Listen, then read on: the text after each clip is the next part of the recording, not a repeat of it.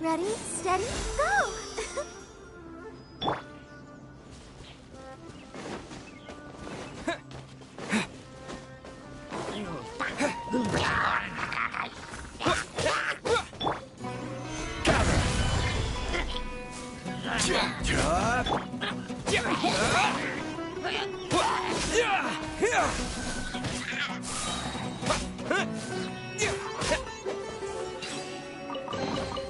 A reward on the road.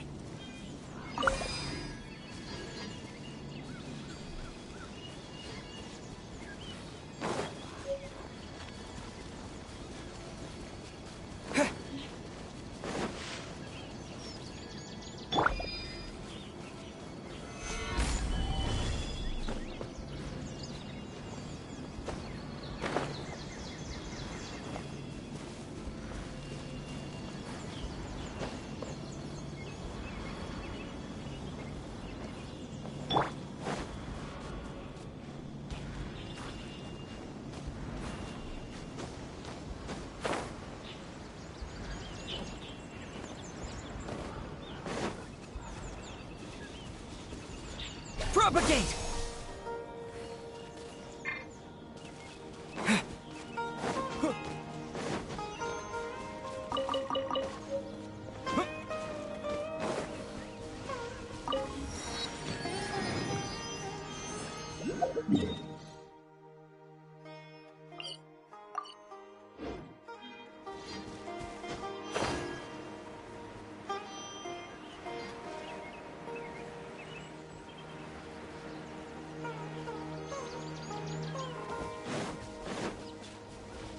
For a scatter!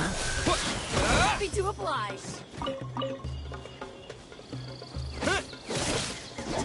I will have order. Propagate!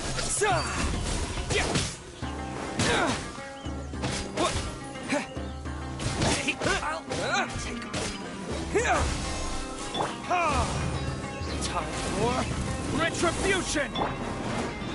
Yeah! How heartless. I'll keep this close.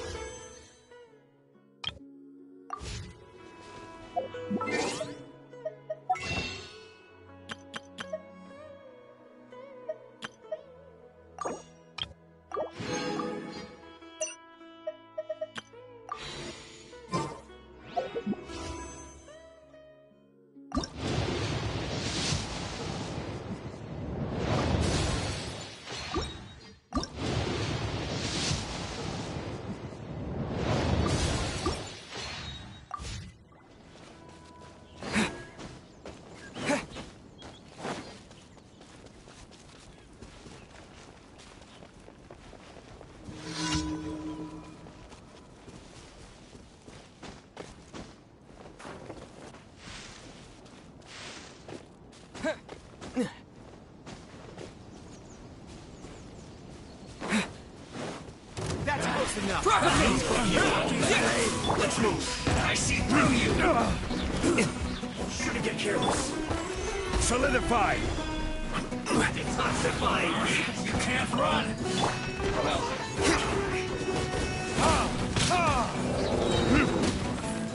You need to hurry up. Verdict is...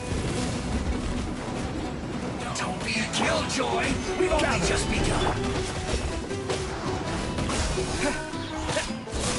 You need to hurry up. This wasn't well done. You want this one? You need to hurry up.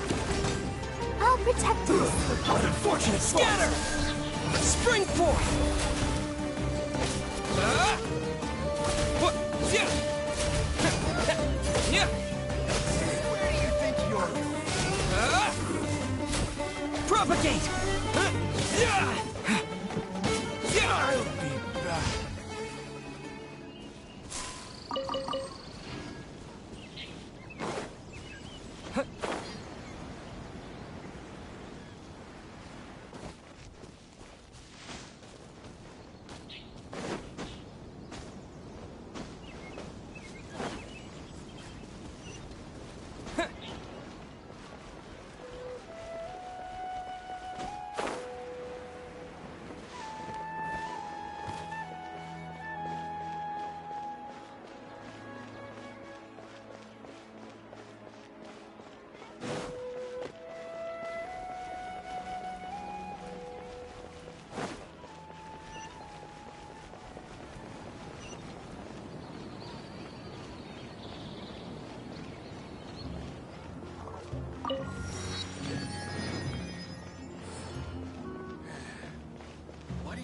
fast.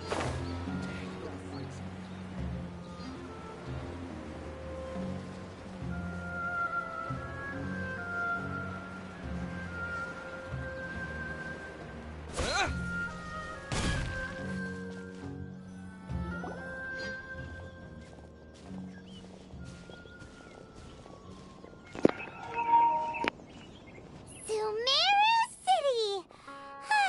We finally made it! Oh, did you see that? When those people entered the city, something on their heads lit up. One moment, please, you two. It appears this is your first time visiting Sumeru City. Oh, yeah, that's right. But how did you know that? Because there's currently no information on either of you in the Akasha. But no need to worry, that won't prevent you from entering the city. In fact, the Academia conveniently provides each traveler to Sumeru City with a device. Perhaps you two have heard of the Akasha before. It's our beloved Greater Lord Rukkhadevata's lasting legacy, a treasure trove of collected knowledge. After centuries of tireless research on the Akasha, the Academia created one of its most ingenious inventions, the Akasha Terminal. As long as you are within Sumeru's borders, you may use an Akasha terminal to connect directly to the Akasha and access any knowledge you need. I should mention that due to technical limitations, the operation of Akasha terminals will be much smoother and more effective in large cities such as Sumeru City and Port Ormos. Oh, so this is the thing that Tainari was telling us about. It sounds pretty amazing. You two are quite fortunate. Until recently, it was standard practice to only issue Akasha terminals to outlanders who spent an extended amount of time in Sumeru. However, this policy was recently changed, and now all travelers are issued one upon arrival. Here are your Akasha terminals. Please handle them with care. It kind of looks like a leaf. To activate it, simply hold it in your hand and say the following phrase to yourself. May the mighty God bless us with their voice of wisdom. Oh, since this little doodad lets you access knowledge, maybe we can use it to find a way to meet Lesser Lord Kusanali. Let's give it a try. May the mighty God bless us with their voice of wisdom.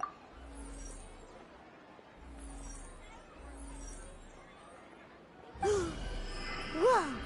Just now, something clicked, and Paimon suddenly knew how to use this thing. It seems all we need to do is concentrate on what we want to know, and bam! You get it. Oh, that'll come in real handy. Exactly. That is the power of the Akasha. And with that, let me officially welcome you both to Sumeru City. May the wisdom of the Dendro Archon always be your guide. Okay, now that we're in, we can check the Akasha about Lesser Lord Kusanali. Let Paimon try. 500 years ago, the sages found a newly born deity from within some scorched ruins. The deity now resides in the sanctuary of Suristana. Seems pretty similar to what Kali was telling us. Okay, next, let's concentrate on asking how to meet her.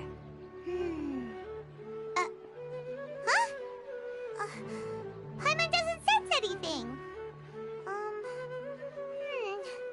The Akasha didn't respond to Paimon's question. Oh, come on! Ugh. Focusing on this question feels like when you have something you're trying to remember and it's on the tip of your tongue, but you just can't think of it. Ugh. Paimon's brain is exhausted.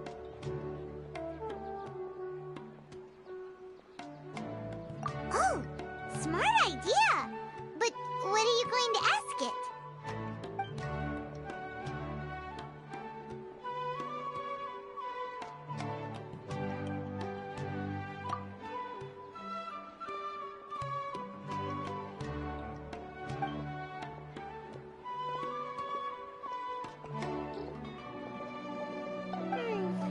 You too? Well, glad it's not just Paimon.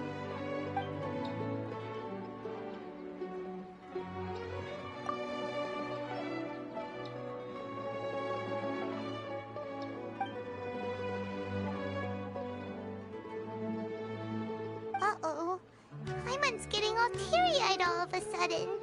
If It feels like the people of Sumeru really missed their Archon.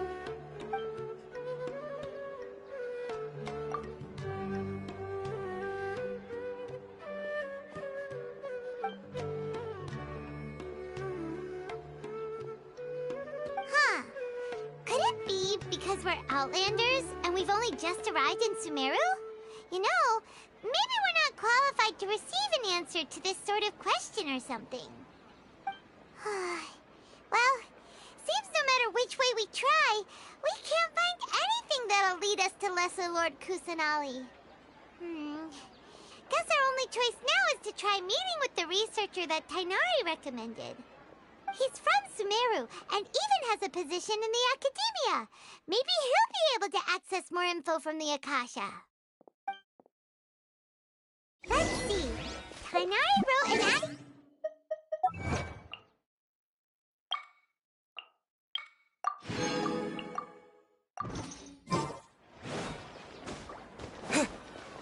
Let's head over and have a look.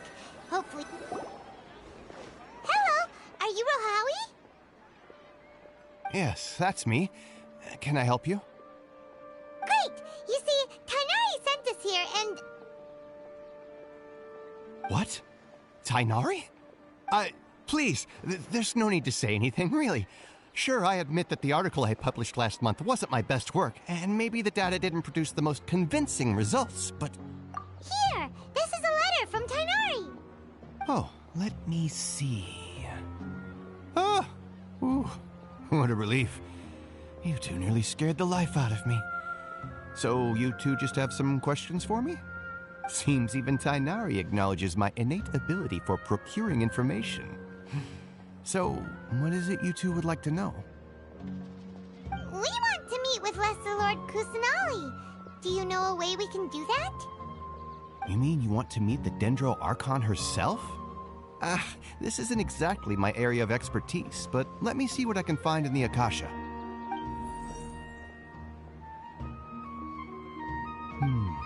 Sorry, the Akasha didn't respond to my query. What? You too? But what about your abilities for getting information and all that?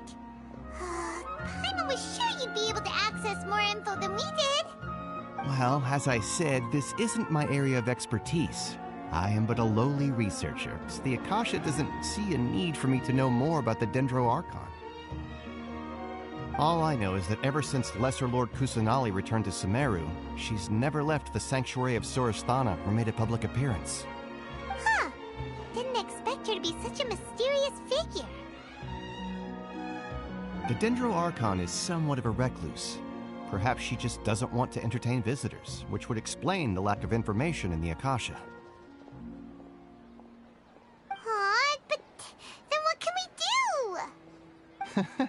No need to worry just yet. I'm only hypothesizing here. You could certainly try asking around and see if anyone else has ideas.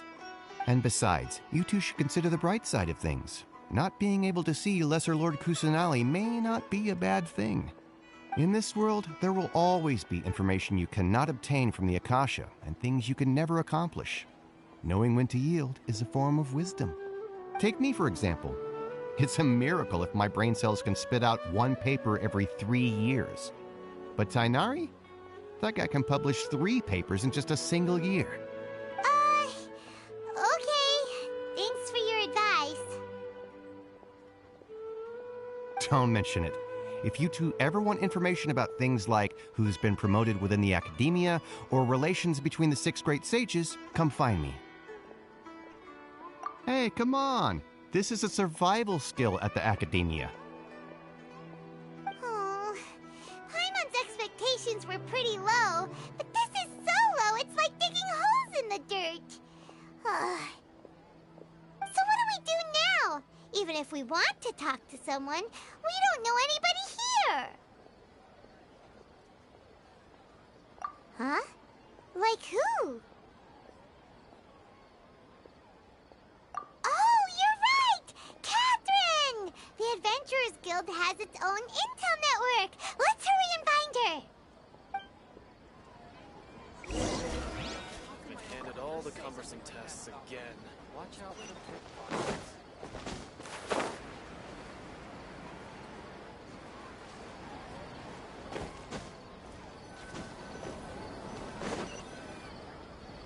Ad Astra Abyssosk.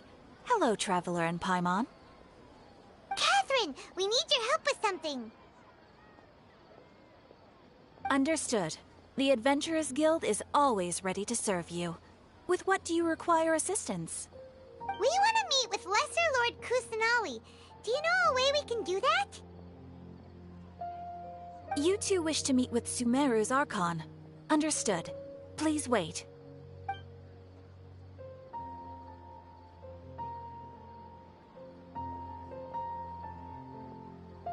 I apologize, but I am unable to call up any relevant information in the Akasha. I'm also unable to locate any pertinent information in my personal memory. Aww, another dead end. Well, if Catherine can't help us, then we really don't know anyone else to ask now. Please do not worry. I may know of someone who can help you two. In Sumeru, the Adventurers Guild does not serve as the vanguard of information. Rather, there are numerous active mercenary groups collectively known as the Eremites. They take on various contracts and work all across Sumeru, so they naturally accrue intelligence. An Eremite brigade called the Corps of 30 is in charge of Sumeru City's defenses. Not only are they the oldest brigade, but they are responsible for managing and coordinating the affairs of all other mercenary brigades. Corps of 30? What a weird name. Supposedly, they are named as such because their ranks numbered 30 at their inception. Asfand, an advisor with the Corps of 30, maintains good relations with the Adventurers Guild. Though he's already retired, he and his words carry great weight within mercenary circles.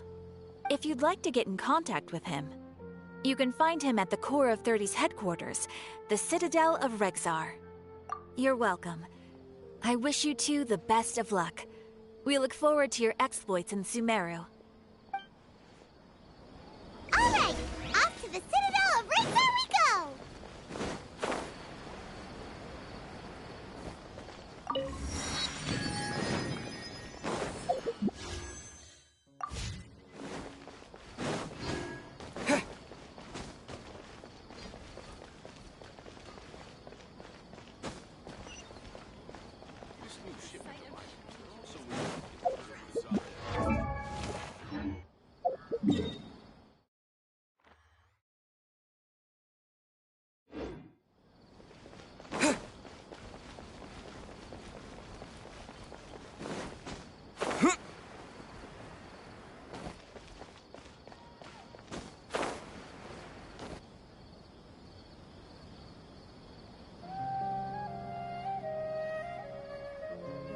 Welcome. The Adventurers Guild told me to expect you two. It's nice to meet you, Asfand. We'd like to ask you about something.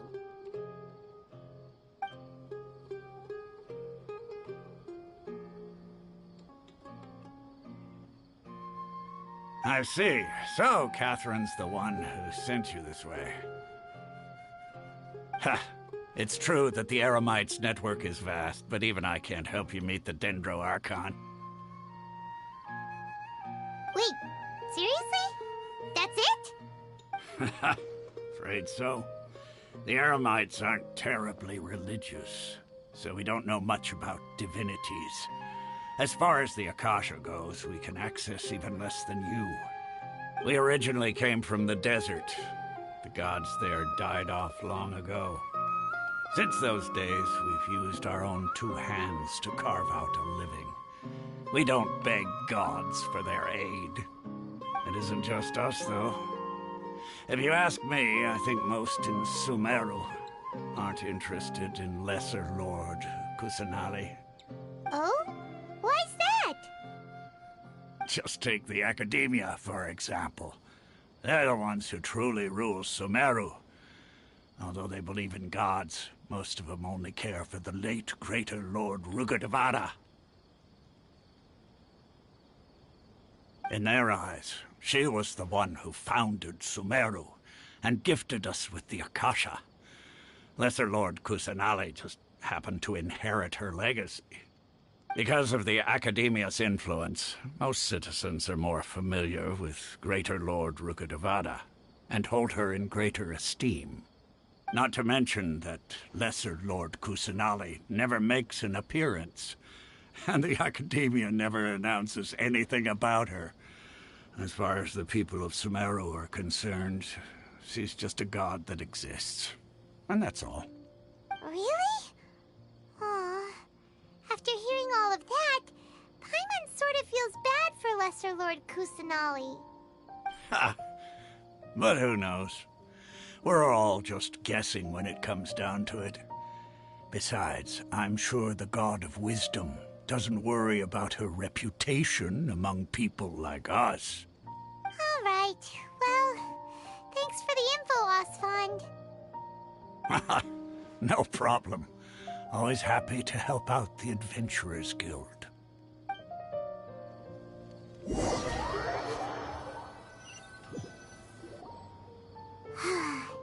Seems Osfond was right about most people's attitudes here.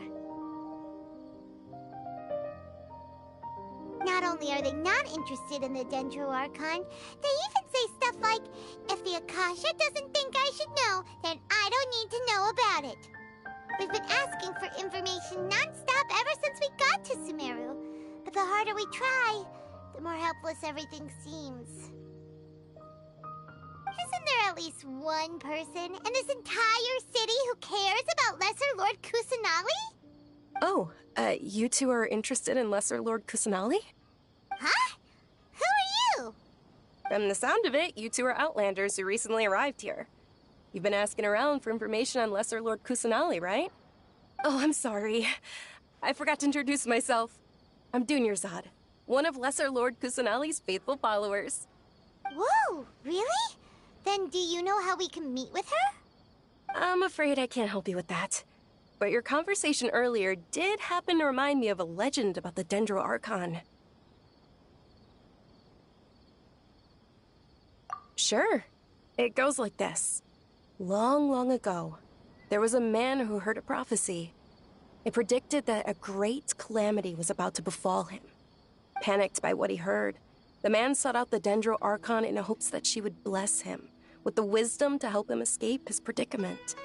The man journeyed across deserts and through rainforests and experienced tribulations of every kind. However, he still couldn't find any trace of the Dendro Archon. In despair, he thought, alas, the Archon has abandoned me. He then had no choice but to sorrowfully resign to his fate. Okay, and then what happened? And then, the calamity came. But to his own surprise, the man felt somehow emboldened by the trials of his journey. By relying on his own strength, he managed to overcome the adversity. At that moment, a bird perched upon his shoulder. This bird was, in fact, an avatar of the Dendro Archon. She said, "O Archon Seeker, do you now understand?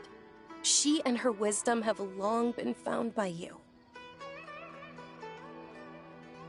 Along your journey, we were in every flower and blade of grass, every ray of sparkling sun, and every breath of dancing wind. So long as you continue to think and ponder, we'll be wherever you go." Yeah, thanks for the story! Paimon feels all warm and fuzzy inside after that. In a way. It seems like this story is also one of the Dendro Archon's avatars. Dunyarzad, since you worship Lesser Lord Kusanali, can you tell us anything else about her? Of course. So did you two know that, I'm terribly sorry, but it seems something's come up now. Let's chat another day.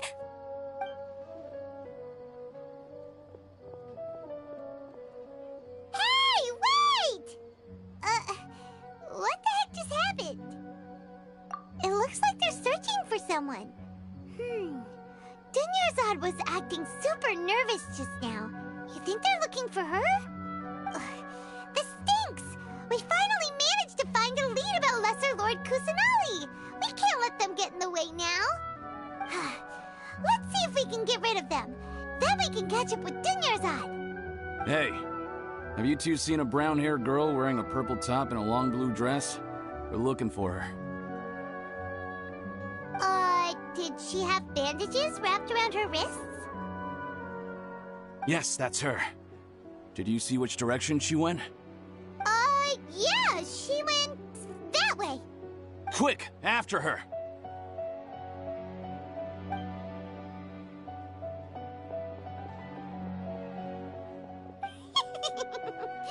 That should keep him busy for a while. Let's hurry and find Dunyarzad.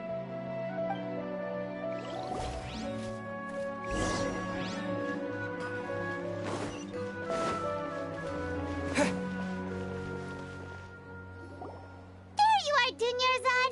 We thought you might have been long gone by now. Oh, it's you two. Oh, you startled me there. You can relax now. We threw those people looking for you off the trail. Really? Thank you so much. Unfortunately, I believe there's still more of them out there looking for me. Uh-oh, looks like there's some coming this way.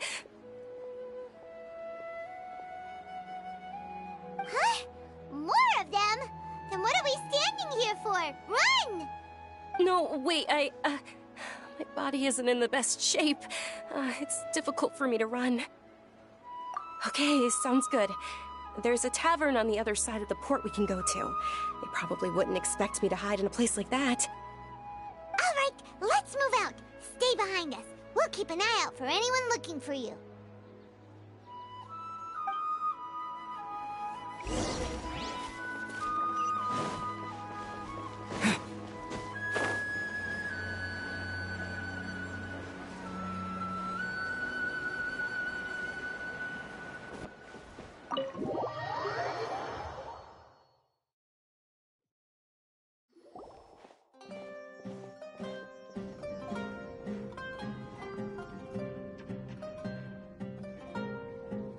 We made it. Oh, they shouldn't be able to find us now. Wait! Stand down, Dia!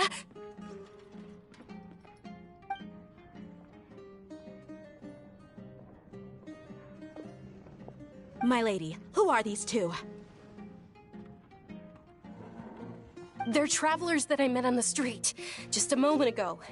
They happened to notice that you were all searching for me, so they helped me hide. I see. In that case, you two should scram. There's nothing here for you. Wait a sec! Who the heck are you? And why are you shooing us away? I'm Miss Dunyarzad's bodyguard, here to see that she returns home safe and sound.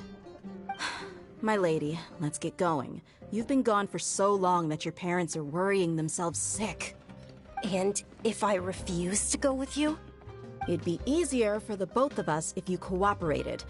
But if you insist on not going, then I'll have to carry you like a sack of potatoes. Hey! Dunyarzad already said she doesn't want to go back. Why are you still pushing her? Stay out of this. You don't understand the situation. Sorry, my lady. Even though I'm your bodyguard, your parents are my employers. I have to answer to them. How much? Wait, what? How much more do I have to pay you to become your employer? So you never listen to my parents ever again. Double? A triple? Give me some time and I'll get that much. My lady, this isn't about Mora. I don't know what you think of us Eremites, but let me say this. I like Mora, but I'll never go against my principles. That's why I'm here looking for you. Sure, it's an order from my employer, but my conscience was also telling me it's the right thing to do. And knowing your health, carelessly running around like this is gonna hurt ya. For the sake of those who love you, don't be stubborn. No, you're wrong. I'm aware of my limits, and I know what I'm doing. Honestly, the only people being stubborn right now are my parents. And they know perfectly well that it makes no difference if I'm at home or not. They still won't accept reality. And every time I bring this up, they just change the subject. Dia, you've been living with us a long time already. This should be old news to you. Dia, I know it hasn't been easy for Mother and Father, and I'm grateful for everything they've done for me. But there's someone else in this world I'm also grateful to. Because she saved me. The love I have for her is the same I have for my parents. This is my life and my last chance.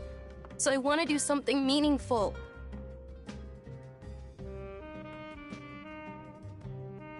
My lady, are you sure what you're doing now is meaningful? Yes, I'm sure. At least, it is to me. Fine, I won't ask you to return home anymore. But let me make something very clear. I'm only doing this because I respect your determination, not because I agree with you. Thank you, Dia. Sorry for being so rude just now. My nerves were acting up. And I even brought up your payment in such an offensive way. Don't worry about it, my lady. I did say that I like Mora. Besides, that's our next topic of conversation. Today's little excursion caused such a ruckus that every single bodyguard at the estate was deployed. It wouldn't be easy to hide things from your old man. Since this definitely won't be your last escapade, here's a little tip. You should at least make it look like your room and things are still in order when you leave. Also, you'll need someone to cover you for when you're out and about. So, I'll let you hire me, my lady. This way, everyone wins. As for the pay, let's say half of what your father pays me. We can settle the bill when we return to the estate. Okay, deal. Yay! Looks like they've reached an understanding.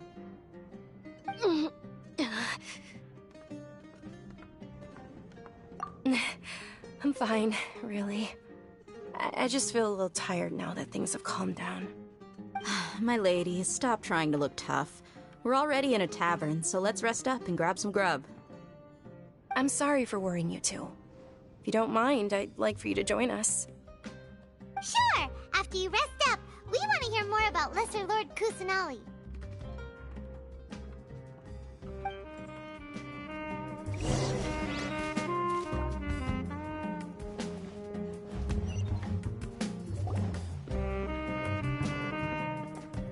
Ha! Well, if it isn't Dia, haven't seen you in nearly half a year. Word on the street is that you're a bodyguard for the Homayani family now. Ha! Don't you find that kind of work boring? Nah, you get used to it. How about a menu over here? You got it, huh? Isn't this little Miss Homayani herself? We don't get to serve personages like you very often. We'll be sure to prepare our very best. Thank you, sir, but there's no need. I don't have a lot of Mora on me, and I really ought to save as much as I can. But please bring these two the best food you have. They're my new friends, so I want to be a good host for them.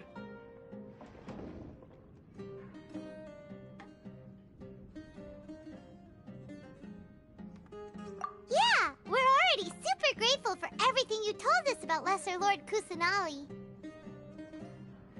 How about our charcoal-baked Agelena cakes? They're our signature snack, and they run cheap. Look, other customers over there are eating some now. They look kind of burnt and dry. Paimon will pass.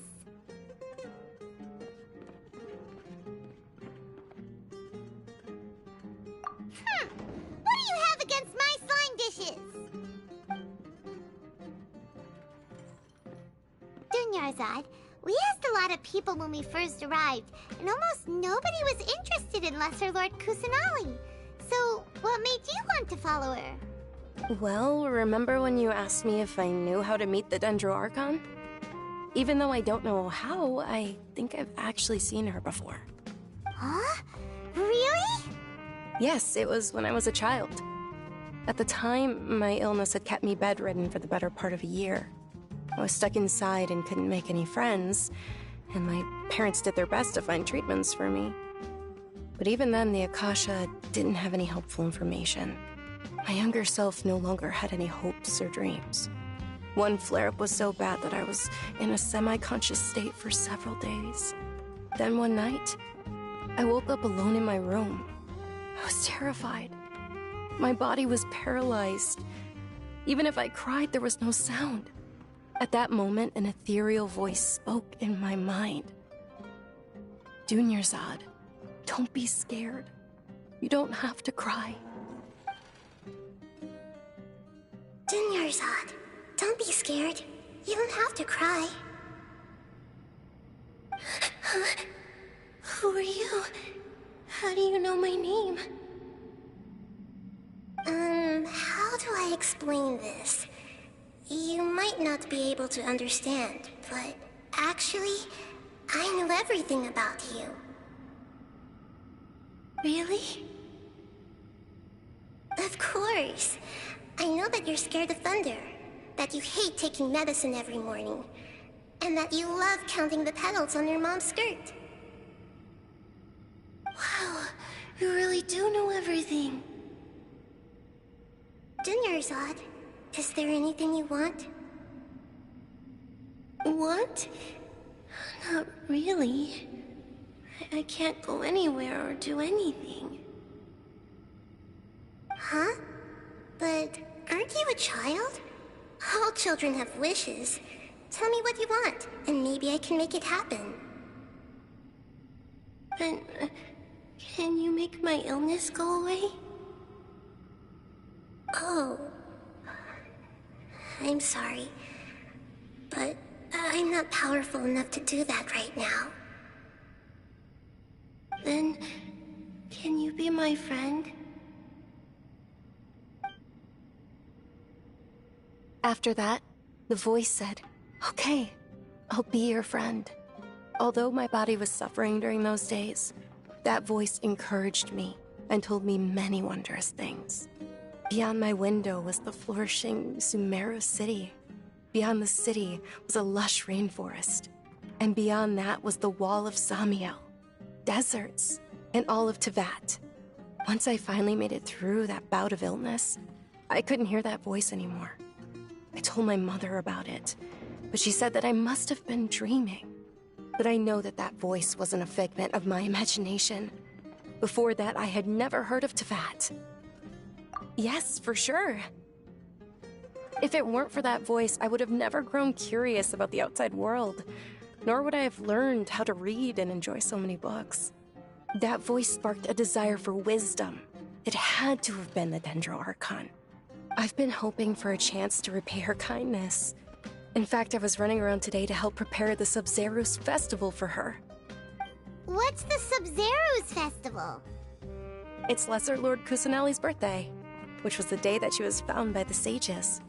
It's actually an old holiday that originally celebrated Greater Lord Rukkhadevata's birthday. When she passed away, the holiday eventually became a celebration of the Lesser Lord's birthday. I heard everyone was overjoyed when they welcomed her back to Sumeru. In those days, the festival was a huge deal. But because of the Academia's influence, people have gradually lost interest in the festival. The Academia actively participates in Sumeru's many holidays dedicated to Greater Lord Rukkhadevata. But when it comes to the Sub-Zerus festival, forget any funding. They practically act like it doesn't exist. Maybe they see Lesser Lord Kusanali's birth as confirmation of Greater Lord Rukkhadevata's death, so they're reluctant to celebrate it. Aw, but that's awful. It is. It's absolutely terrible. Sure, the Greater Lord founded Sumeru, but hasn't Lesser Lord Kusanali been the one quietly protecting us for the past few hundred years? Just remember that we're still out in public. Don't get too carried away now. I know that people over by the Grand Bazaar still hold the Sub-Zerus festival to this day. But I hadn't met any of them before, so I was never able to contribute. But recently, I made a friend there who also follows Lesser Lord Kusanali. I gave her my savings because I want her to throw a wonderful festival this year. That's the least I could do for Lesser Lord Kusanali. Hold on, my lady. Does this friend happen to be Nilu, the one who sends flowers to the estate? Yes, that's her. I saw her leaving the other day with a nervous look on her face. It seemed like she was hiding something in her arms. Did you give her something? Yes. Initially, I didn't have much Mora prepared, so I had Nilu sell one of my skirts. I've agreed with Nilu to meet up at the Grand Bazaar today, and see how things are coming along. Dia, would you accompany me? Sure. That's quite the trip, though. I'll carry you. No, that would be too much, even for you. You might as well just accept the lift. If I let you walk, who knows how long it'll take us. And if anything happens to you, then I'd really never hear the end of it from your father.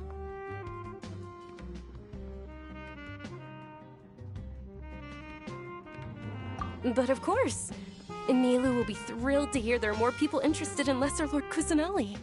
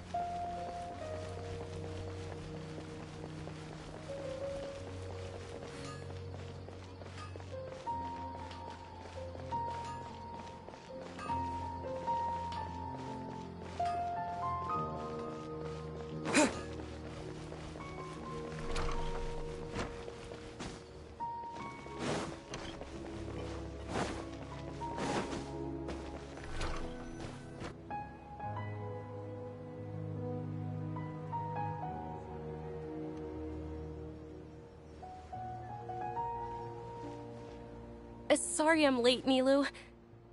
Oh, Dunyarzad. It was taking you so long that I assumed you got trapped at home, but you made it in the end. Uh-oh. But if Dia's here, that means you got caught, right? You could say that, but everything worked out. She's on our side now. Not completely. Oh, and who are these two? Oh, meet the Traveler and Paimon, my two newest friends. They're visitors who just arrived at Sumeru City and are looking for information on Lesser Lord Kusanali. So you're followers from another land? That's wonderful. You two absolutely mustn't miss the Sabzeruz festival. By the way, Dunyarzad, we've already started decorating the Grand Bazaar. It looks spectacular, thanks to your generous contribution. You're very welcome. It's the only thing I could do. Do you still have enough Mora? Probably? But don't sweat it. We've already finished renovating the stage. Come on, I'll show you.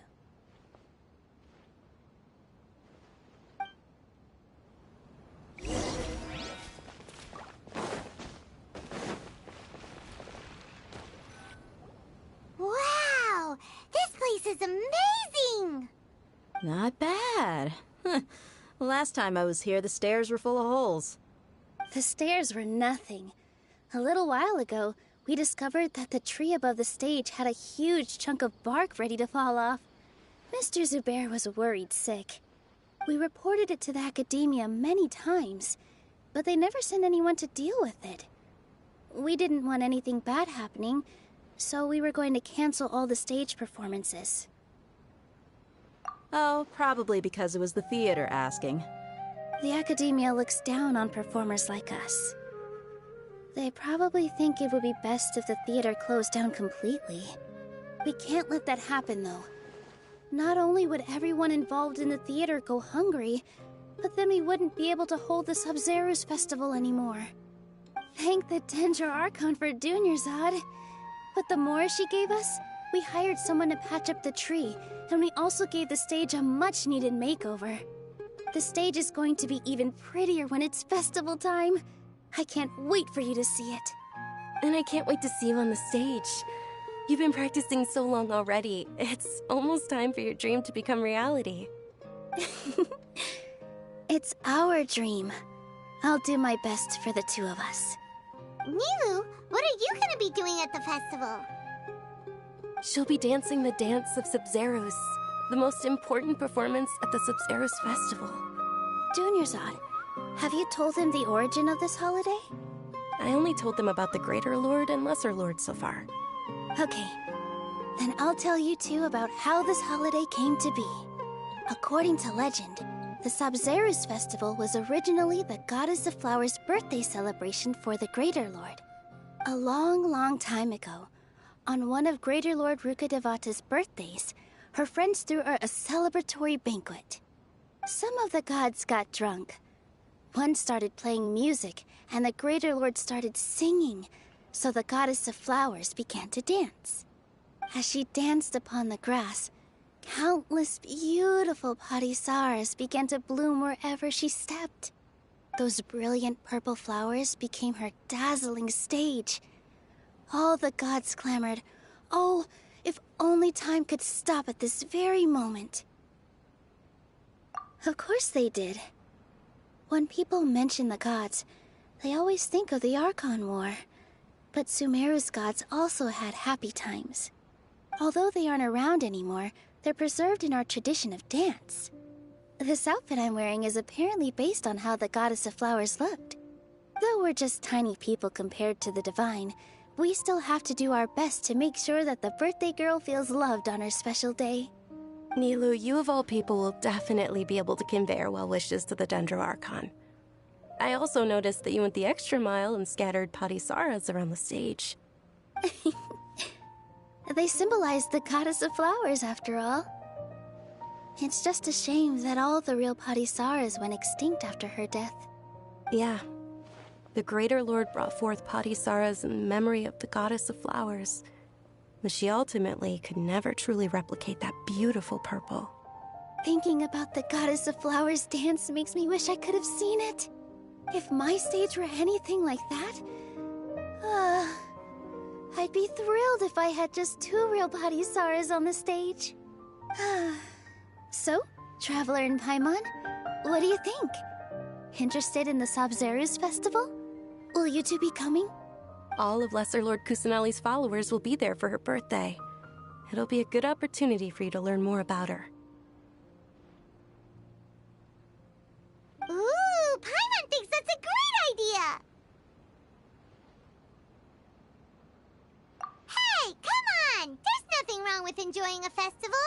Besides, it's Lesser Lord Kusanali's birthday. She'll be happy to have more people who are celebrating it. So how about we all attend the Sabzeruz festival together? Dunyarzad, let me show you which stage decorations we've picked out so far. Traveler and Paimon, if that doesn't sound interesting to you, then feel free to explore the area. Everyone at the Grand Bazaar loves Lesser Lord Kusanali, and we're all looking forward to the Sabzeruz festival. In that case, we'll take a look around.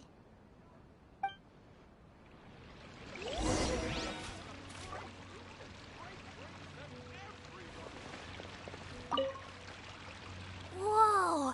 What's with your yellow hair? And why do your clothes look so funny? Are you an Outlander? Did you know that the Sabzeruz festival is about to happen? There'll be loads of fun things to do at the festival.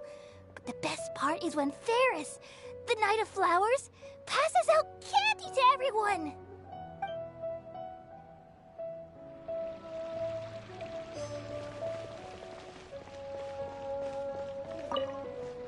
Ah, dancing at the Sabzeruz festival. You know, I also danced when I was younger. As a child, I even asked my grandmother why we performed the dance for the Lesser Lord when it was originally done to honor the Greater Lord.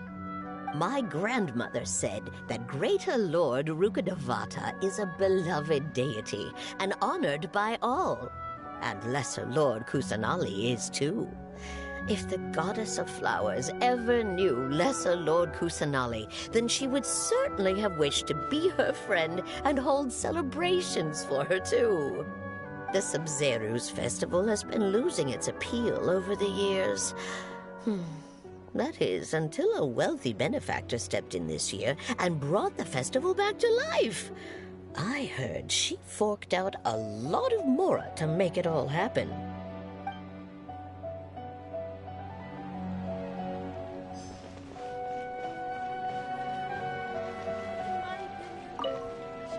Huh.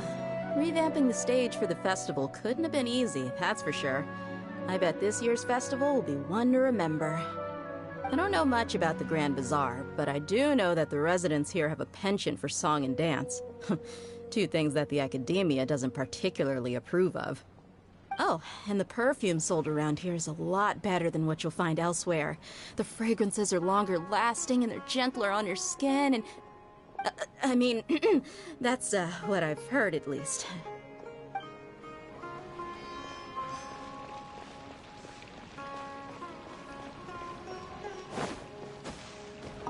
Milu, your outfit looks amazing.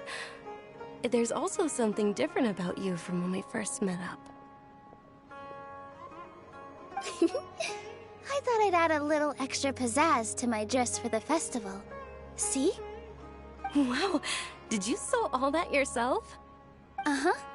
Sewing is a fundamental skill for everyone in the theater company because we make all our own costumes. Did you know that Mr. Zubair not only can make costumes, but props too? I've noticed that you can't keep your eyes off that crown over there. Would you like to try it on? May I? Of course.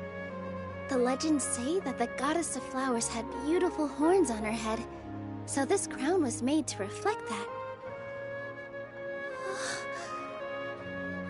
Dunyarzad, you look absolutely stunning with it on. It's like I'm looking at the goddess of flowers herself.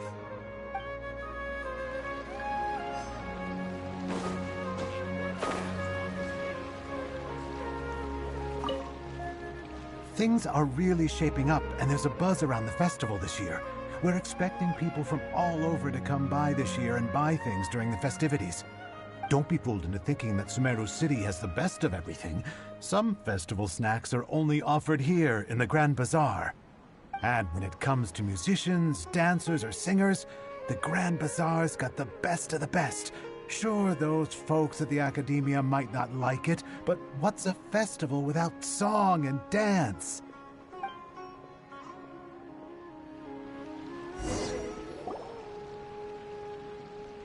Hey! Is that who Paimon thinks it is? It looks like... Catherine!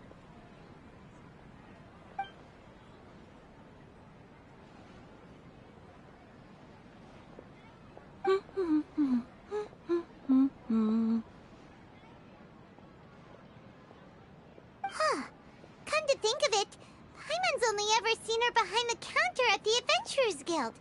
This is the first time we've ever seen her taking a break. Hey, Catherine! Huh? Oh, hey! It's the Traveler and Paimon! What's shaken? Whoa. Break time Catherine sure sounds a lot less formal than usual. Paimon was still waiting for her to say Ad Astra Abyssosk. Sure. Standing behind the counter at the Adventurers Guild doesn't require any complicated functions. But saying and doing the same old things over and over again can get pretty monotonous. Like watching the same Fontaine movie day after day. But take you two, for example. You travel across Tevat to enrich your lives and gain new experiences. Well, we enjoy traveling across Tevat and all that, but we're mainly looking for clues about his sister. Yes, you should keep searching. Sometimes the answers we're looking for aren't necessarily at our intended destination. Instead, they're found along the way. Huh. Haven't we heard someone say something pretty similar recently? Anyways, what brings you out here, Catherine? No, not particularly. I guess you could say that I'm loving the recent atmosphere here. If festivals bring happiness to everyone, then that's where their true value lies. Oh, it looks like it's about time for me to be heading back now. Alright, we'll see you next time at the Adventurers Guild. Oh, by the way, thanks for connecting us with the Eremites. We've already made some great friends in Sumeru City thanks to you. I'm sure you two will get along well with the people here. You've already been blessed by the element of Dendro after all. See you around.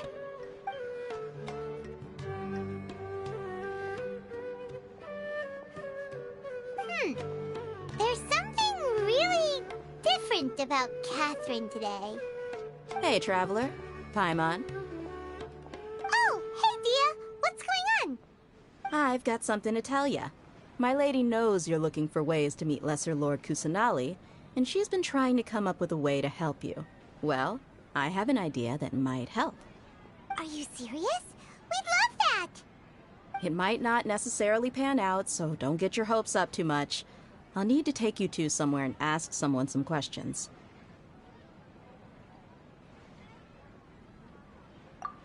My lady is feeling a little worn out at the moment. Nilu's found a place for her to rest. After I take my lady home, let's meet in front of the Citadel of Regzar. Sounds like a plan! Let's head over to the Citadel of Regzar and wait for Dia!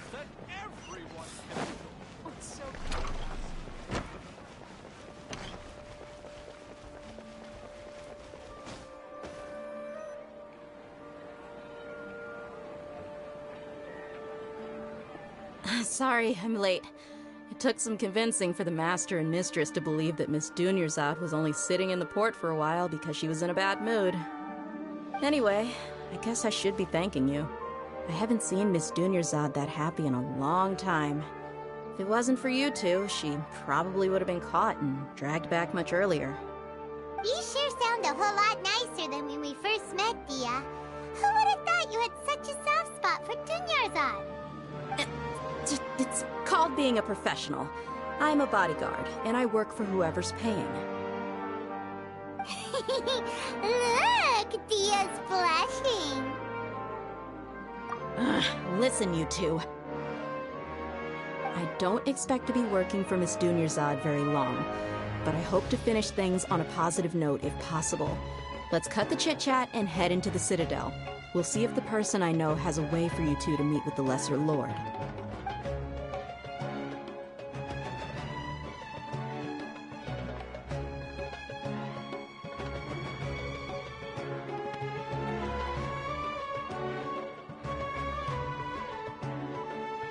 Oh, hey, Chief.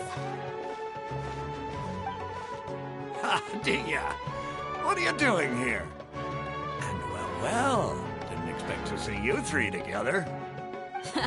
I take it you all know each other already? Mm-hmm. We met this morning after the Adventurers Guild pointed us to Ozfon for more info. No kidding. Huh. So, where's Ruksha? I thought I'd help these two out by asking about the theft. Anything you can tell him? Ruksha's gone over to the Academia. The Grand Sage recently ordered Sumeru City to begin bolstering its defenses, so people from all over have been called back to the city. Since you've already mentioned the theft, I suppose I might as well tell them what we know. Appreciate it, Chief. Theft? Sorry, what the heck are you guys talking about? Just recently, the Academia lost something, and there's a chance the item is connected with the Dendro Archon. This case might just somehow help you in meeting her. I suppose that's one way to look at it. But if you ask me, the case is more about the Academia than anything else. Let me fill you in. The Academia recently sent a convoy to pick up an important package from Aru village. Word got out, and the convoy was robbed on its way back. The Grand Sage took the whole matter very seriously. Not only did he dispatch the Matra, but also enlisted our help in the search for leads. All we know so far is that whatever was stolen is currently in Port Ormos. You two have heard of Port Ormos, haven't you? It's the largest commercial port in all of Sumeru. You can travel there by leaving Sumeru City and heading south along the river. The Academia's grip isn't long enough to reach all the way to Port Ormos, so the city's a little more laid back, meaning the population's also a mixed bag.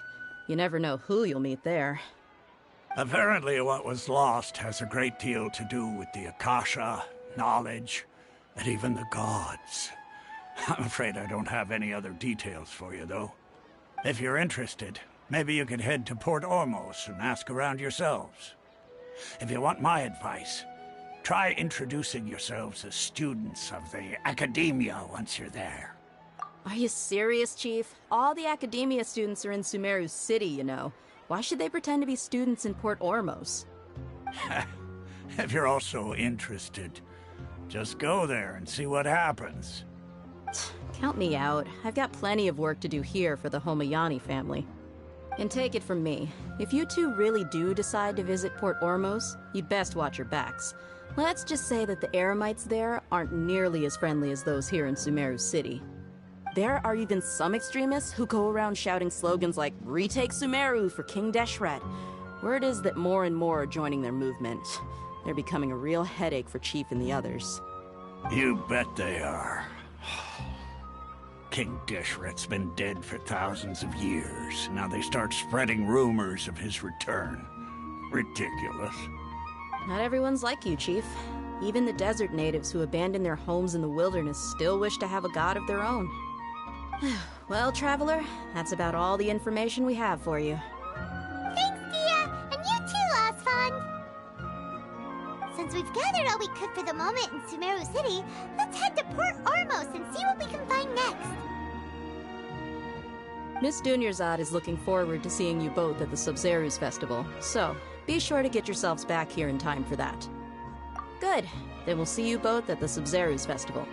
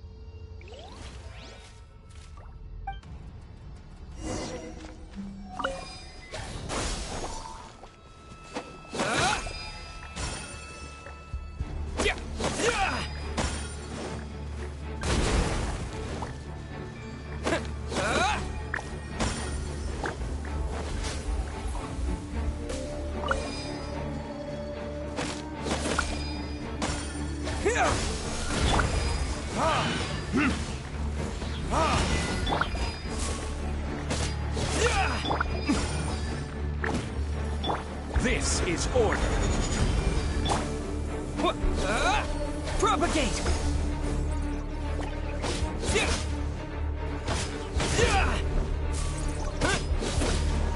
Scatter!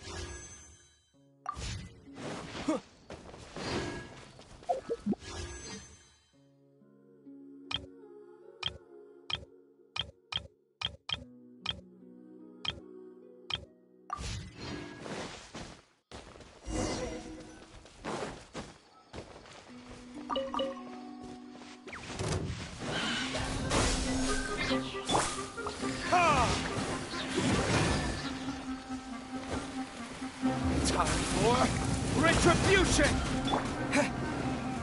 Propagate! Germinate!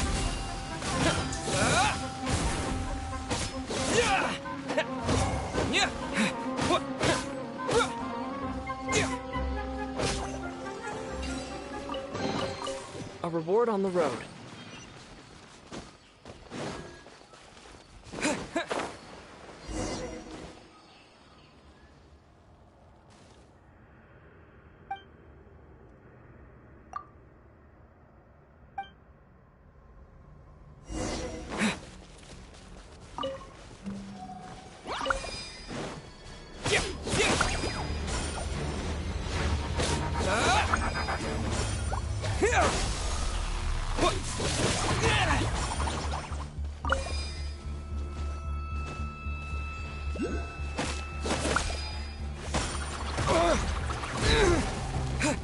Come on! We can do it!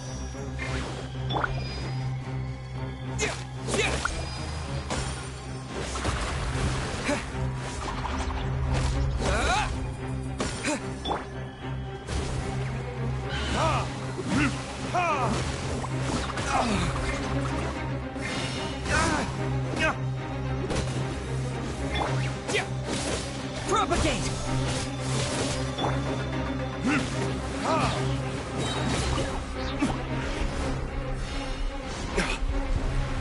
Verdict is...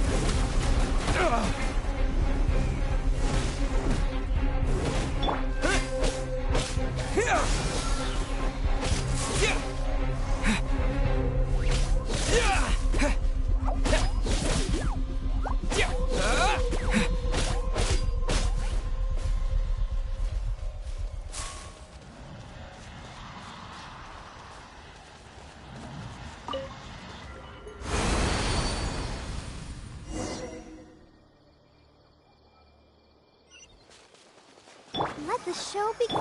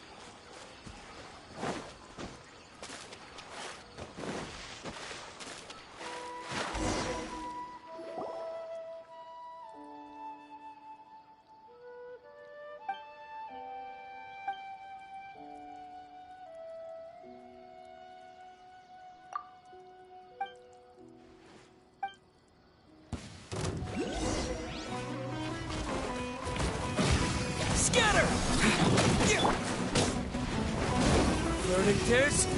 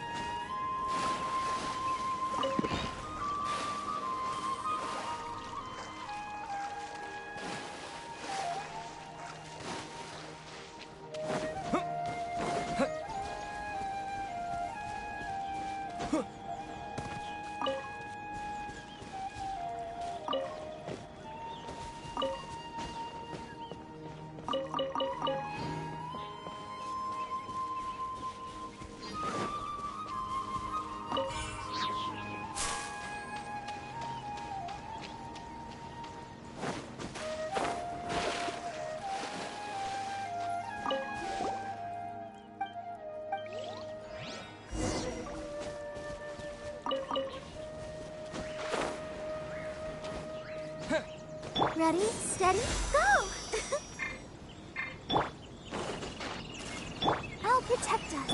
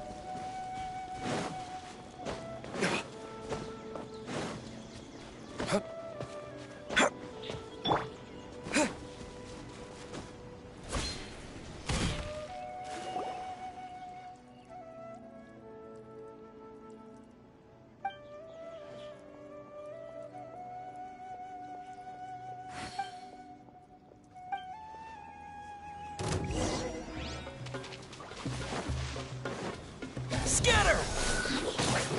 Let's end this now! Time for retribution!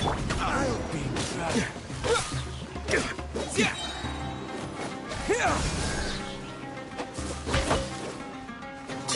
Now you're testing my patience. Let's end this now! Scatter! Spring forth! Gotcha! We'll meet again.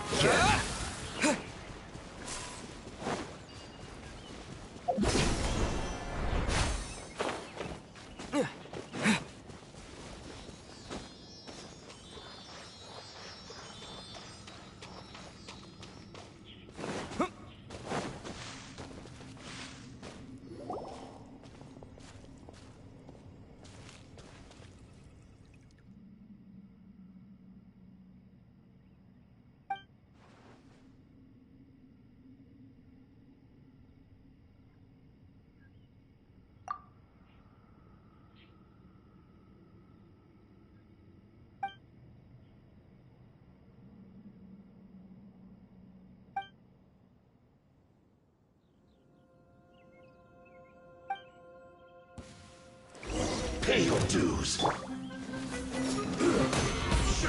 This is order.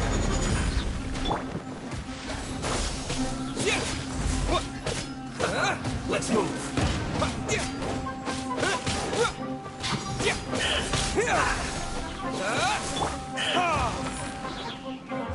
Learning this? Scatter! Solidify! This was well done! Come on! We can do it!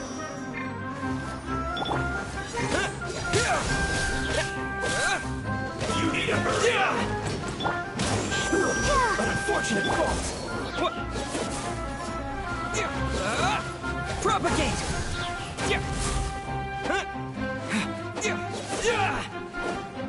Least you.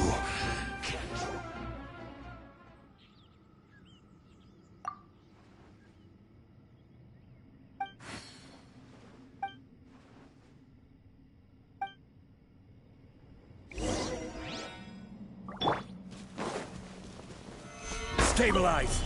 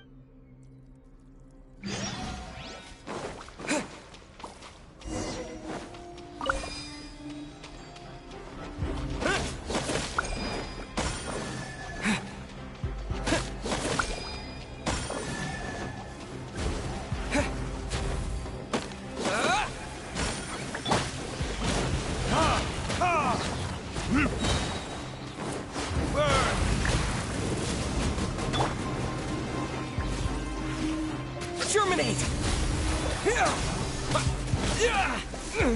Order guide you.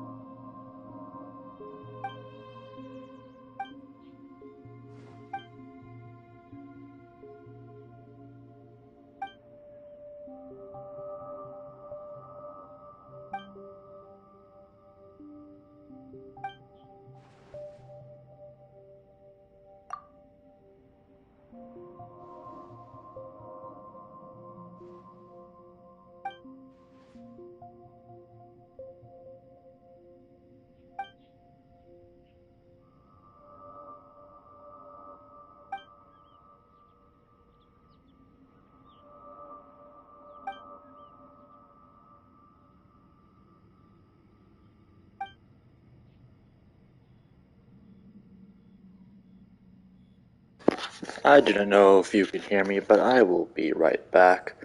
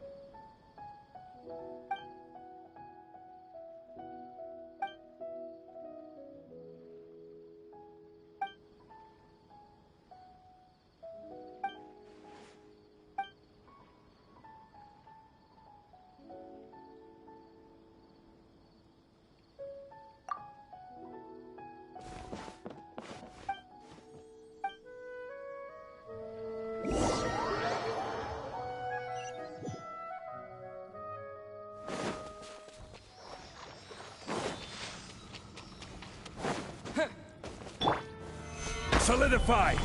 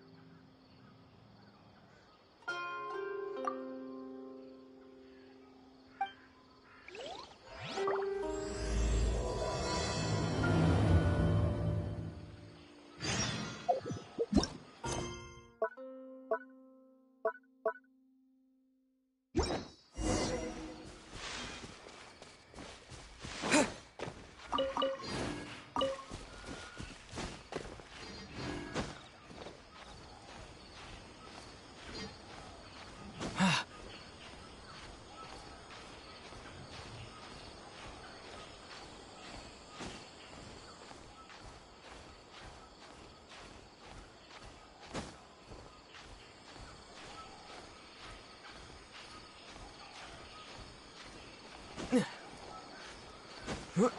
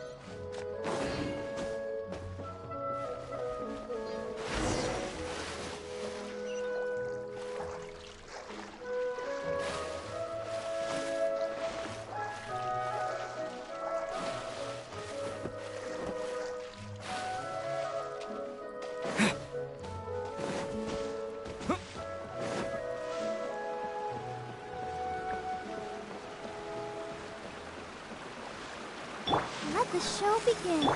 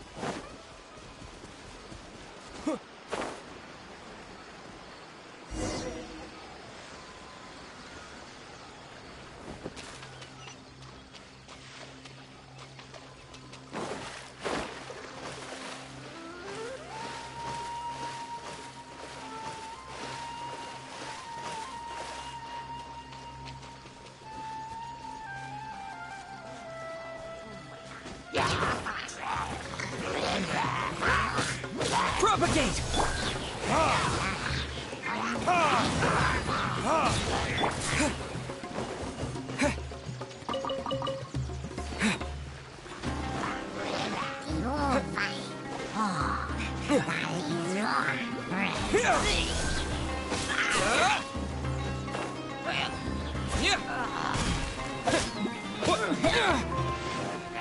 Propagate!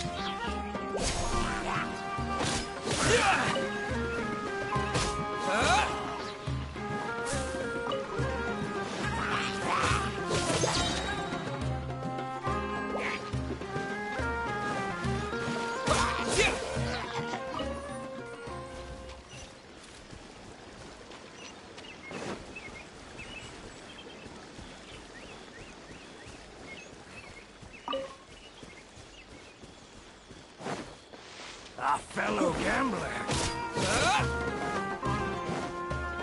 Scatter!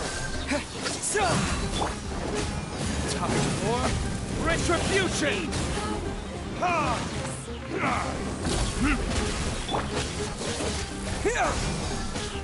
How regretful.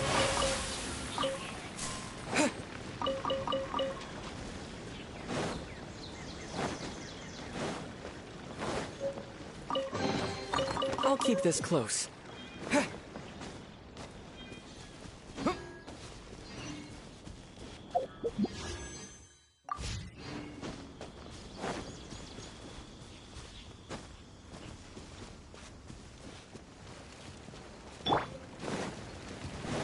I will have order!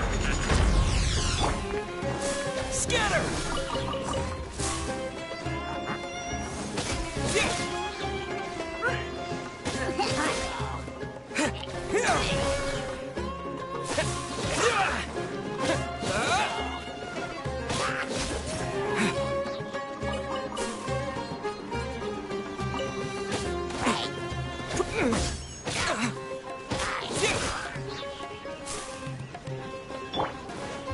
Verdict is...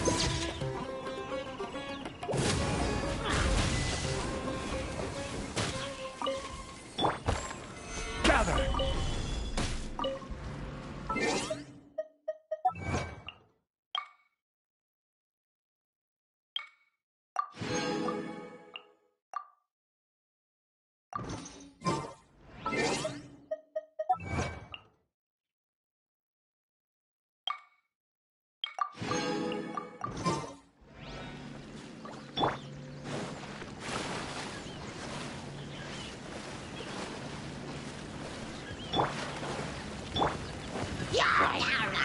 Stabilize.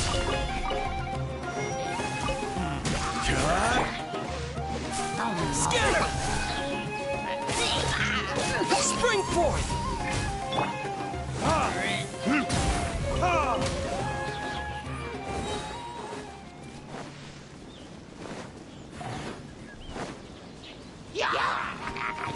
Time for retribution! Propagate!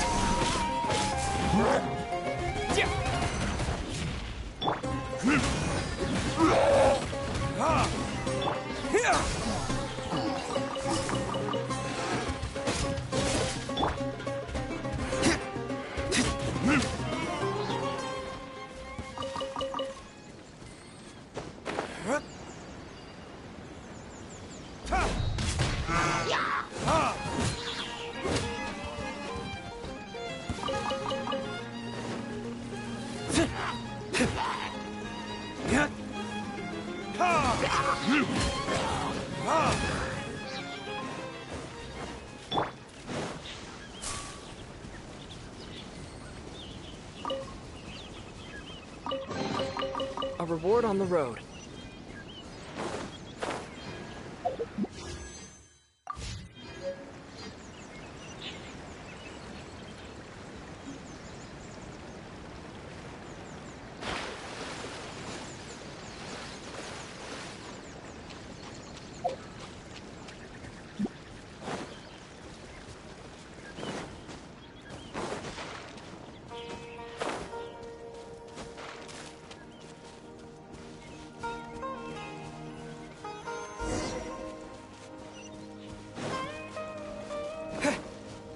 Fellow gambler.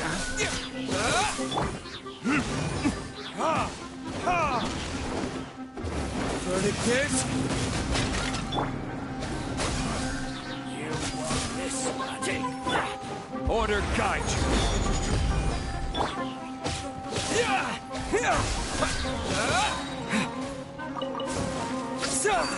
I'm getting sick of this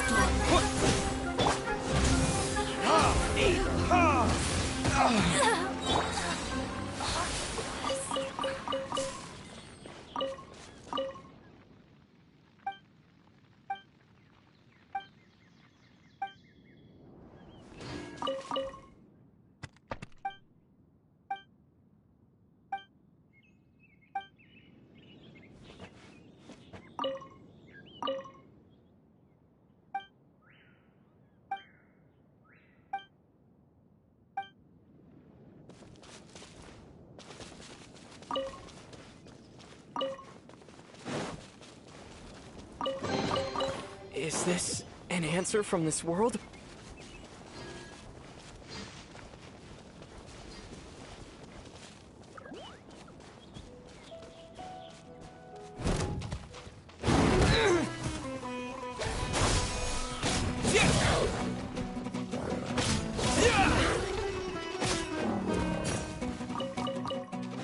Propagate!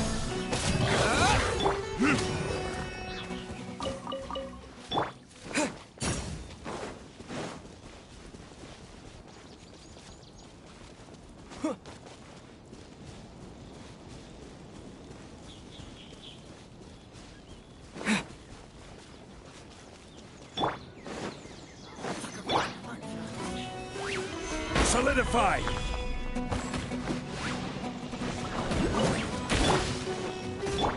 Burn! Here! Yeah!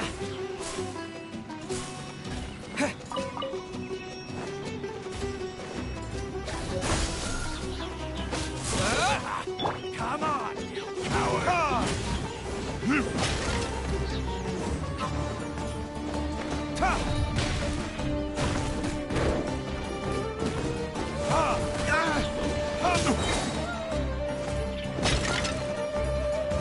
Verdict is...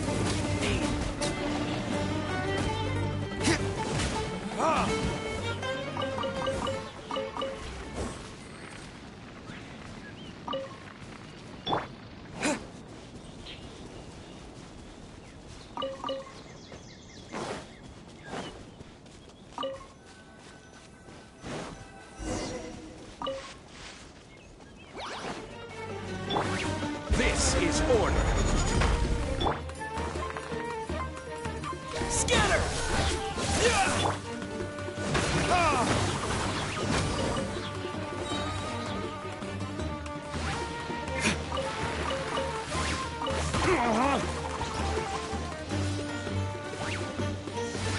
Burn!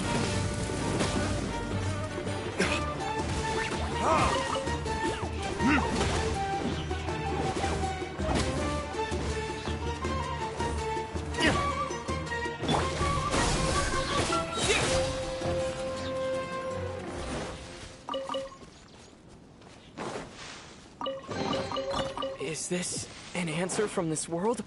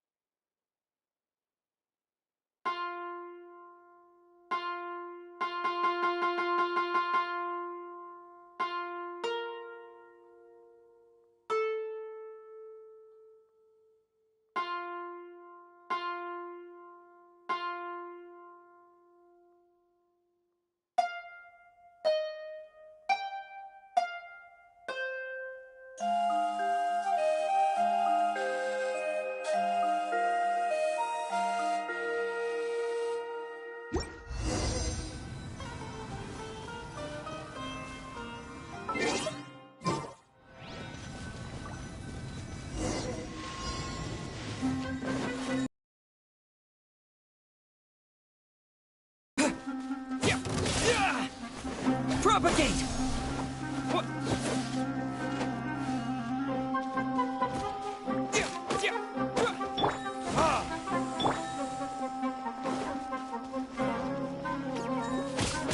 Scatter!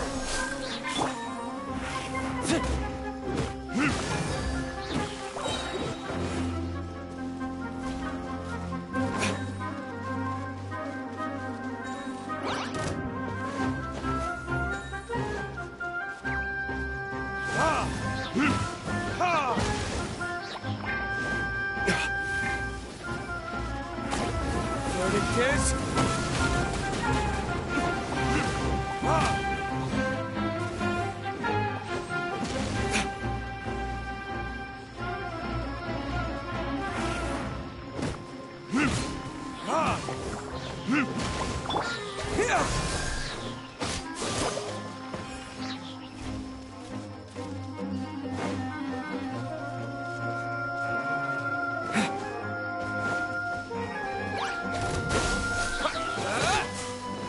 Germinate!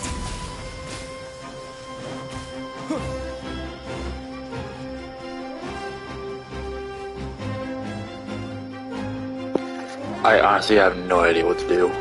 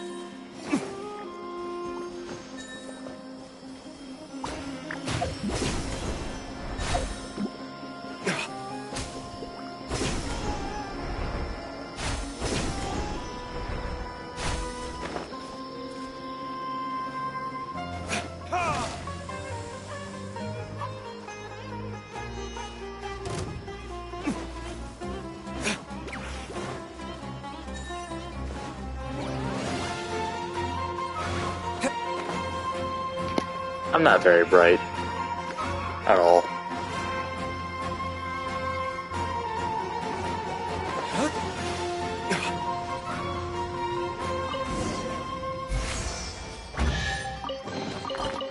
suppose this will do.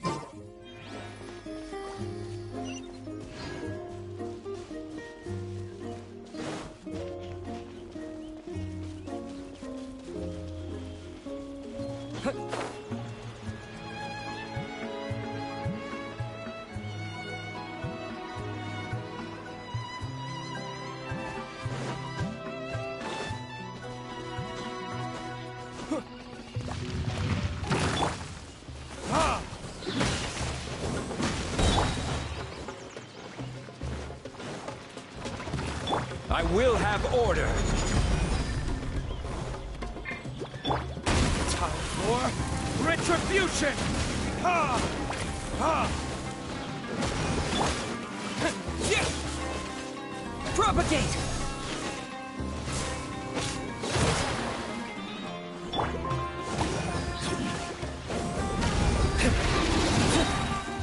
Verdict is...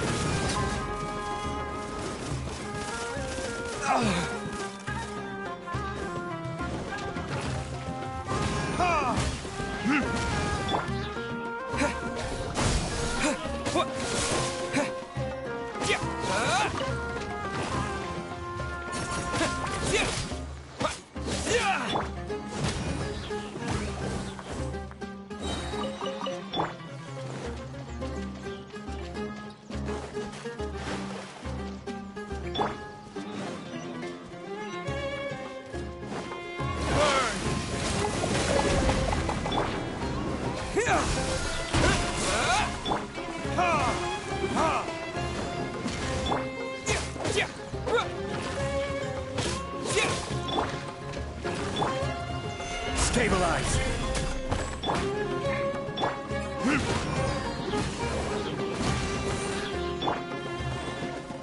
Scatter!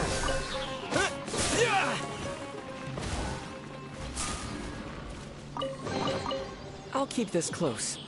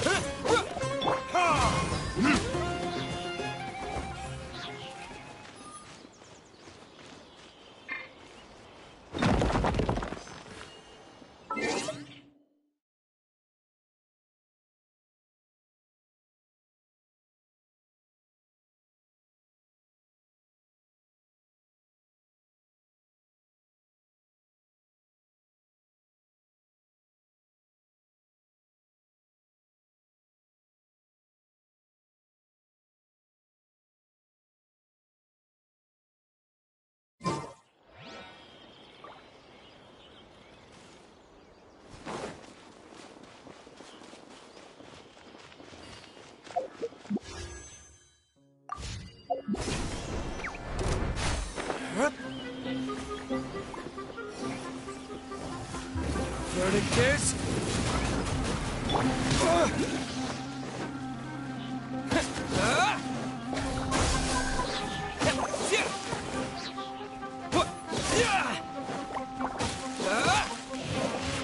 This is order. Scatter!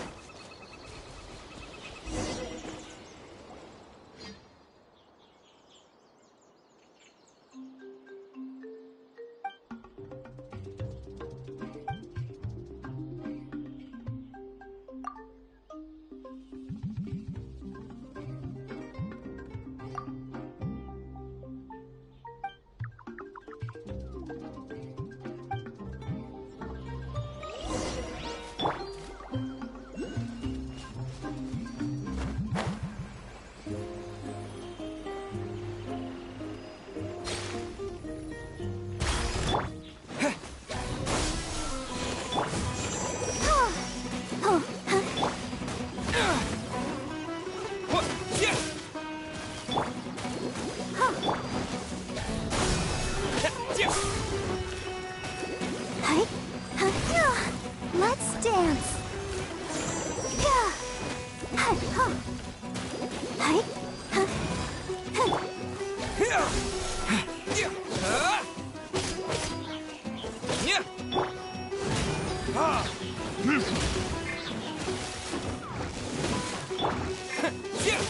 Propagate!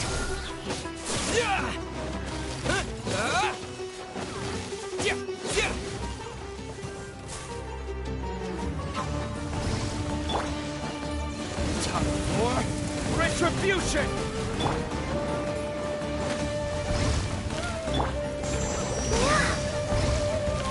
I'll protect us.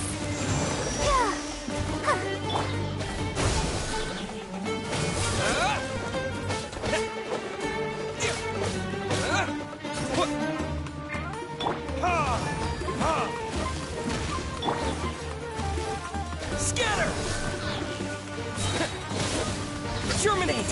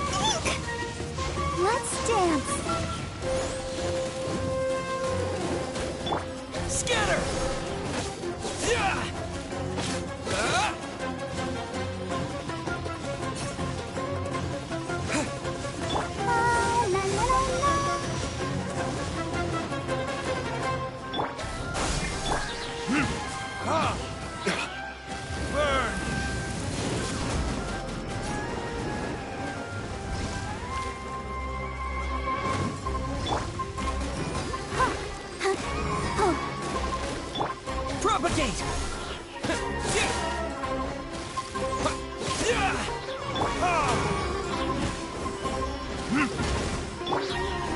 Gather!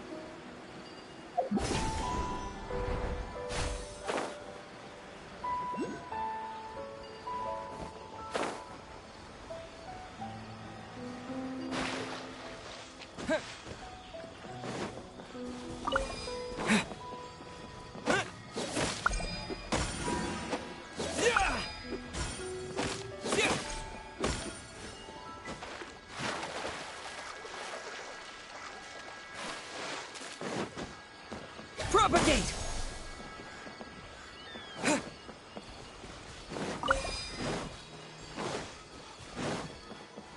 Scatter! Yeah! Yeah!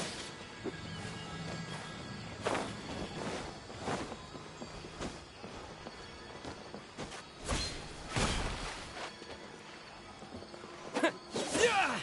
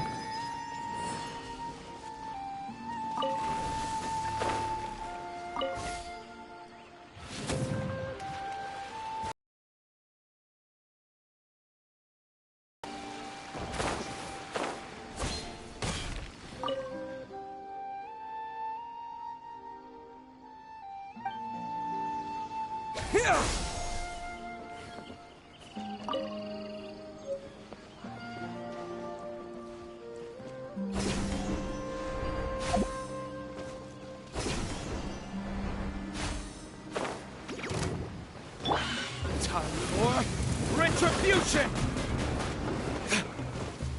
Ha!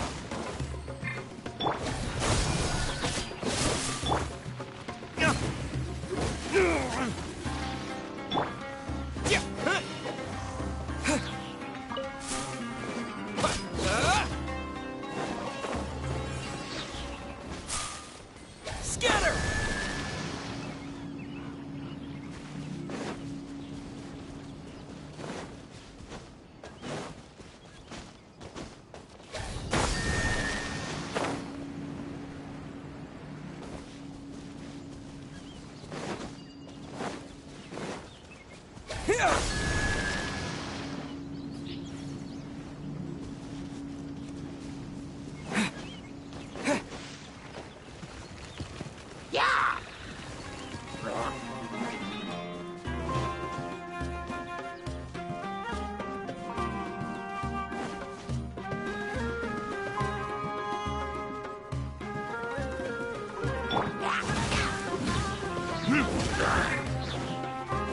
Scatter!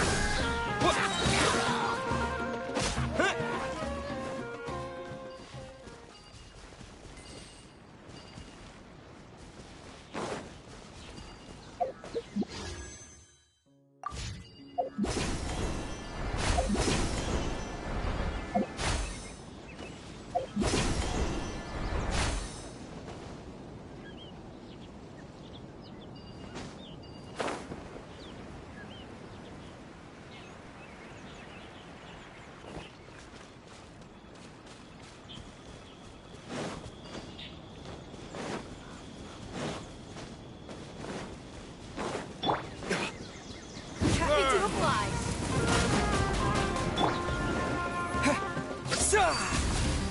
Propagate!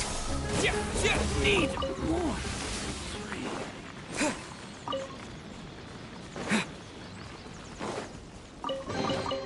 A reward on the road.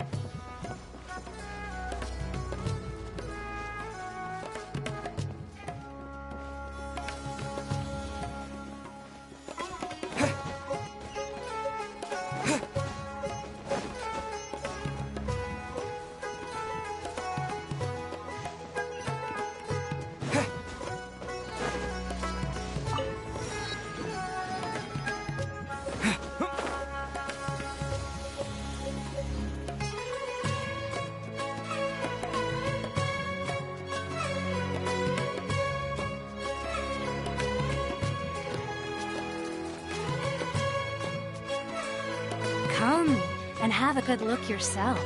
Traditional spices of the highest quality, made with pride and experience. You've got a deal. I can't thank you enough for always looking after my business. Believe me, I'm not making this up. Several Eremite mercenary groups are nearly in open conflict, but does the core of 30 care? And that's not all. Did you know that... Wow! Talk about hurly-burly! This place is busy! Well, guess that's only to be expected for the largest port in Sumeru. Maybe it's because of what Dia told us earlier, but Paimon can't seem to shake the feeling that there's also danger lurking in these crowds. Ooh. Let's get our bearings so we can start looking for leads. We know that whatever the Academia lost is related to the gods.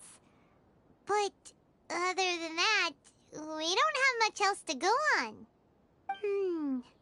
Osfun told us to try posing as Academia students while asking around.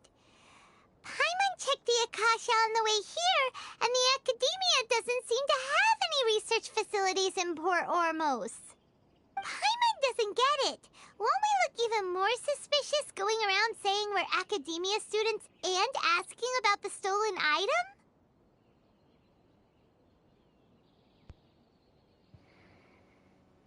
Hi, okay, I know this is gonna be random, like, in the middle of the stream. I need to go, like, AFK for a little bit. I'm very sorry. My dog just puked on the floor. So leave this nice scene of Paimon talking to Aether, staring deep into his eyes. I'm very sorry. This is a very big mess. I'm very sorry.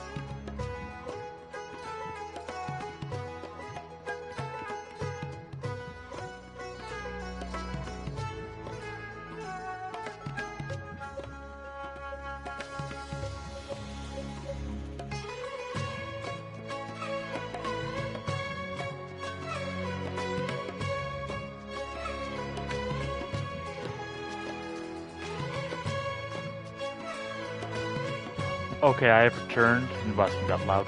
But, I very much apologize for that incredibly long, screeching halt to the stream. I will be continuing now, but, please note that honestly, whoever be watching this, it'll be like one of those chapter indents, whatever they're called. So you don't have to sit here and just watch nothing and don't know when it's going to happen again.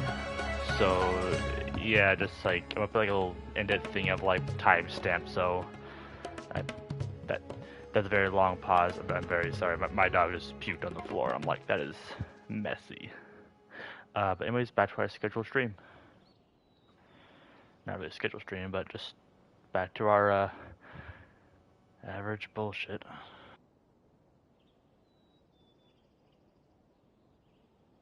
Well, given all the people that come through here every day, if there's any information to be found, Paimon bets we could find it in the market.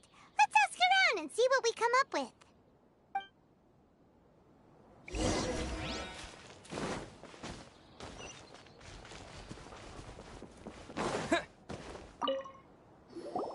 Welcome. Welcome. How can I help you too?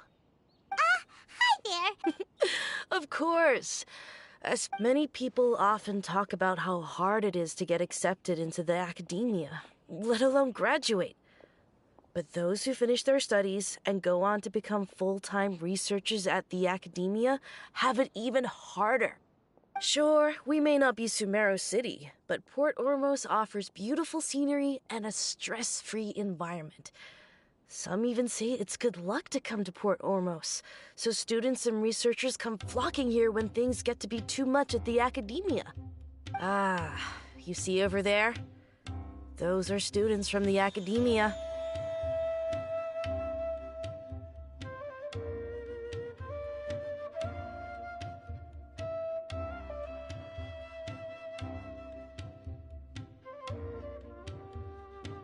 They've been looking worried and miserable ever since they got here a few days ago.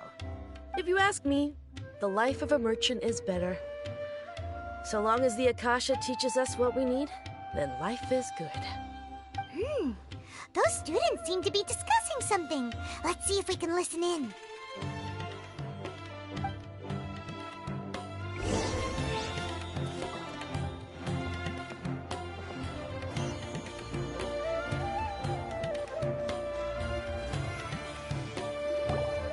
It's no good. I've tried asking around, but I haven't been able to learn anything useful. Not to mention that a bunch of scary-looking Eremite mercenaries have been posted along the streets now. There's been a lot of fighting between the different Eremite factions in Port Ormos. If we choose to move on our own, then it would be wise to steer clear of them. Especially the group that's constantly shouting some stuff about King Deshret and some resurrection. I've even heard that the Citadel of Regzar is starting to get fed up with them. What was that group called again? Ein something or other? They're called Ein El Akhmar. Today, I heard that the thing we're after might be in their possession at the moment. Wait, come again? Don't you see? Many of the Eremites in Port Ormos deal with trading this kind of thing. They're usually pretty wary of outsiders, but not so with students of the academia. It's because the kind of goods that students are looking for aren't the kind of goods that Eremites are after. As long as they know you're a student, then deals can be made. I've heard that Ein El Hakmar likes to set up shop at the Jafar Tavern. Supposedly, if you're willing to part with 500,000 Mora, they'll give you info on anything. Wait, did you say 500,000? If information alone costs that much, then how could we ever afford to buy what we're looking for? I guess we might as well give up on trying to graduate this way. I wouldn't worry too much. Our field of research is very niche. Who else could possibly be after that kind of shady knowledge? I bet it's practically worthless to anyone aside from us. Well, I guess that makes sense. Then the only thing left for us now is to find a way in.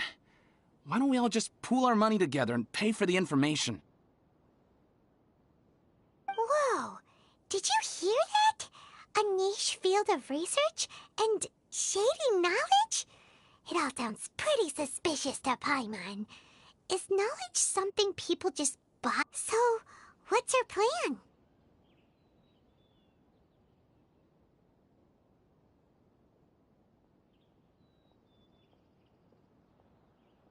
Wait, hear what they just said? Buying information is going to cost us 500,000 mora! Have you lost your mind? Oh, all right. Paimon never thought she'd agree to parting with that kind of mora.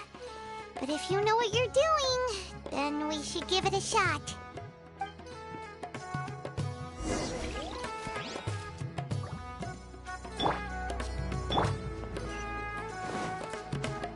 Hello there, my friend.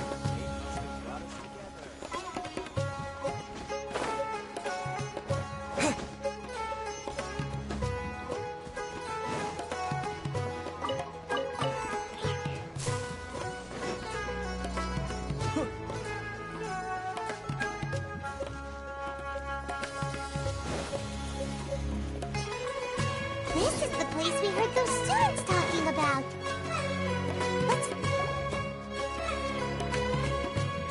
Oh, you've arrived. Please, take a seat. So, they think that they can go toe-to-toe with the boss? Huh! Once we reclaim the power of King Deshret, they'll be the first that the boss punishes. They're nothing to be afraid of. Our main rival now is the Caracal Battalion. They've also amassed a significant amount of more this time, so we mustn't underestimate them. How can the Caracal Battalion compete with the boss when they're nothing but a bunch of money-grubbing opportunists out for a quick mora? Yeah, with Boss's fervent devotion, he'll be able to use this power to bring our god back this time. Huh. All these guys talk about is King Deshret, so they're probably the ones we're looking for. Greater Lord Ruka Devata. That traitor and her followers must not be spared. The day will come when King Deshret exacts vengeance on Sumeru, and all of them shall be punished. Yeah, Paimon was wondering what they meant too. We should ask about that if we get the chance later.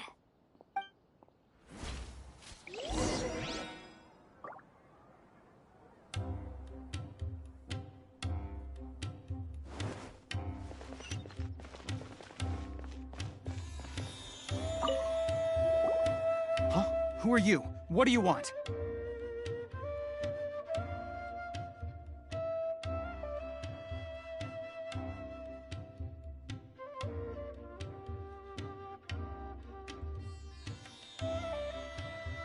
A student? What's a student from Sumeru City doing in Port Ormos?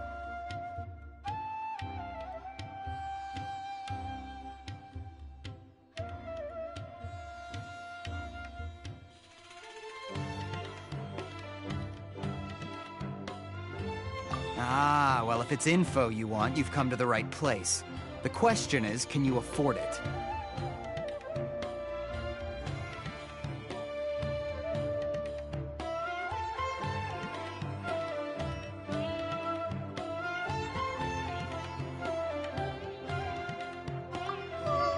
Paimon can't stand to see so much more go. But there's no other choice right now.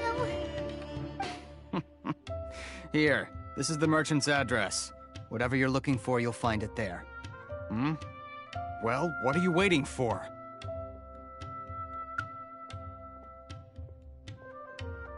Oh, that's right! We heard you mention King Deshret just now. We're actually interested to know more because we're, archaeology students! Fine. Since you've already handed over the Mora, I guess I can throw in a little extra info. As you can see, members of Ain al-Ahmar are devout believers of King Deshret.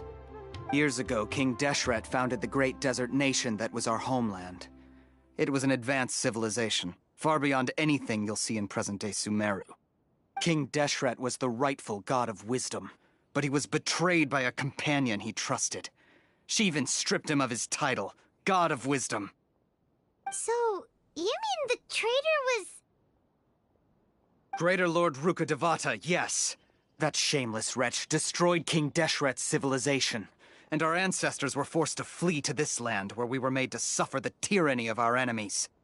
Furthermore, she conspired with the Academia to cover up the truth of her actions, and create the merciful and benevolent facade for which she is now known. Ugh, just thinking about it sickens me. But the story doesn't end there, oh no. King Deshret isn't truly dead. The voice of the Oracle has been heard in the desert, prophesying his resurrection. Mark my words, our god shall return. And when that day comes, all followers of the traitor and all the desert dwellers who have forgotten their true god will suffer retribution together. If what I'm saying makes you shiver with fear, it might not be too late for you to become a believer of King Deshret.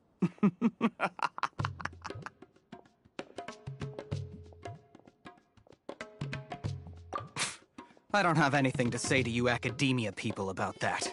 I think this conversation has reached its end. Not just yet. This man is a fraud. Huh?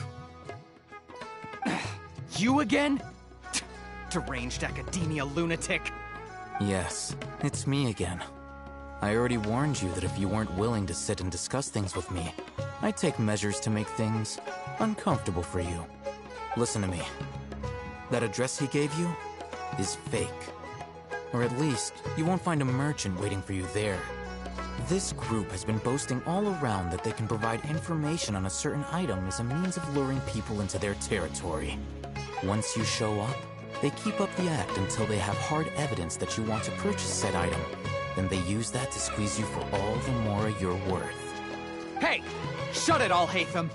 What are you playing at, trying to ruin our business like this, I told you the other day. I wish to discuss my terms with your boss. Ha! The boss made it perfectly clear that he won't negotiate with you. Yes, and in no uncertain terms. But that was then.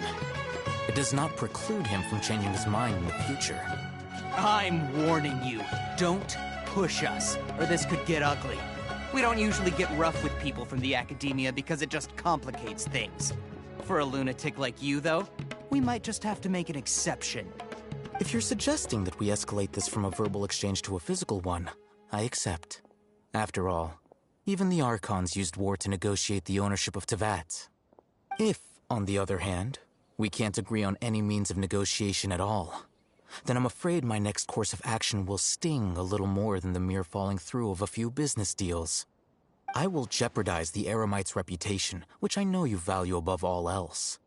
I am quite confident that if I began to take such action, your boss would willingly approach me himself. However, I fear that by then, some things will have happened that cannot be undone. Also, a word of advice. I suggest you tell your boss exactly what happened here today. Otherwise, he might blame you for not telling him in the future. What did you say? Consider this. Have I ever failed to follow through on my word in the past? This guy is really out of his mind. Okay then. If you really have a death wish, let's meet a week from today. The pier in front of the Pharos Lighthouse, 4 o'clock in the afternoon, sharp. Don't expect us to hold back. Not so fast. First, you return the 500,000 Mora to them.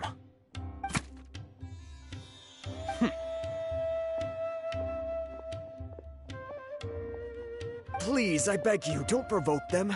We can't afford any trouble with this crowd. They haven't even paid for their food yet. Ah, Mr. Iman. There appears to be fewer staff in the restaurant recently. This wouldn't happen to be because they're all busy spreading the word to the students, would it? Well... Someone who chooses to do business with a group like that really can't afford to get so flustered the instant someone confronts them about it. Consider the meal compensation for our silence. I'd say you're getting an excellent deal. Whoa! Did you see that? He not only got us our Mora back, but sent the Amorites running too! Plus, he seems to know a lot about what's going on around here. Let's catch up with him and ask some questions! He went that way! After him!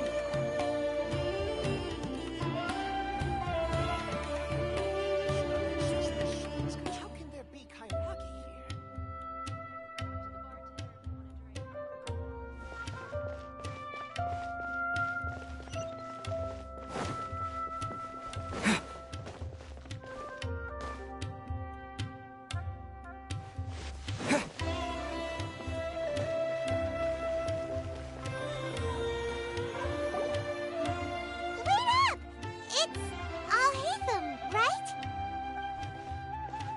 What do you want?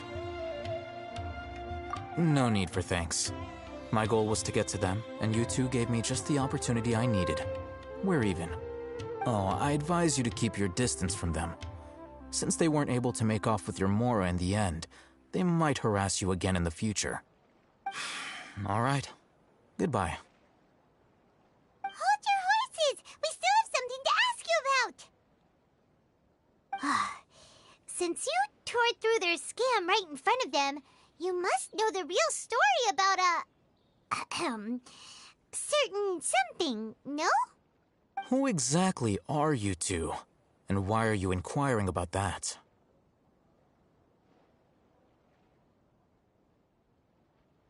A student. Right.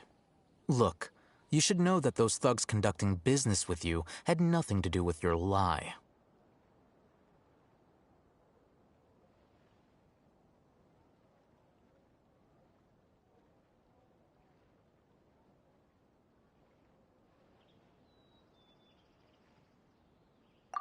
Huh? Oh, yeah! He's really strong. Weren't you saying something about a physical exchange? We can help with that. He doesn't even have a vision. Forget it. Maybe not, but he can still use elemental energy. Otherwise, there's no way we'd go asking for info from from guys like that. Those high-headed thugs are definitely gonna bring a lot of backup for your next meeting. Even if you don't go alone, you won't regret taking us with you.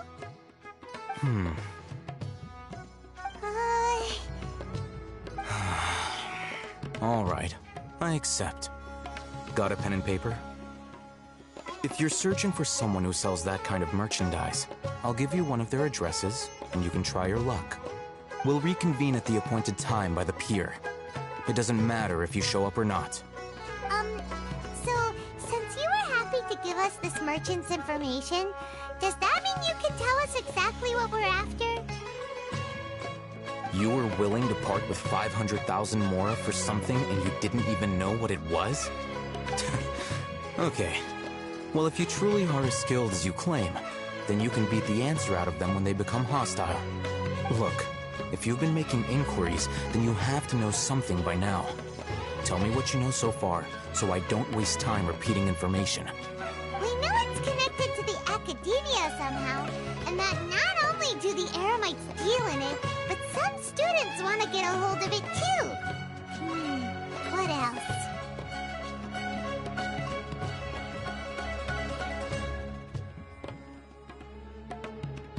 You know almost everything there is to know, but you're unable to compile this information because you've never seen the object before. This is what you've been looking for. Huh? Paimon can't tell what it is. It looks like some kind of ornament. This is a knowledge capsule. To put it simply, it's a vessel that can store a fixed quantity of canned knowledge. It's like a miniature Akasha. Anyone who links it to their personal Akasha terminal instantly becomes privy to its contents. Correct. Anyone. Unlike the Akasha, which heavily regulates who can access what information, knowledge capsules confer their contents without any requisites. That's amazing! It's essentially a convenient and harmless vestibule for knowledge. Unfortunately, it's illegal in Sumeru to privately possess or trade them. They were created as a means for scholars to transfer knowledge gained from Irminsul into the Akasha, and are intended to be destroyed immediately after use. But despite strict regulations, some of these knowledge capsules will always escape destruction. After all, there will always be those in this world who are dissatisfied with life as designed for them by the Akasha and wish to change their fate. Over the past century, a wide variety of canned knowledge has been leaked from the Academia. Now, in Port Ormos, the valuable ones are a means to Mora for the Eremites. Meanwhile, those which the Eremites deem to be useless to them occasionally prove useful to the common citizens and hapless Academia students. Well, I think that about sums it up.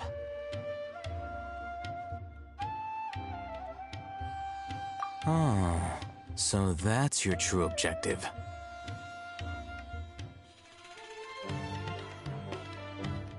With our current arrangement, I don't believe I can offer an answer.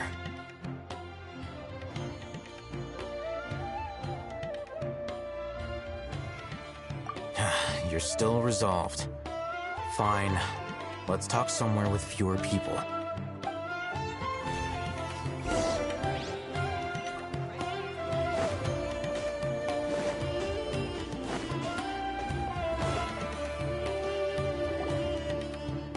Let's continue our conversation here. If you wish to learn more about the knowledge capsule that the Academia lost, then you must help me with something.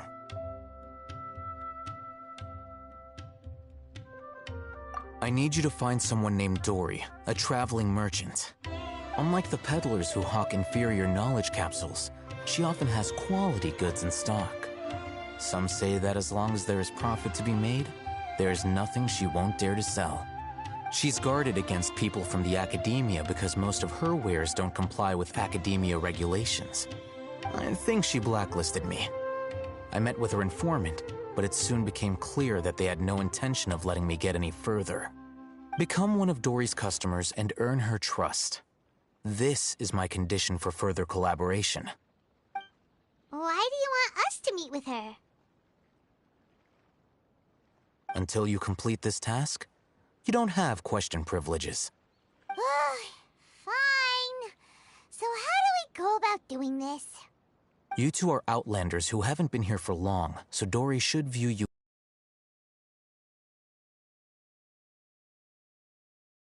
Beyond the password, though, I have no way of knowing what other tricks she might have up her sleeve.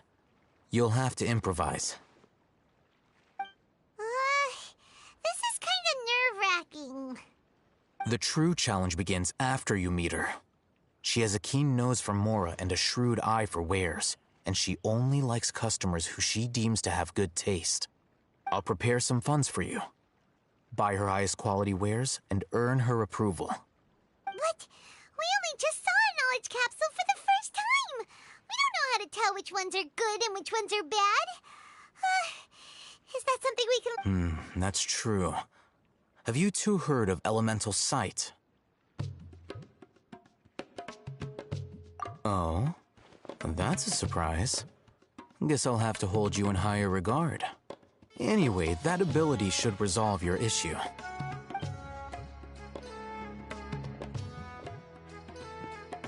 Here are 2 knowledge capsules. Tell me, can you detect any difference in their quality?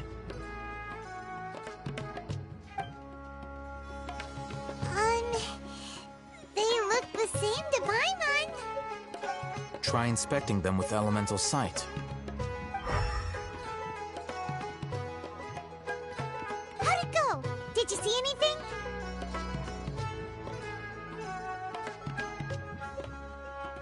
Rumor has it that higher quality knowledge capsules generally appear brighter when viewed through elemental sight. That's because knowledge originates from Irminsul, the root of Dendro power itself. The more powerful the knowledge, the rich. However, some canned knowledge with a high concentration of elemental energy is of little use in contemporary times, so those capsules are of little value. Using elemental sight is merely a stopgap measure, but it should suffice for earning Dory's trust. That sounds pretty impressive. Here's a sheet with the informant's location and contact password, and here's the Mora for purchasing canned knowledge. Don't be cheap. You'll need to spend to catch Dory's eye. If there's any Mora left over, just keep it. Oh, and be sure to exercise some caution. There have been Matra present in Port Ormos lately. Your efforts will be for naught if they catch you. Matra?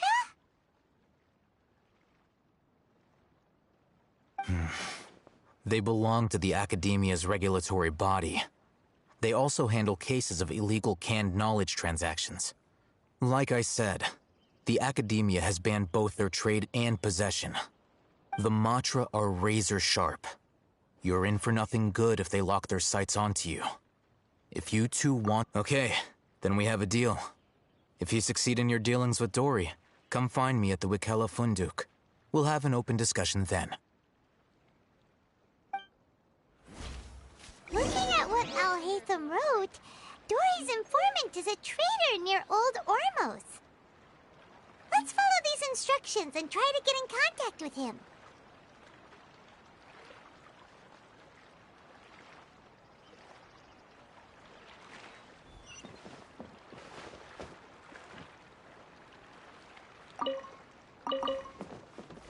Talk to the bartender if you want a drink.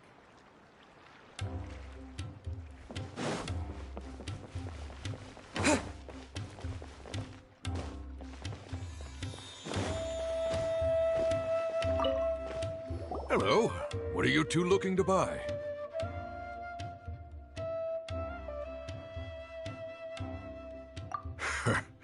What a unique palate.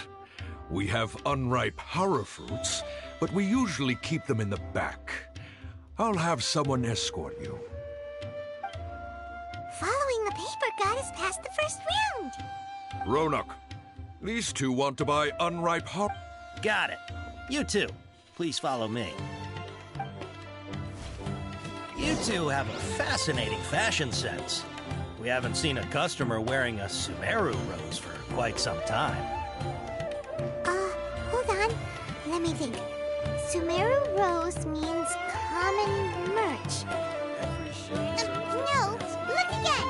We're obviously wearing morning flowers. Ah, my mistake. I do apologize. That pop quiz sure was scary. The warehouse is up ahead. Please follow me.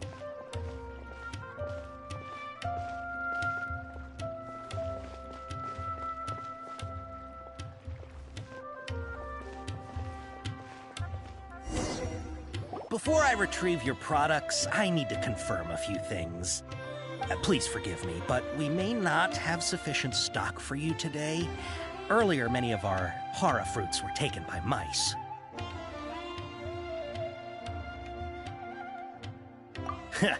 Thanks. If better goods come in, you'll be the first to know. You look like you have some skill. Why don't I pick out some fruits that'll make you dizzy?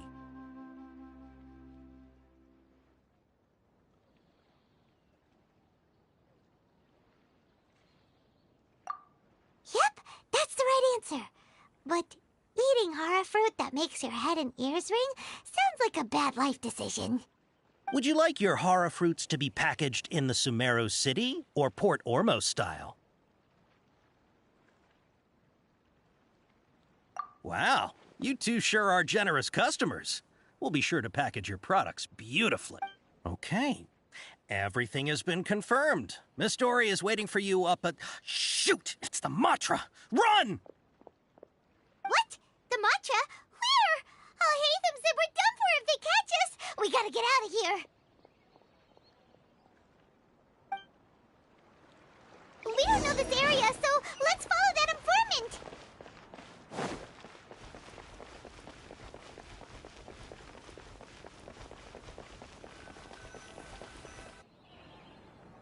He ran that way.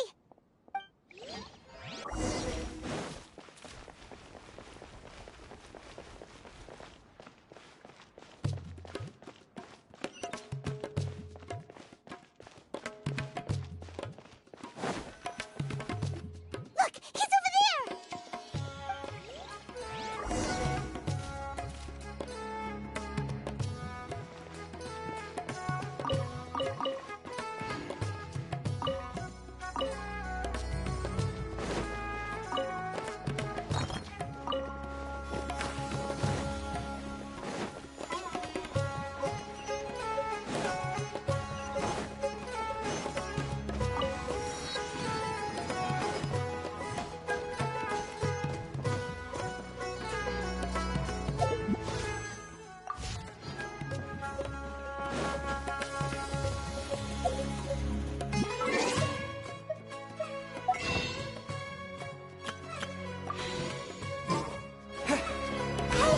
If you're hiding from the Frishbullet Tiger, come this way! Another password! Huh? Oh, that voice came from Here, over here. You can stop running now.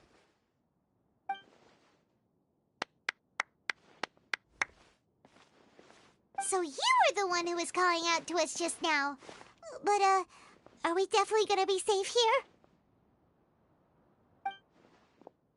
These two good customers wish to buy some horror fruit, Miss Dory.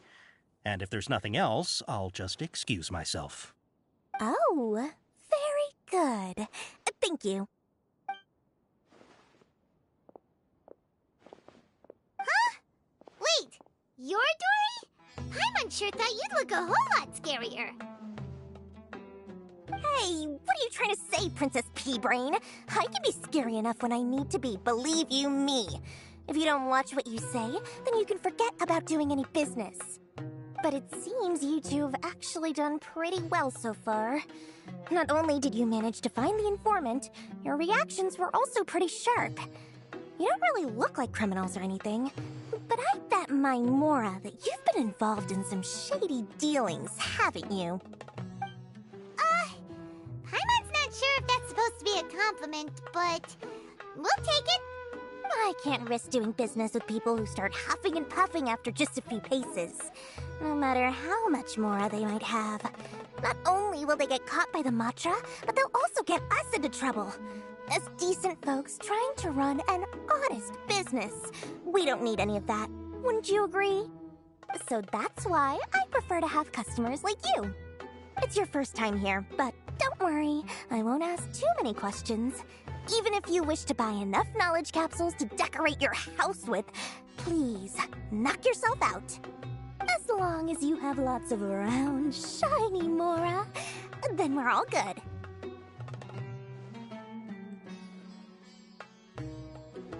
Ah, yes, of course, of course. Go ahead, help yourselves. Voila!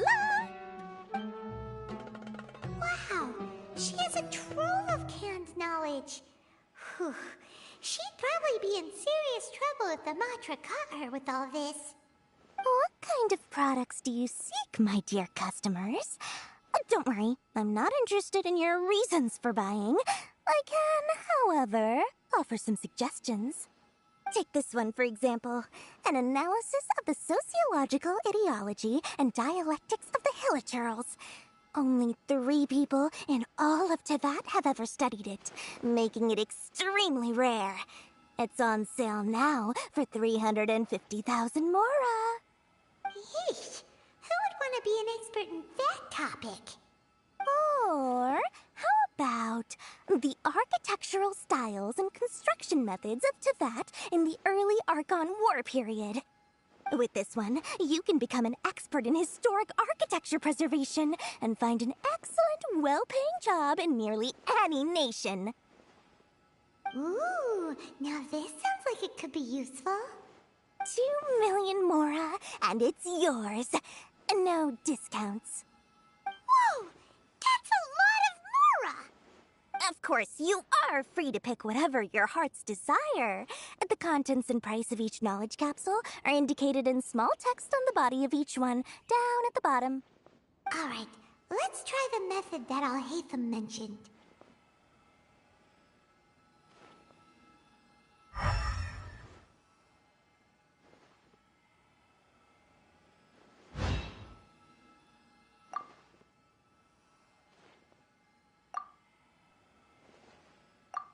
Ah, you've really got a good head on your... We'll take these, please and thank you. My, oh my! You are blessed with a taste for both the exquisite and the extravagant. Customers like you are a rare breed. 1 in 100. No, 1 in 1,000 even. Listen, I have a special offer for you two. If you spend just 100,000 more and more, you can pick any knowledge capsule of your choice up to a value of 1 million Mora. Say what now? Hey, did you hear that?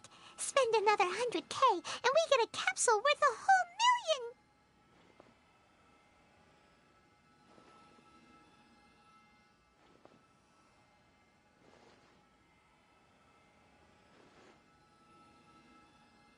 But all the canned knowledge we just bought is easily worth 500,000 Mora. If we spend just a little more, we can get something worth 1 million Mora. Isn't that a fantastic deal? Think about it. We've gone to all this trouble to get this canned knowledge. And so far, everything we bought belongs to Alhaitham. Aren't you even the least bit curious about how this whole canned knowledge thing works? We're talking instant knowledge here. Don't you want to try it yourself?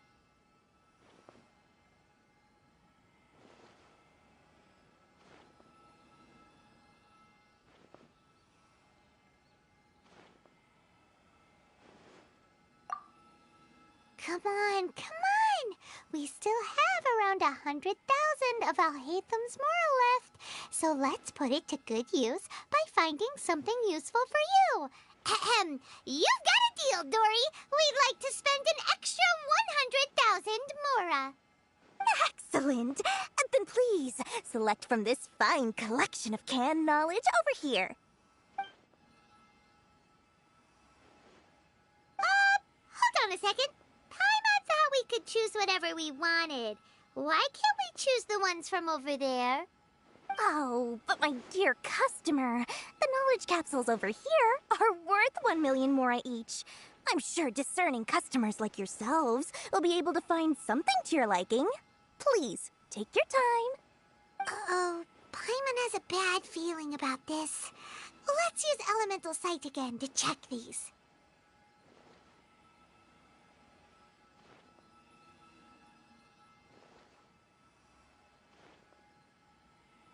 Huh? Why?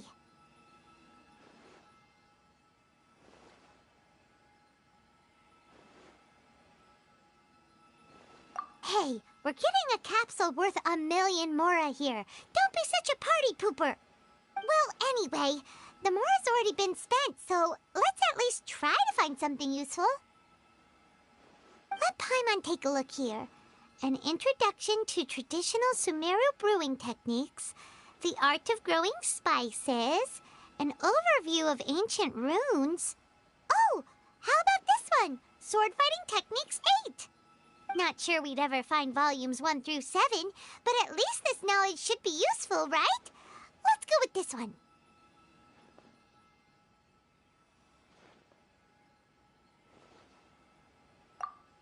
Dory, we'll take this one. All right, very good. I'm expecting some new goods in the next couple days, so be sure to check back again soon. Whether it's canned knowledge or anything else you need, bring your Mora to Dory and doors will open. Our dealings with Dory went smoothly enough. Let's head to a Coliseum.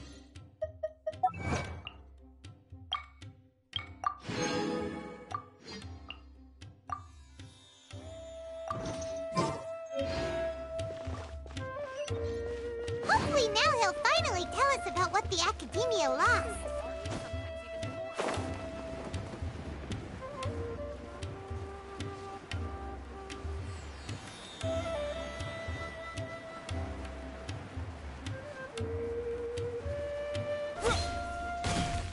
Ha!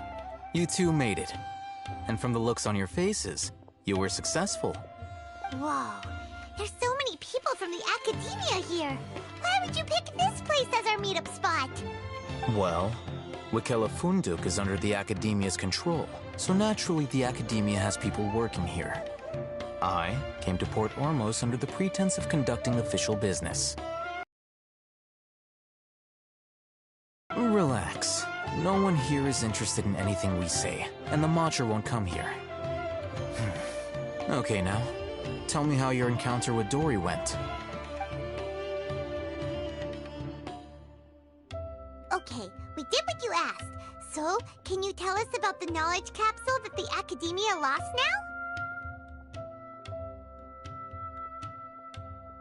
Before that, I have to ask, why are you two so intent on tracking it down? You don't have to answer, of course.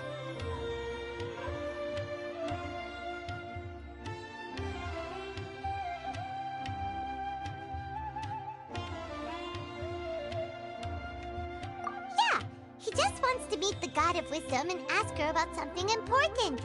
We've been in Sumeru for a while now, but we still haven't found a way. When we heard that the Academia had lost something that might be related to the gods, we came here in case it turned out to be our lucky break. In that case, you're on the right track. A short while ago, the Academia lost a knowledge capsule in the desert. It's supposedly a divine knowledge capsule. Use it, and you'll gain the wisdom of the gods. Wow, there's really such a thing as that? Hey, if we find it, do you think we could learn how to meet the Dendro Archon? Ooh, or how to find your sister? I highly doubt it has any mystical properties, but it does indeed exist. And it's right here, in Port Ormos. So, where exactly? That's what we need to find out next. I won't deny that. I am investigating because I'm curious as to what the Divine Knowledge Capsule truly is. As you know, the Eremites in Port Ormos also have their eyes on it. It is an extremely precious item. The knowledge contained within may bring great power or wealth to whoever has it in their possession. Several brigades have been vying for ownership of it as of late, but there is still no victor. My personal finances and connections cannot compete with those of the Eremites. After attempting various methods, I finally managed to reach a tentative agreement with several brigades. I agreed to forego ownership of the Divine Knowledge Capsule in exchange for the opportunity to study it. After all, there's no harm in understanding what it is. However, there are those who are less amenable to negotiation, such as those from Ain al-Ahmar. They adamantly believe that the Divine Knowledge Capsule contains King Deshret's power, and that he will return to this world when they obtain it. They refuse to let anyone from the Academia tarnish their deity's soul. So you kept hounding them because they refused to cooperate with you? Yes. Ain al-Ahmar isn't exactly wealthy, but its members are determined to get that capsule by any means necessary. To that end, they've resorted to many methods more foul than fair in order to amass sufficient funds. So, I've been sabotaging their business to force them into negotiating with me. The Divine Knowledge Capsule should be up for a secret auction within the next few days. Each brigade will place their own bid, and the prize will be covertly given to the winner.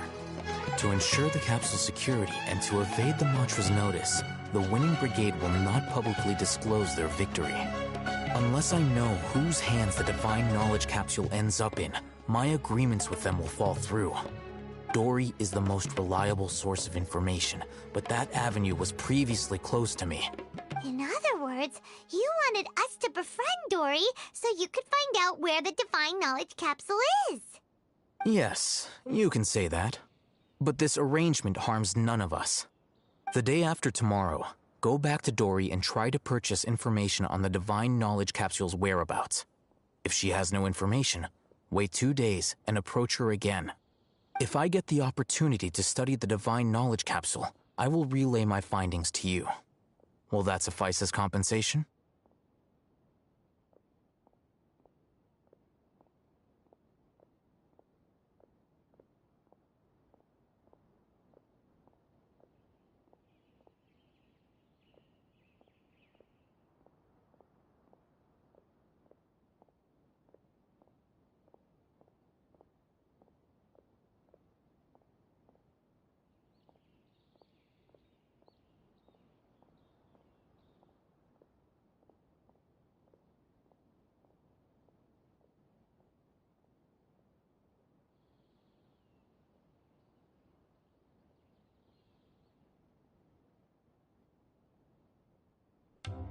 Okay, then we'll meet up in 2 days. Alhaitham, before you go, we actually bought a knowledge capsule for ourselves, but we're not sure how to use it. You two want to try using a knowledge capsule? Sure, I can teach you. Doing so right under the Academia's nose is a bit problematic, though. What do you say we head to the outskirts of town?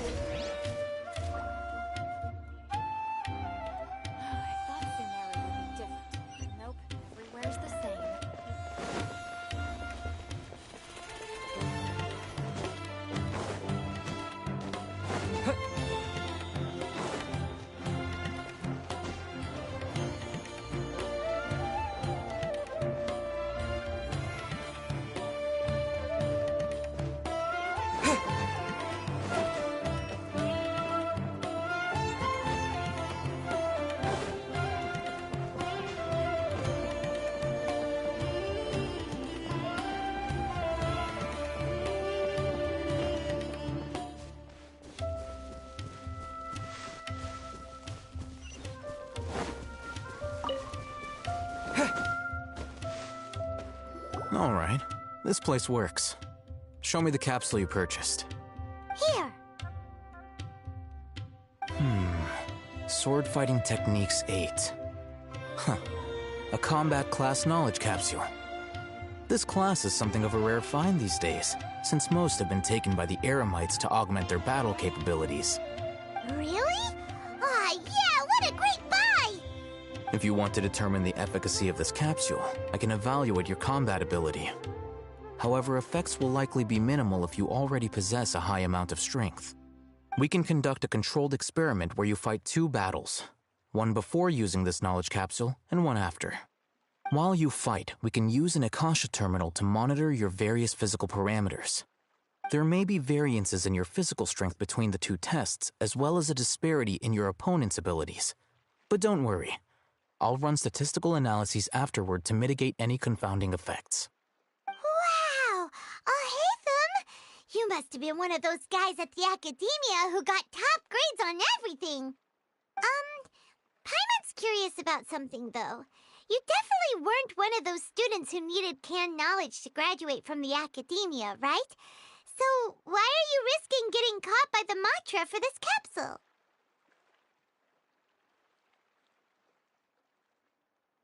When you are unable to understand a researcher's actions, most cases can be attributed to curiosity. This is but one theory. Sounds like you're trying to avoid the question. All right, let's begin the test. Just fight as you normally do.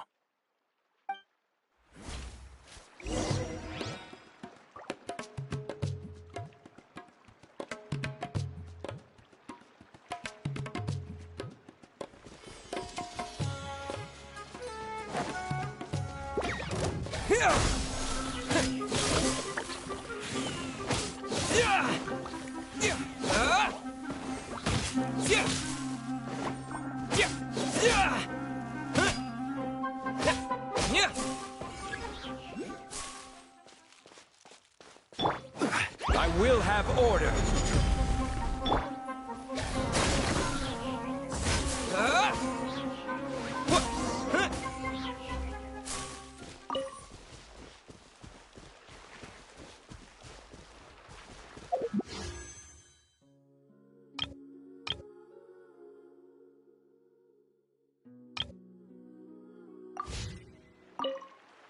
All right. I'll link your Akasha terminal to record data. The next step is to use this knowledge capsule. Hold it in your hand. I'll help you establish a connection with it so you can activate its power.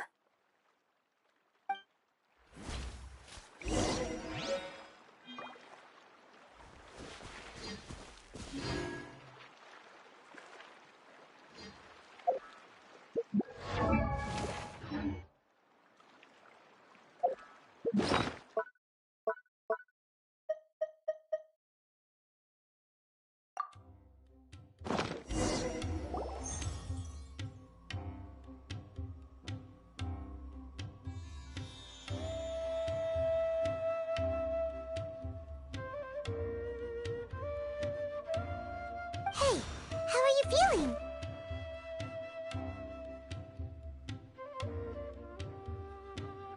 You mean that it worked? All right. Time for round 2. Fight with the same composure as before.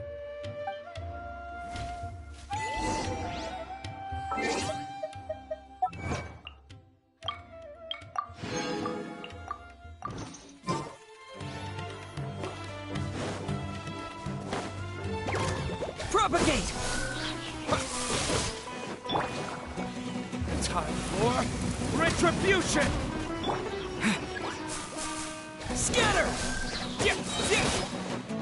Spring forth!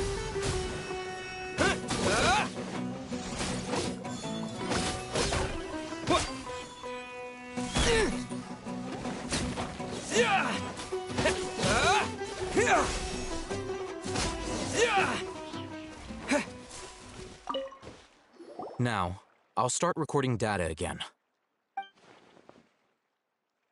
Haytham, how's it going? Well, the knowledge capsule you purchased did improve his combat capability. During the second fight, his overall fighting performance increased by 0.073%. Wait, how much?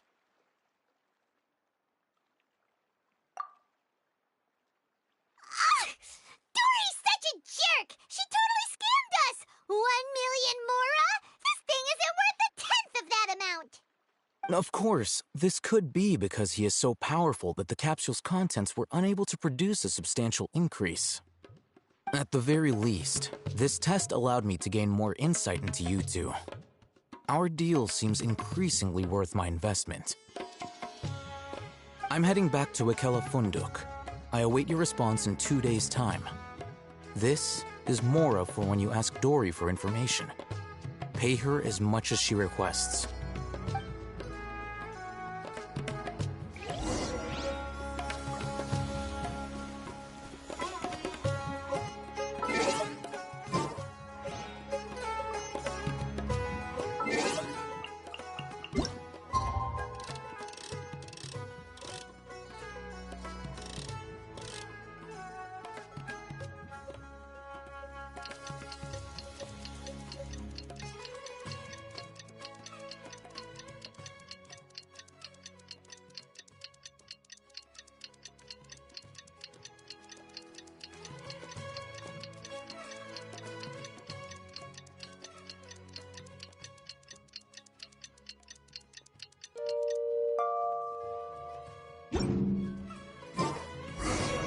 Let's see Dory today and ask her about where the Divine Knowledge capsule.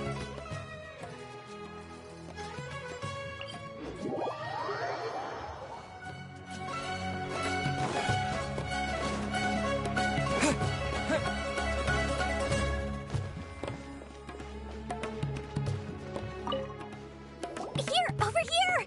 Oh, welcome back, my loyal patrons. What can I do for you this time?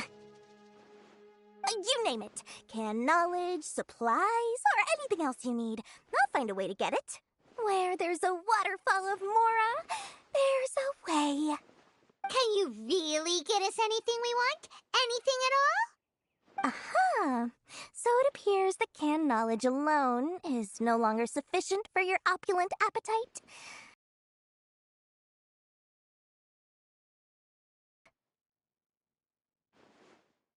Oh! I knew customers with pockets as deep as yours would undoubtedly crave something more profound than ordinary canned knowledge. But you know, that kind of information isn't going to be cheap.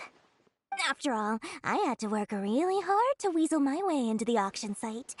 Not to mention that if anyone found out that I was the leaker, I would be in big, big trouble.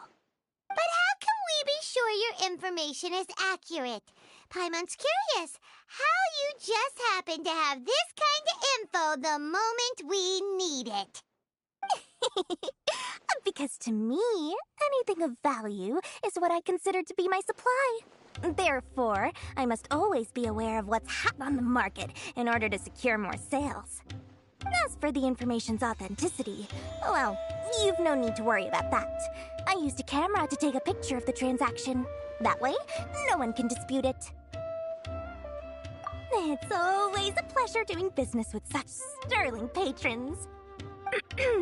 Now that you've paid in full, here's the scoop. The Divine Knowledge Capsule was purchased yesterday by a certain Misery, the leader of Ain el-Ahmar. Ain el-Ahmar? You mean the Eremites who worshipped King Deshret? Ah, so you're already familiar with them. The group has done everything in their power to obtain the Divine Knowledge Capsule. After all, they believe it contains the power of King Deshret. That Divine Knowledge Capsule is unlike any other canned knowledge I've seen before. It was glowing bright red. The capsule is clearly visible in the picture I took. You can look for yourself. Thanks for the info, Dory.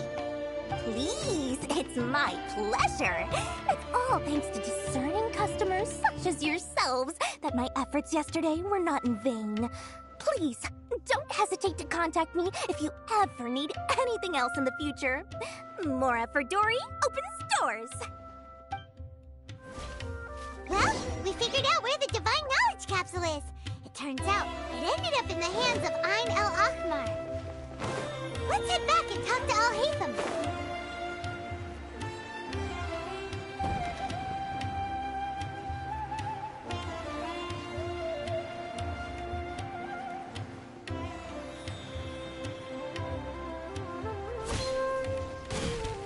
Al-Haytham, we got the info you wanted. Really? All right. Let's hear it.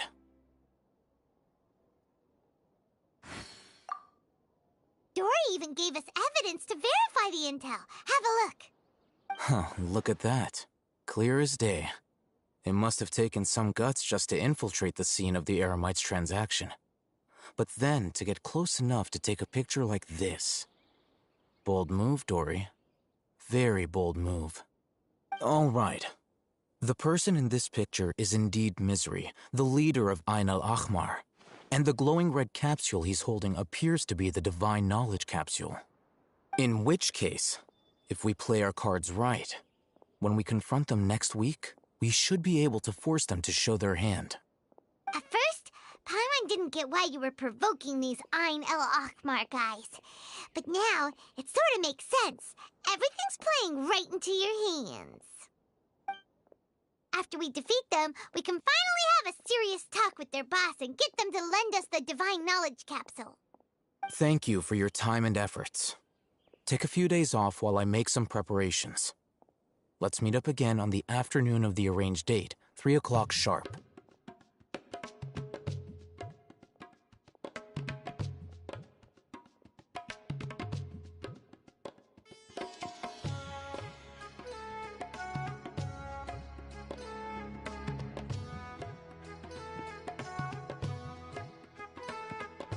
See you then.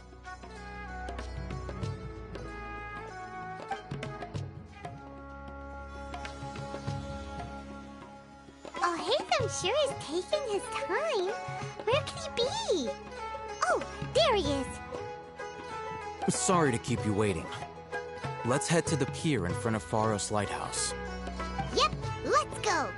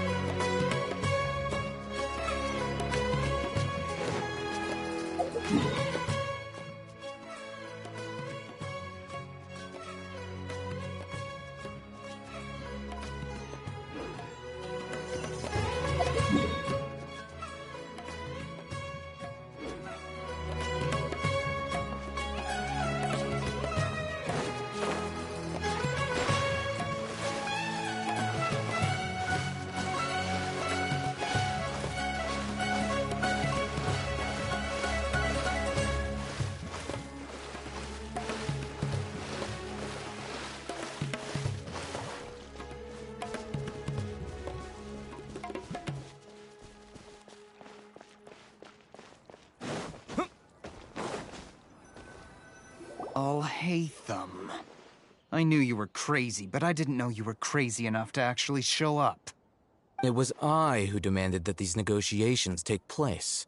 I was more worried that you might go back on your promise. But to your credit, it appears that you're sticking to your word. This is turning into quite an occasion.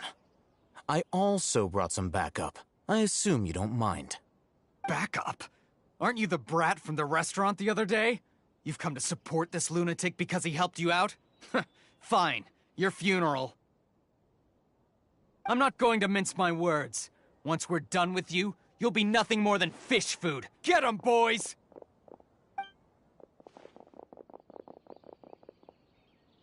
Uh-oh, here they come. Good luck, you two.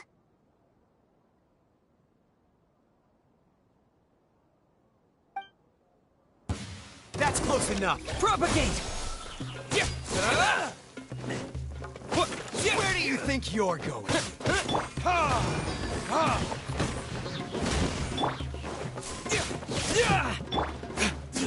Verdict is... I'll be back. Scatter! I'll be back. Following orders.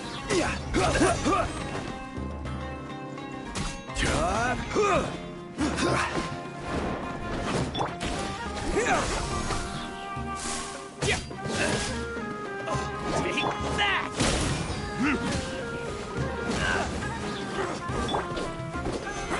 Neutralize! This is order! Scatter!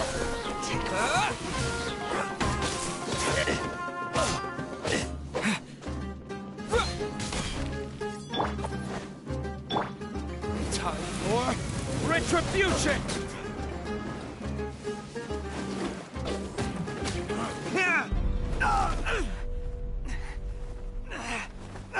Academia scum!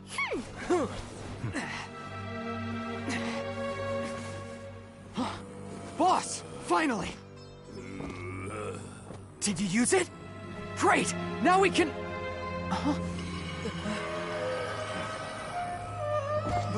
Boss? Boss!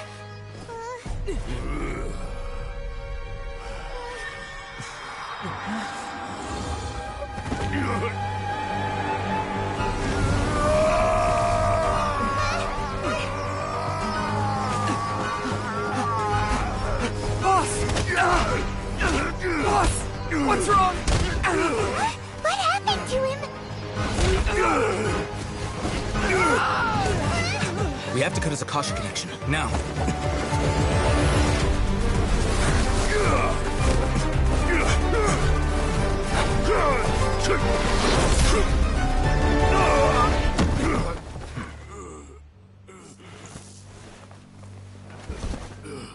Target acquired! Arrest him!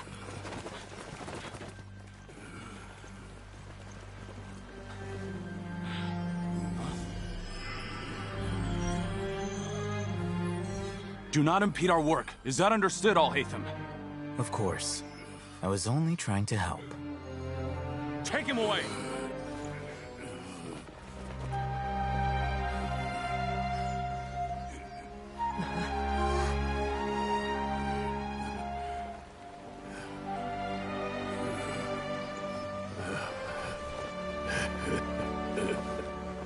World, forget me. You want this one? Huh? What in Tibet just happened? It's like that big guy suddenly lost his mind. It looks like he used the Divine Knowledge Capsule. You mean the Divine Knowledge Capsule did that to him?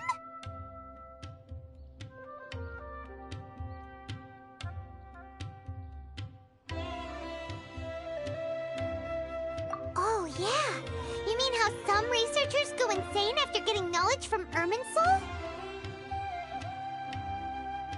I've heard of numerous incidents of researchers in Satyavada life going insane. The state that man is now in suggests that this is a similar situation. This Divine Knowledge Capsule does appear to be linked to the gods, but beyond that, it doesn't seem anything like the rumors suggest. Possessing it doesn't grant you divine wisdom or power. Did you hear what he said? World, forget me. What could that possibly mean?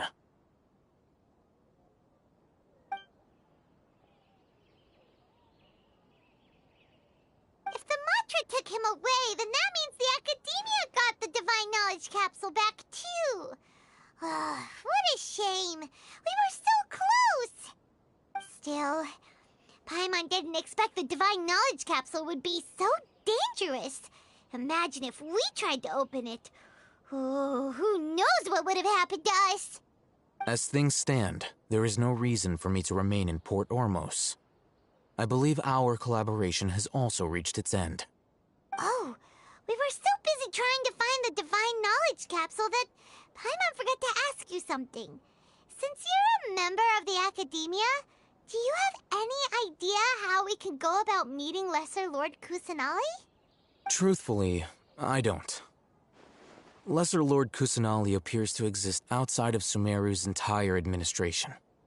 Most of the time, you wouldn't know she exists at all. Moreover, since the Academia possesses the Akasha, a symbol of our deity's wisdom, scholars have no reason to desire to make contact with the deity herself anyway. Everything about Lesser Lord Kusanali is such a mystery! I'm heading back to the Academia. How about you two? It's almost the day of the Sub-Zeros Festival. Maybe we should head back too. We've been brushed off our feet over the past few days, so maybe a little rest and relaxation will do us good.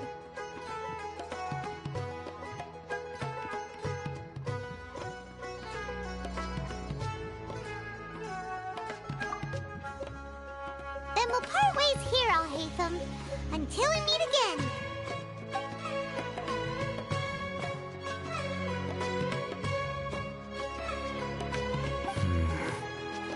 Now, do I deal with this thing first?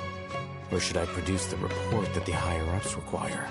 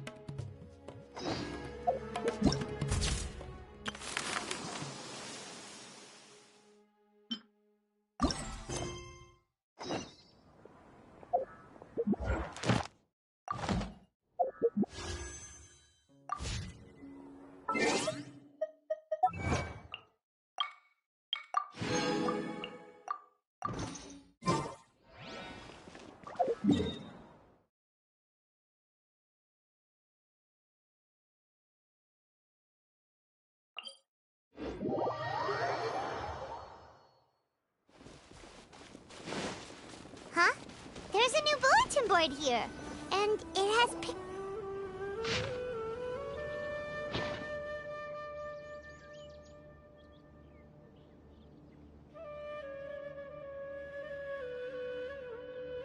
But fungi are monsters! We can't let this go ahead! It's way too dangerous! Let's go check out the tournament. If it's as dangerous as it sounds, at least we'll be there to stop things from getting too out of control.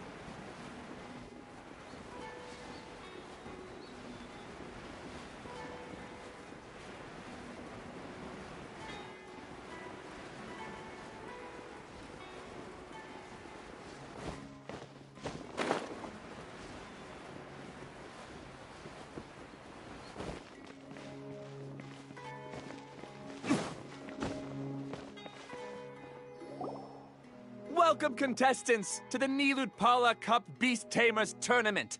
I am Cautilia, a senior Amorta researcher and the organizer of today's tournament. I'm sure you're probably all very intrigued by the idea of fighting fungi and excited at the prospect of our amazing prizes. But at the same time, you may well have some concerns about the safety of this tournament. Worry not, the wisdom orb we've developed exclusively for this event makes use of Amorta's most advanced intellectual boost technology. It is absolutely reliable tournament with confidence.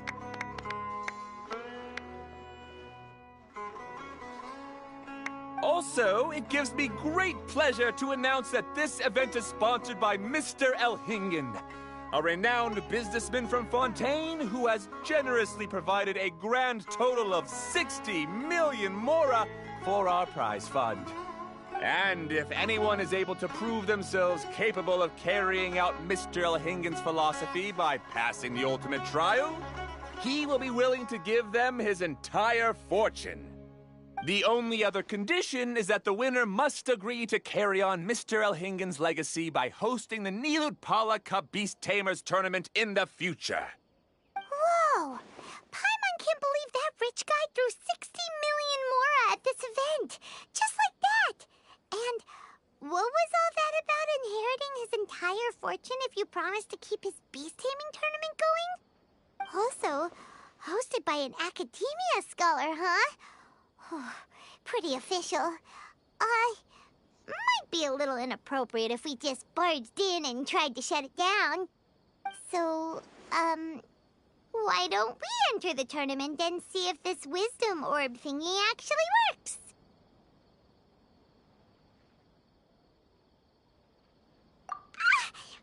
No, that's not it. It's just, now that everything in Sumeru has finally settled down, don't you think it'd be a little unfair to Nahida if we keep picking trouble with the academia? And he sounded really confident. Paimon's curious about how this mysterious fungi taming device works. Although they've caused this trouble in the past, the fungi aren't just aggressive monsters, right? They're more like wild animals with bad tempers. Since there's no longer any safety concerns, we don't need to worry. Maybe we can even try becoming friends with the fungi. Paimon thinks that would be fun. Besides, if we do well in the tournament, we'll be able to earn some extra mora. There are basically no drawbacks. Yep, that's the way we roll. Looks like we sign up over there. Come on, let's grab a wisdom orb and enter the tournament.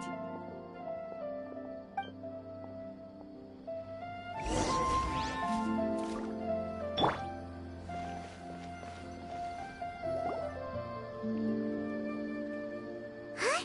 Looks like the people ahead of us are still signing up. Let's wait our turn.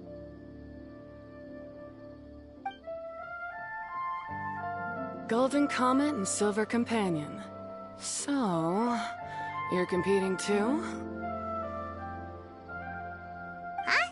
You know us? But what's with those names? We've never heard them before. You're a tough duo if the posters are to be believed. Some mercenaries who managed to escape from you painted your portraits, warning others to avoid messing with you at all costs. Paimon doesn't know whether to be flattered or to try and explain that we aren't as scary as the rumors suggest. Unfortunately, the rules of this tournament state that beast tamers aren't allowed to use their weapons, or even fight each other directly. Your impeccable combat skills won't be any use to you here. The tournament is about capturing fungi, training them, and commanding them in combat. There's no way of knowing whether commanding fungi is a skill you'll be able to master in time. That's true. We've never captured a fungus before and wouldn't know anything about how to get them to fight. Wait a second! You don't look like a staff member! What are you lecturing us for? Who are you anyway? The name's Sania. I used to work for the Eremites, taming grumpy sumpter beasts. Ended up with a reputation for being a beast tamer, so they got me involved with testing the wisdom orb early on. Anyway, my name ain't worth remembering. I'm just an illiterate nobody. All I'm good for is doing odd jobs for Eremite mercs. Just think of me as another contestant. I do have a lot of experience taming beasts, though. Want me to teach you?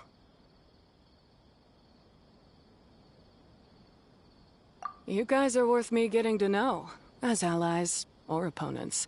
'Cause either way, you can get rid of some obstacles for me in this competition. Of course, I prefer allies if possible. Well, that was blunt, but also quite honest. It's definitely better to have an expert teach us than figure everything out on our own, right? What do you think? Should we take her up on her offer? All right then. Take this wisdom orb and let's go catch some fungi at the designated area.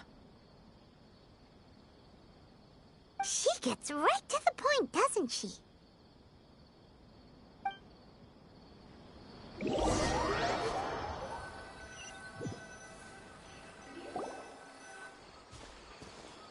This is where you'll capture your fungi. The fungi in this area are highly compatible with the wisdom orb, and they're ideal for training and competing with. The wisdom orb can capture and store fungi. It also serves as a controller. I recommend giving each fungus a code name to make commanding them easier. For example, this one next to me is Pyro 1, which means Pyrofungus number 1.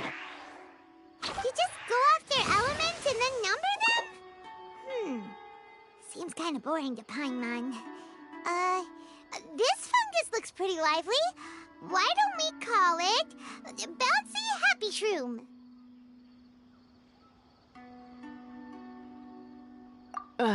Thanks, but, no thanks.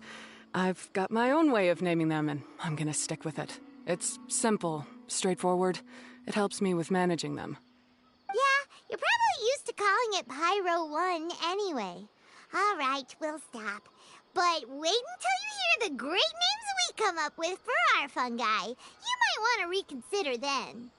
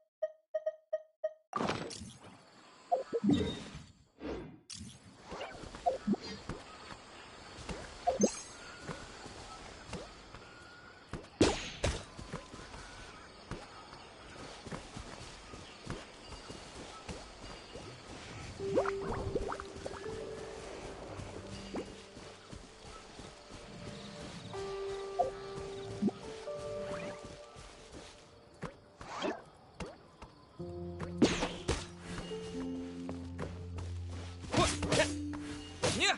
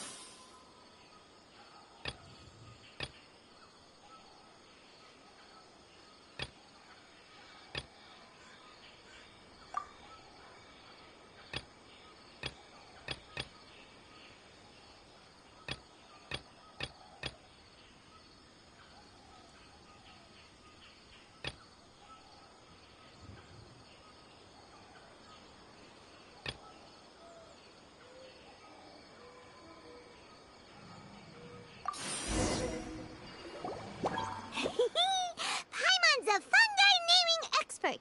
Every one of these will sound really cool when you call them out in the arena.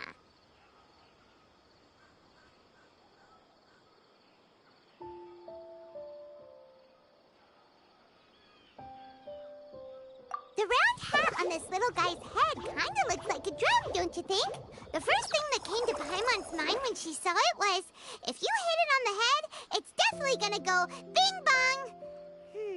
How does the name Bongo Head sound?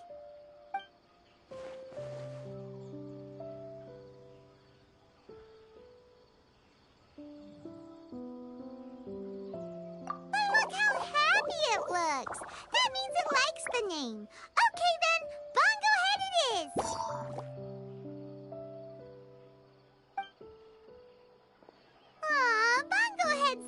like a little puppy.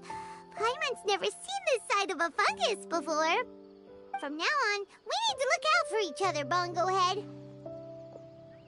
Okay, let's go catch some more fungi and make a team for Bongo Head.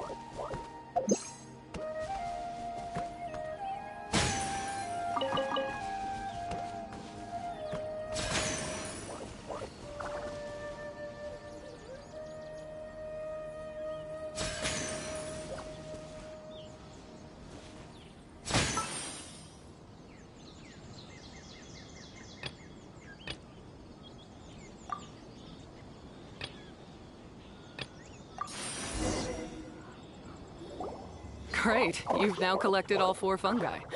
The next step is to use the floral jelly provided by the organizers to boost your fungi's abilities. That way, they'll be able to unleash powerful skills during combat. Paimon can't believe we're making progress so quickly. It's all thanks to your help, Hania.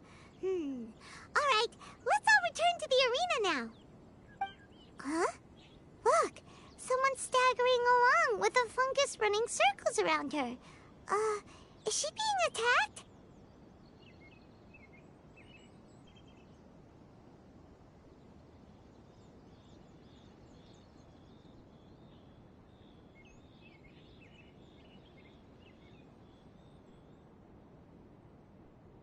She's collapsed! Let's go see what's happening.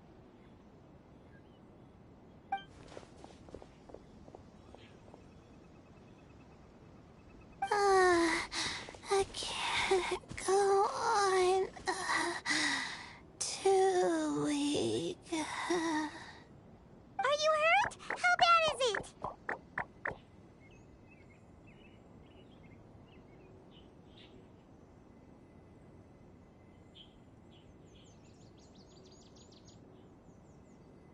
Pyro 1, take it out! Wait, it's not an enemy. It's my shroom buddy. I'm just a little too tired to walk right now, but I still need to find 3 more shroom buddies to qualify for the tournament.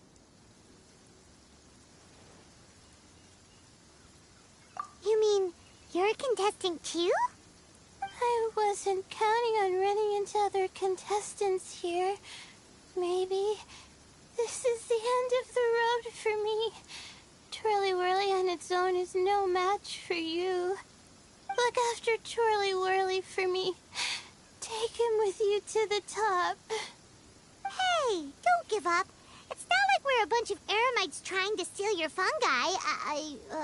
Your shroom buddies. We're better than that.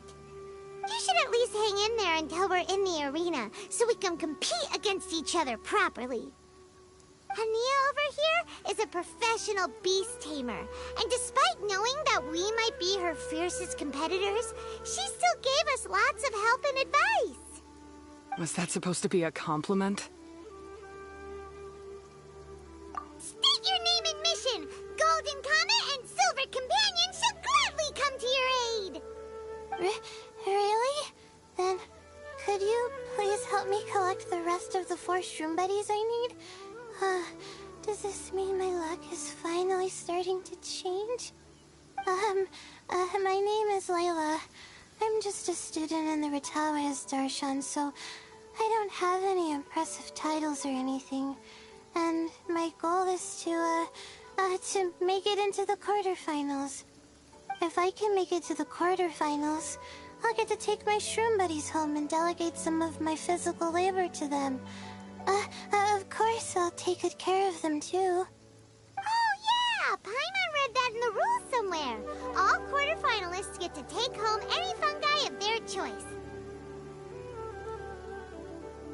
But what do you mean physical labor? You're a student. Shouldn't you be busy with coursework and writing papers? This is pretty embarrassing, but, so I must have some sort of congenital sleep disorder or something, 'cause I can never seem to get enough sleep, and I'm always really low on energy.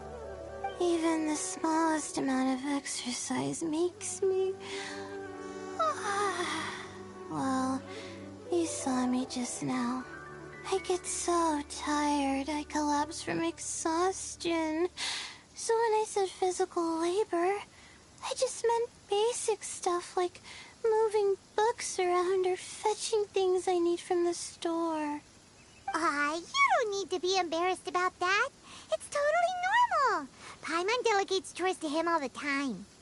First she calls them buddies, then she talks about wanting to live with them. Ridiculous. She sounds just like Elhingen.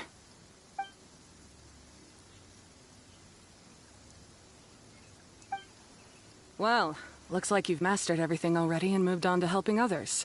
I'm delighted for you. I'll see you around. Good luck. Huh? Why is Hania leaving all of a sudden? We haven't thanked you or Pyro 1 yet, Hania! Let's at least go get something to eat together!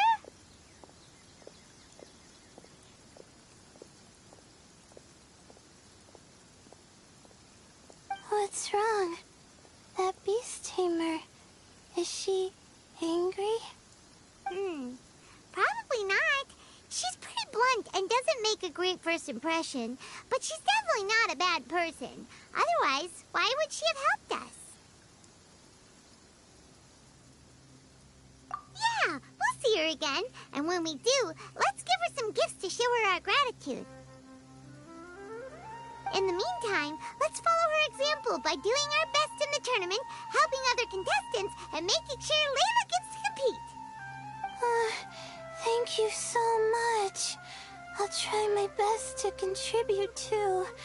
I don't want to be a burden to you guys.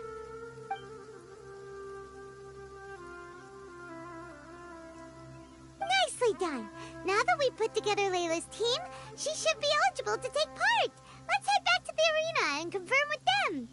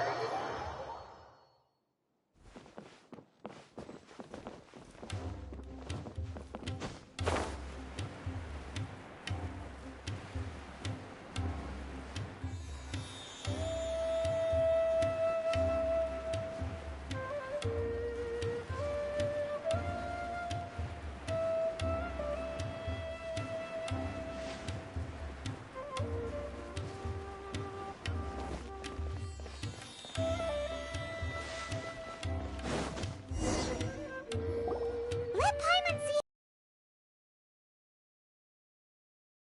a different group from Layla, so we won't have to compete against each other in the early stages of the competition. Actually, I hope I don't have to fight you guys in the later stages either. Oh? Hello there, little ones. Sure enough, you're at the center of the action once again. You two truly are like the main characters in your own light novel. Miko! What are you doing here? Is Paimon hallucinating?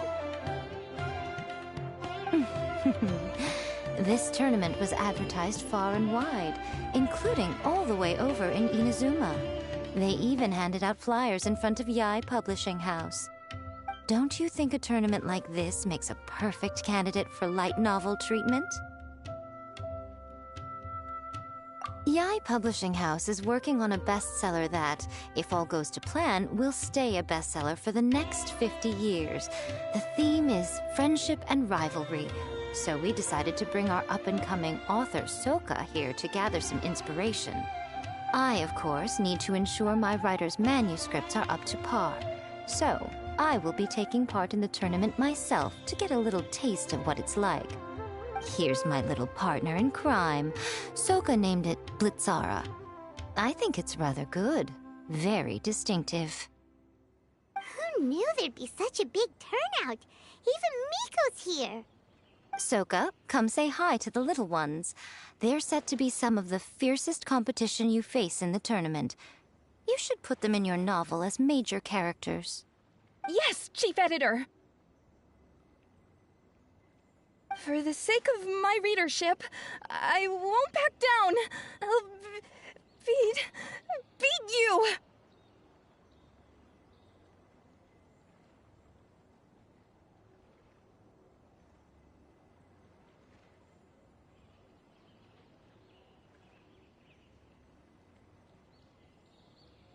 Yeah, just 'cause you're with Miko doesn't mean we'll go easy on you. Ooh, yes. More of that. Do you feel that, Soka? Declaring a challenge to your archenemy in the making before the competition begins is a key plot device that helps build dramatic tension. I wouldn't say I'm feeling that exactly.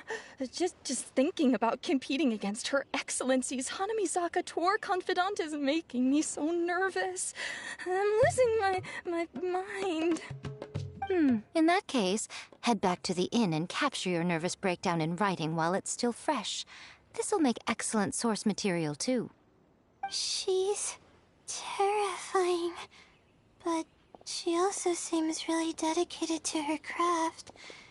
I hope we can be friends. And who is this softly spoken little lady? She's our new friend, Layla. We met her while we were out capturing fungi. Layla's entering the tournament because she wants to take her trained fungi back home to live with her. Her goal is to make it to the quarterfinals. Training fungi, and then domesticating them? How fascinating. You must be full of secrets. There's an intriguing story to be told here, no doubt. I'm Yae Miko, a light novel editor. Purely out of personal interest, and right now what I'm most interested in is you. Nice to meet you. The pleasure is all mine. I have no idea how to respond to that. Traveler, Paimon, I really appreciate all your help. But I want to get to know my 4 shroom buddies a little better and prepare for the qualifiers, so I'll go do some training now. Don't push yourself too hard, Layla! You'll end up collapsing from exhaustion again!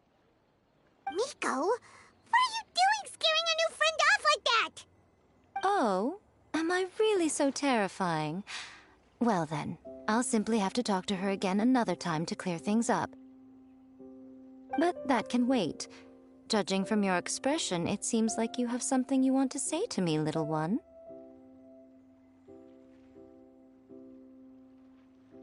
I'm comforted to know that you didn't lose your heads amidst the hype, and you're not just in this to have some fun.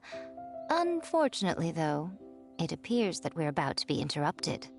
Guji Yae, what an honor to finally meet you. We're so privileged that our tournament is your first destination in Sumeru. Huh? Isn't that the organizer? And that super rich businessman is here too. Goodness, I presume that the tournament is proceeding very smoothly indeed. Otherwise, how would the host and sponsor themselves have the time to spare to chat with contestants one-on-one? How you jest, Guji Yae! Those such as your esteemed self deserve nothing short of the most lavish reception Sumeru has to offer. I see you've already had the chance to try out the Wisdom Orb. What are your thoughts on the future prospects of this technology?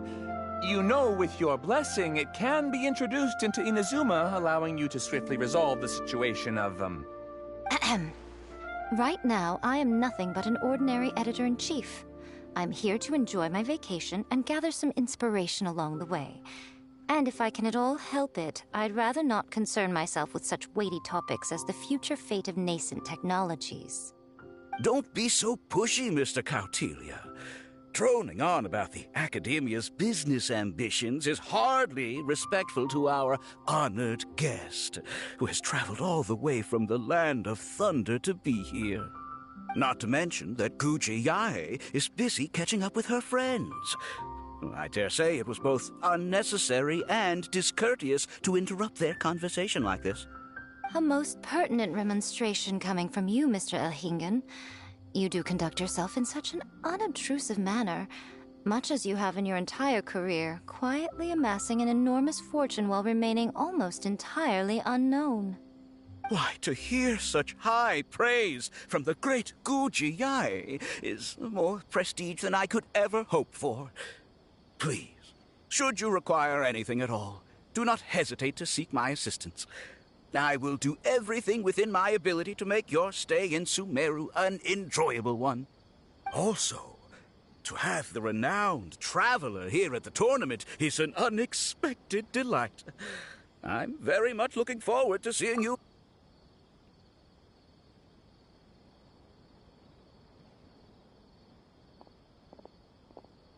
Miko, they're here to do business with you, right?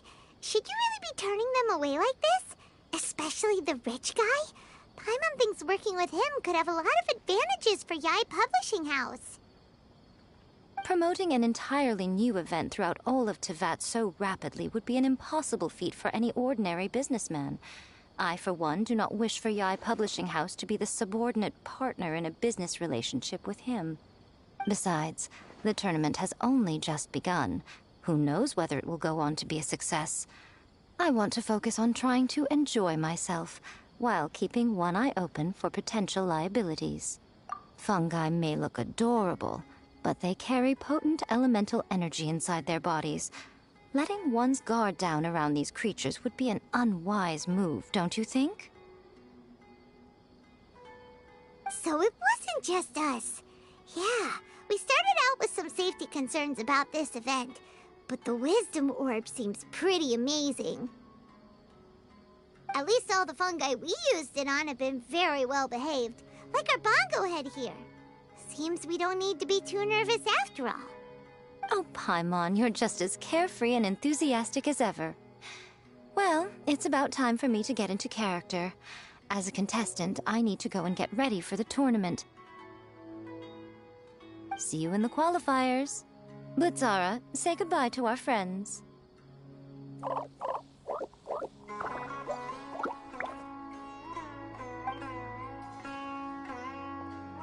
Coming here was a great idea. Look at us, making new friends, bumping into Miko. Oh, this competition is shaping up to be a whole lot of fun. Come on, let's go get some floral jelly for Bongo Head's training, like Hania suggested.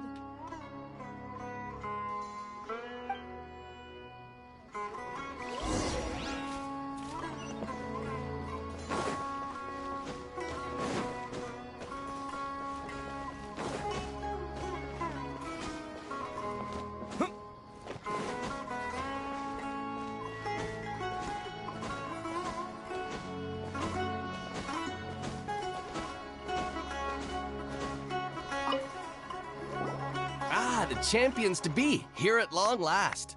Come on now, use the floral jelly and awaken your fungi's true potential. Champions to be? Thanks for the compliment. So you've heard about us too? Of course. I was standing right next to you when you collected your wisdom orb. I couldn't find a convenient opportunity to introduce myself, as Hania was busy explaining the tournament to you. With an expert mentor like Hania, I'm sure you'll become excellent beast tamers in no time. If even the staff are singing her praises, Hania must really know what she's doing. Well, all the more reason to give it our all.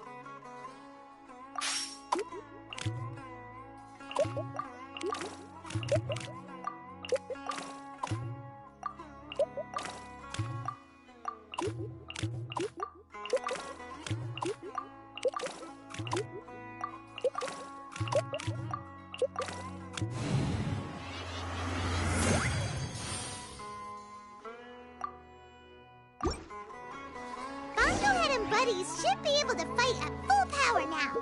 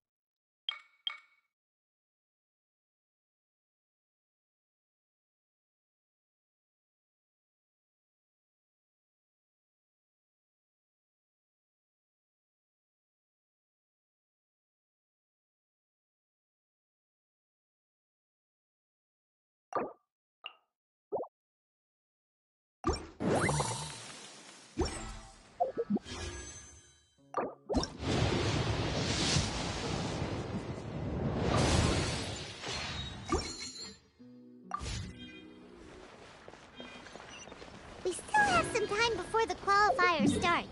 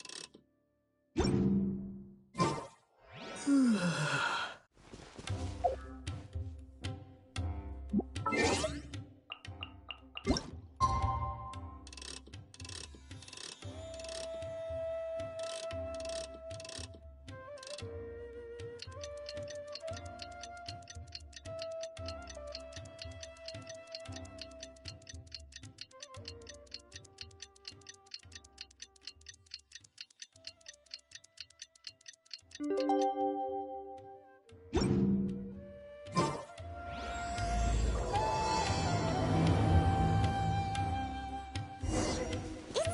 time! Let's get ourselves over to the Nula Polika...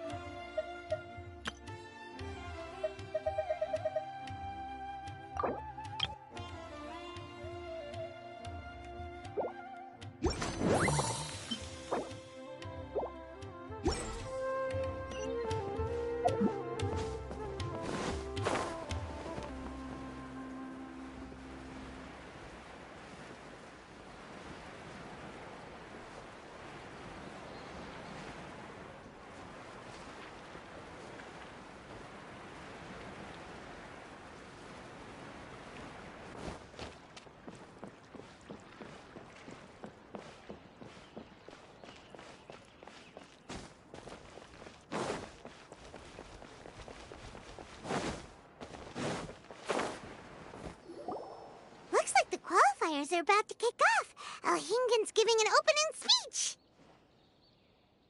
Ladies and gentlemen, the Nilut Pala Cup Beast Tamers Tournament is about to begin.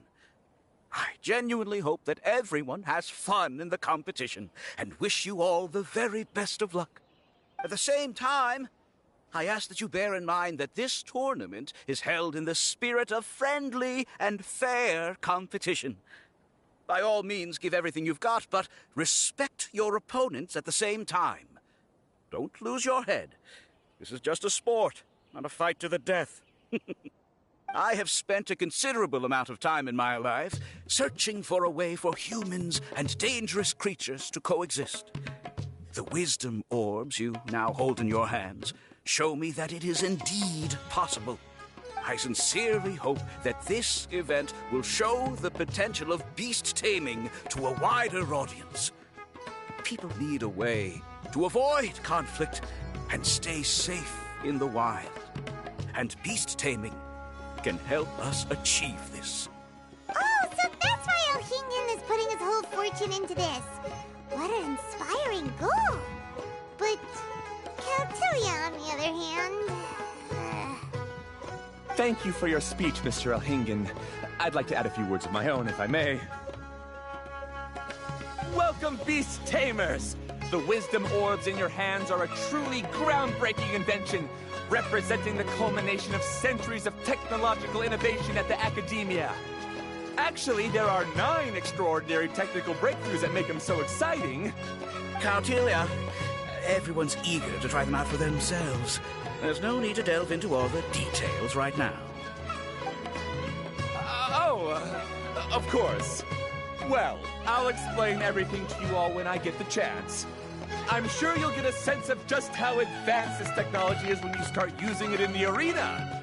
Trust your wisdom orbs and have fun in the competition. What a total nerd! Doesn't he know there's a time and place to talk tech? Good thing Alhingen has enough situational awareness for the both of them. Otherwise, this could have dragged on for a long time. Ooh, the qualifiers have officially started! It's time to face our first opponent!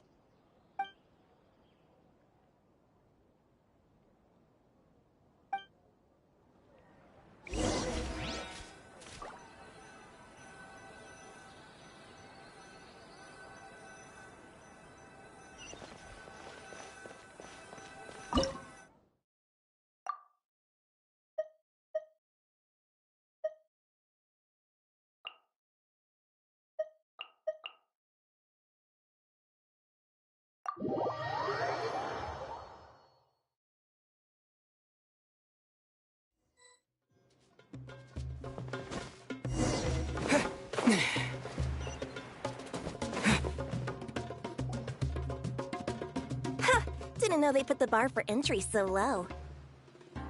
Let's go! This is gonna be over so fast. Don't blink or you'll miss it. Don't be nervous, Bongohead. It's only the qualifiers. These are teeny tiny potatoes. Just think of them as stepping stones.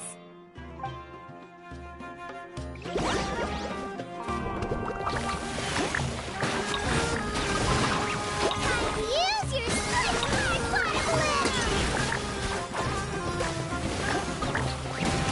Big attacks point to our advantage!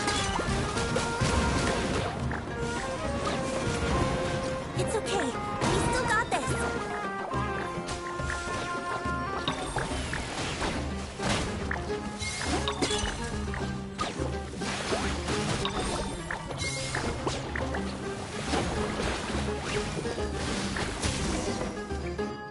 Great job, Bongohead! And everyone else, too!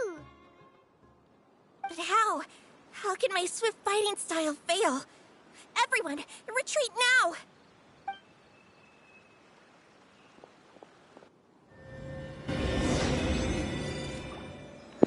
I'll be right. I don't know if you can hear me, but I will be right back again. I apologize.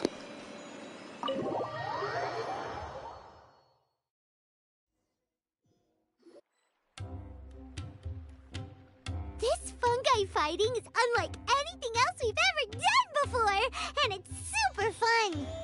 That beast tamer and her fungi work together pretty well, almost as well as the two of us.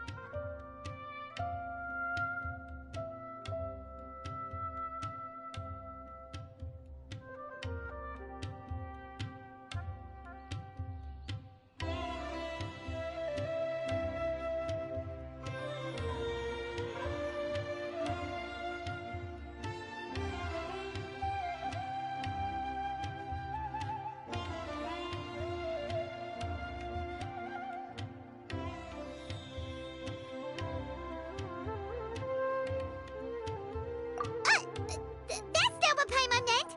Paimon just wanted to say that our opponent seems to have developed her own fighting style unique to her and her fungus. Oh, it'd be great if we were more tightly in sync with Bongohead.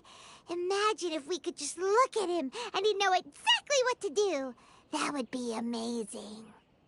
That's why it's so important to develop close connections with your teammates. Miko and Layla! How's it going for you so far? Twirly Whirly and the other shroom buddies were way stronger than I thought. Before I knew it, they'd knocked the opposition out. When I got back to the arena, I saw Miss Yai's opponent running away like they'd just seen a ghost. Miss Yai said she needed to find you and discuss something, so I came with her. Little Layla here breezed through her first battle. Soka won hers by a hair's breadth, but mine was rather disappointing. My opponent was a frightful bore. Well, it's only just started after all. It'd be a bit of a crazy tournament if everyone in the qualifiers was a prize fighter. But anyway, what was it you wanted to discuss with us? You're getting smarter, aren't you, Paimon? I thought you'd need me to remind you, but no, you said it yourself.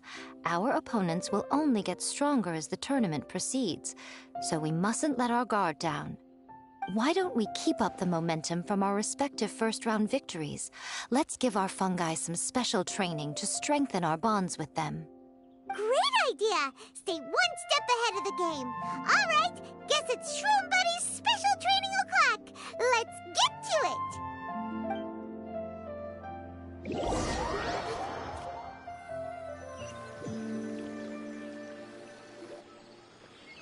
The view here is wonderful. It smells of the rainforest here, and we're far enough away that no one will bother us. Let's have some fun with our fungi friends, then take a break to sample some of Sumeru's delectable snacks. Yay! Snack time! Snack time! Wait a second. Aren't we here for training, though? Or did you put something in the snacks that'll improve our bonds with our fungi? Even if I had that kind of power, I wouldn't dream of abusing it. I assure you, the dried fruits and pastries I brought are quite ordinary. Perhaps you thought I'd planned an intensive training session for you? That won't be necessary. On the contrary, when you're constantly on edge, you miss quite a lot of important things. Since the goal here is to bond with our fungi, we should treat them as friends and create happy memories with them. Eating and having fun together are vital components of friendship training. Imagine if all the Traveler ever thought about was making you stronger, forcing you to build rock-hard muscles just to watch you send Mitatrolls flying. Would you gladly comply?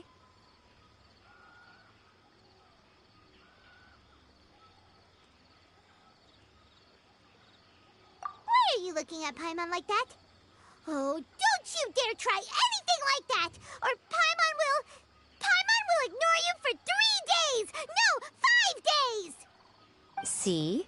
You and he have a very strong bond, but that doesn't mean you'd be happy for him to inflict a rigorous physical training regimen on you. Do you really think the fungi would be any more receptive when they've only just met you? Huh. Well, when you put it like that... Miss Yai is right. Also, I'm curious to see what would happen if the Wisdom Orb is turned off or malfunctions. I wonder if the fungi will stay tamed or not.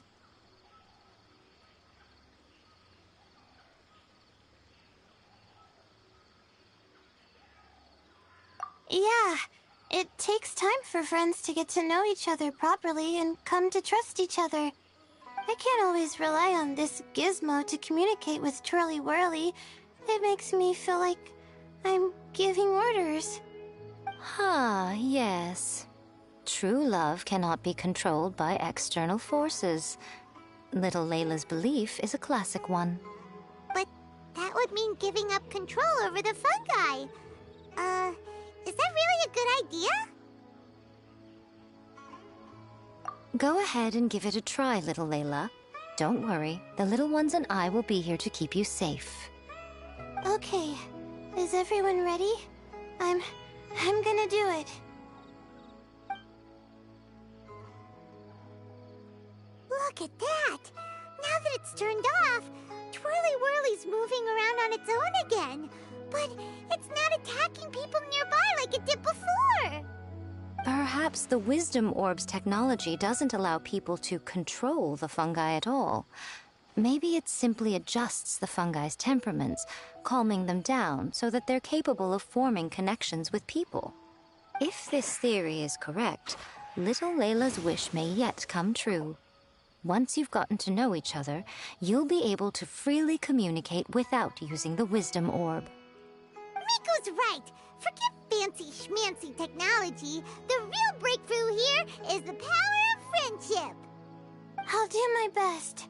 I want to learn all about Twirly Whirly's likes and dislikes, then buy lots of snacks from the almighty merchant. Paimon wants to get to know the real Bongo Head, too. Let's try deactivating our Wisdom Orb, shall we?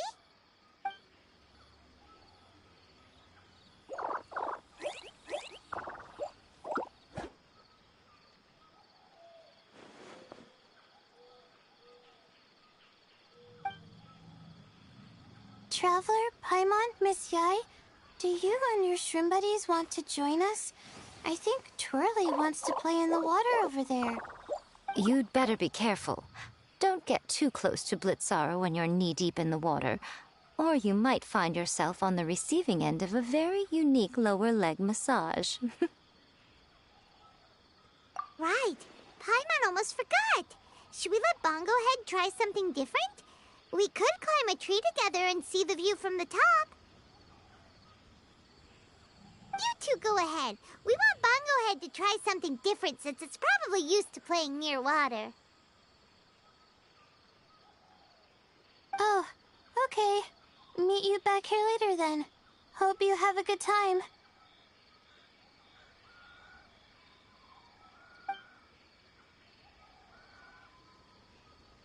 Bongo Head, we can do whatever you want to do. Just let us know. Paimon will probably understand you.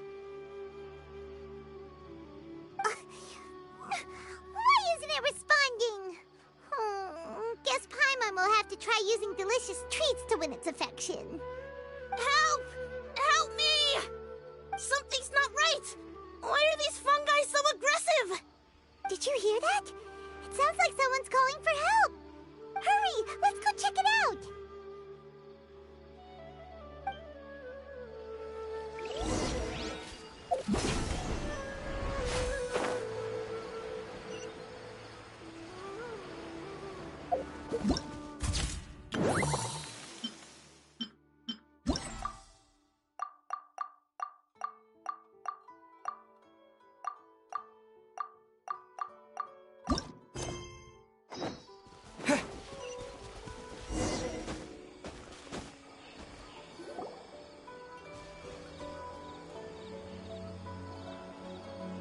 What are you doing here?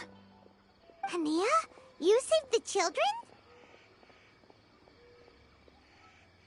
I happened to be nearby. The children were mimicking what they'd seen the contestants doing and ended up getting surrounded by wild fungi. Fortunately, I heard the commotion and got here in time to save them. That's so dangerous! Why are they trying to approach wild fungi without a wisdom orb? It's hardly their fault. I was almost drawn in by the fungi's cute appearance once, too.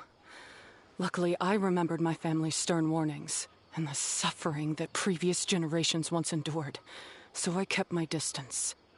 People never used to be under any illusion about how dangerous the fungi can be, but this Neelit polycup is changing people's perceptions, and now they're letting their guard down against the fungi, a consequence that Elhingen failed to foresee.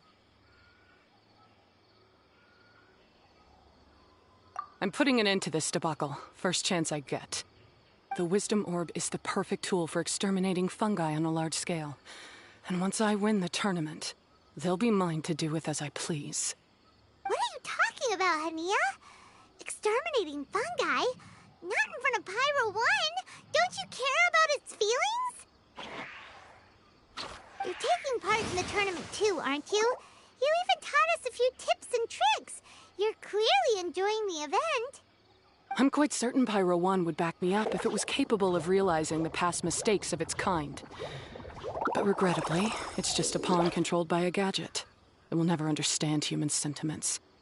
As for why I taught you guys a few things, don't you realize? I saw your potential, and I wanted you to help me reach my goals. Yet here you are now pleading the fungi's case. You've gotten too deep in this absurd game. Looks like Golden Comet and Silver Companion don't deserve such a stellar reputation after all. Wait! Don't go! We turned off our Wisdom Orb just now, and we were playing with the fungi and everything!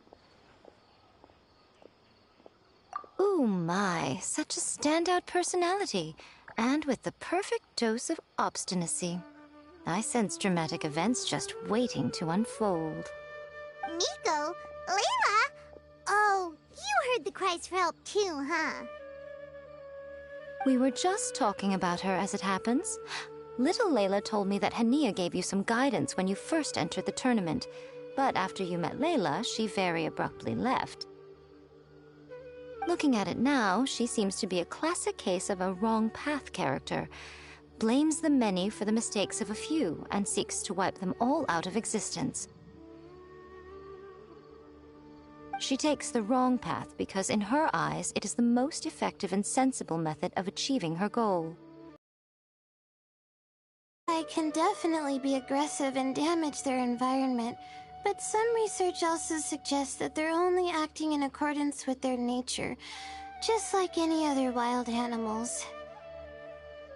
The fungi have existed for a long time. No one knows what the ecological implications for the rainforest would be if they all got killed off suddenly. Right! We shouldn't resort to extreme measures. No matter what Hania has been through, we can't let her do this just because she wants to. You intend to stop her achieving victory? I can't say I didn't expect that response from you, but I hear she's one of the favorites to win this tournament. Are you prepared to face such a formidable opponent? That's what you brought us here for, right? To get acquainted with our fungi friends so we can cooperate better with them? Wait, did you know all this was gonna happen? It would be rather boring if I had arranged every last detail in advance. The chance encounter between you and Hania came as quite a pleasant surprise. Today's training ends here. The qualifiers should be over now. We should go and find out what to expect in the later stages.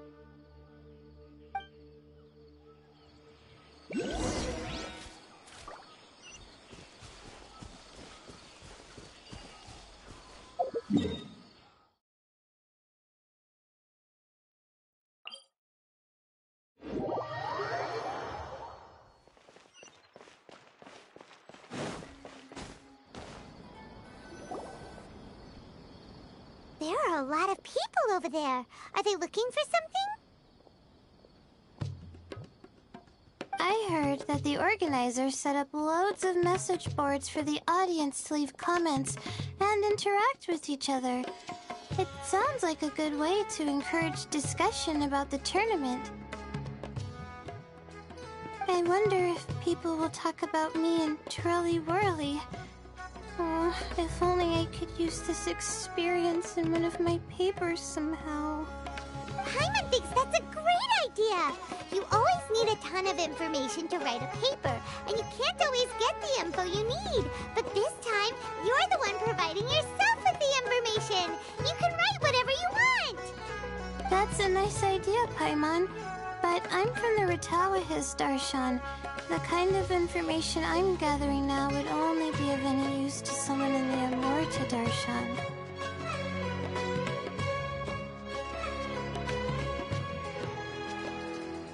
Yeah! You can provide the information to Amorta students! Maybe sell it to the highest bidder! Wait, no! Royalties! Charge royalties! Mora is a secondary consideration, but I could make it a fair trade by getting the Amorta students to read through some advanced papers for me and figure out what Twirly Whirly's kind likes. If I can narrow the search, it'll make my life a whole lot easier. I won't have to buy hundreds of different things and get Twirly Whirly to try them all. Just thinking about it makes me want to pass out.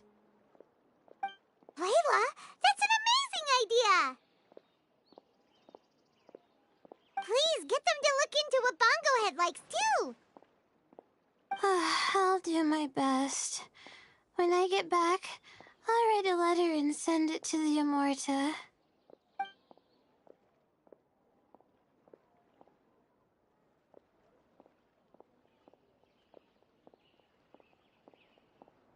Little one, the pairings for the remaining 32 are out.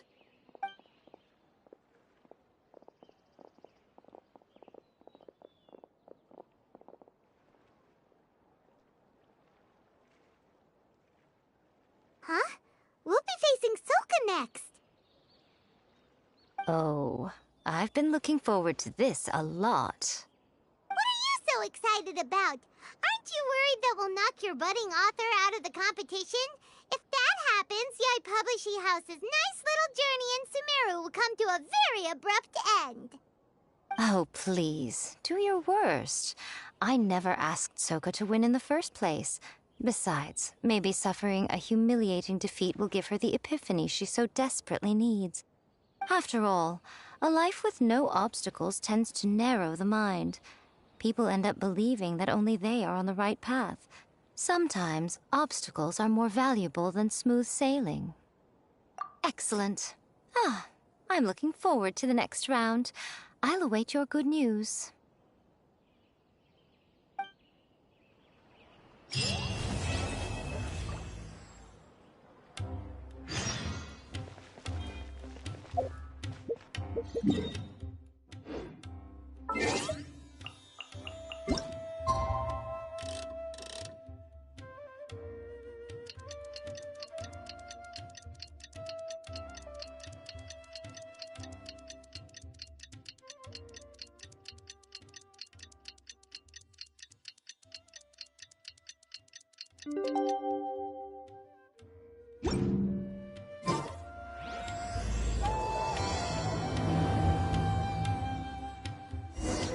Today's the round of 32 for the New Power Cup.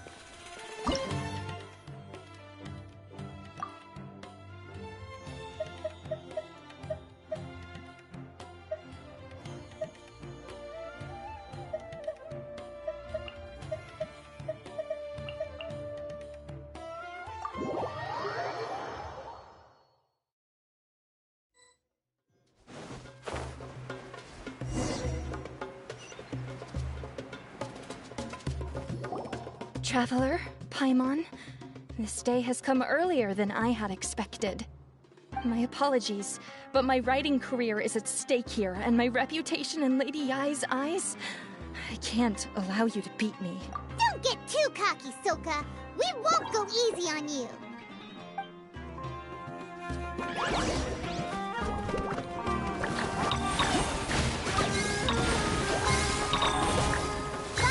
Use your ultimate water blast! Let's finish it! How can this be? They're too strong! Unleash the wrath of the storm, Stormstress!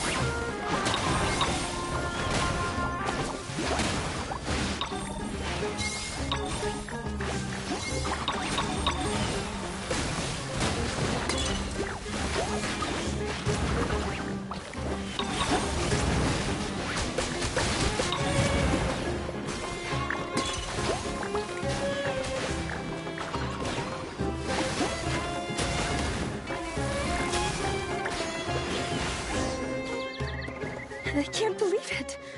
I lost. That's it. It seems that the guests of Tenshukaku have powers beyond the reach of mere mortals like me. Oh no! Did we go too far? Soka's taking this pretty hard. Miko said it was fine not to hold back, but she'll definitely be mad at us when she sees her in this state. Oh, Paimon's freaking out. Okay, we should just go apologize to Miko. Come on, Bongo Head. Put on your best guilty face.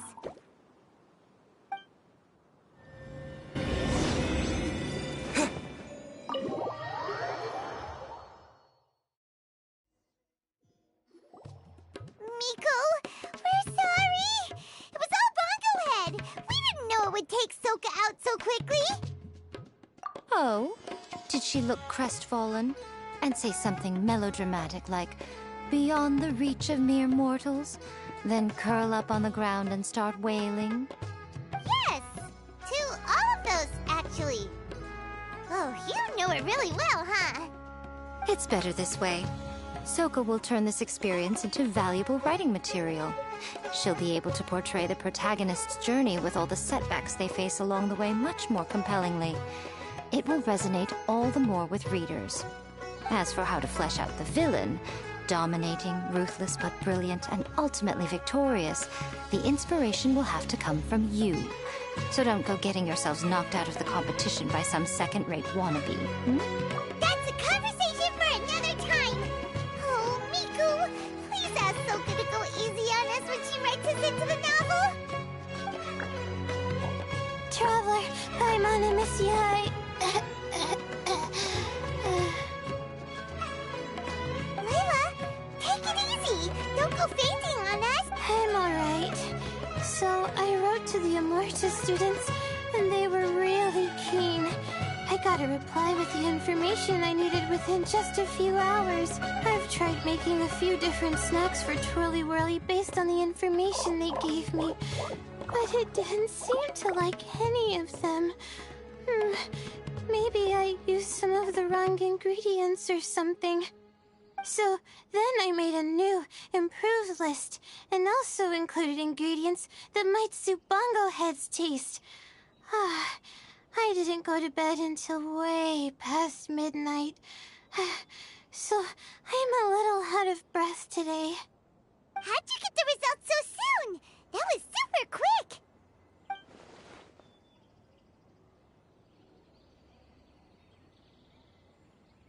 How's it going, my little Layla? Have you been teaching your opponents a lesson? Yep. Thanks for taking us training, Miss Yai.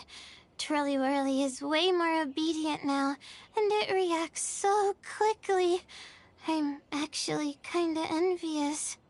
But the opponents have gotten stronger too, so the pressure is on. I gotta train with Twirly Whirly some more if I want to have a shot at getting into the quarterfinals. The problem is, I'm also planning to visit the Almighty Merchant at 7 in the morning tomorrow to buy all the ingredients I need. Oh, that's no problem. I'll join you with your training session, and we can leave the little ones to buy the ingredients. They're quite the experts in running errands. Oh, sounds like you two help out Miss Yai quite often, huh? Right! Yeah. Please don't turn us into scary evil bad guys. Don't worry, little Layla. They're just apologizing to me for defeating Sokka. Go buy yourself a nice drink, take a break, and catch your breath. Thanks so much. You guys are the best. This is the address where I arranged to meet up with the Almighty Merchant. And here's the list of ingredients. Thanks again. Hey, it's our pleasure. You helped us look into Bongo Head's preferences, remember? Glad we can return the favor.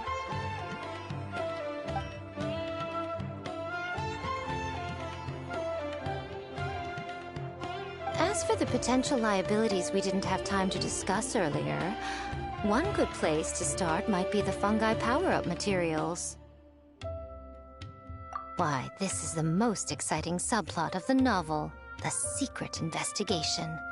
I'm sure you must be curious about where the magical powers of the Wisdom Orb and Floral Jelly really come from. Besides, if we fail to uncover what's really going on in this tournament, we simply leave Hania to her own devices. Who knows what chaos might ensue? This is suddenly sounding super complicated. Paimon isn't really following. I suggest that you act just before sunrise, while most people are tired and resting. You may find some important leads.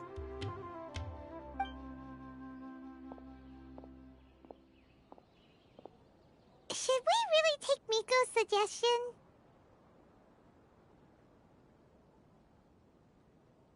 Yeah, you're right. Okay, let's wait until early tomorrow morning and go check out the fungi power-up place. Don't worry, Bongo Head. You're not under suspicion or anything. We just want to make sure everyone stays safe in this competition.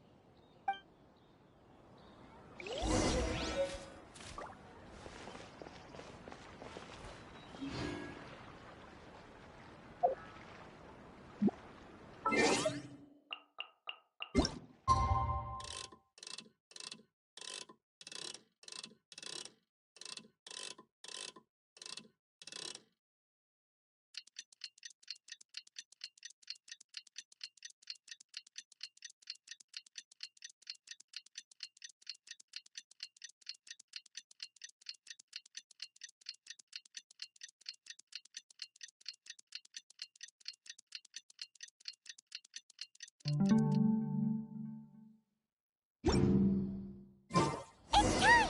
Let's head towards the fungi power-up place. It should be totally deserted. After we're done...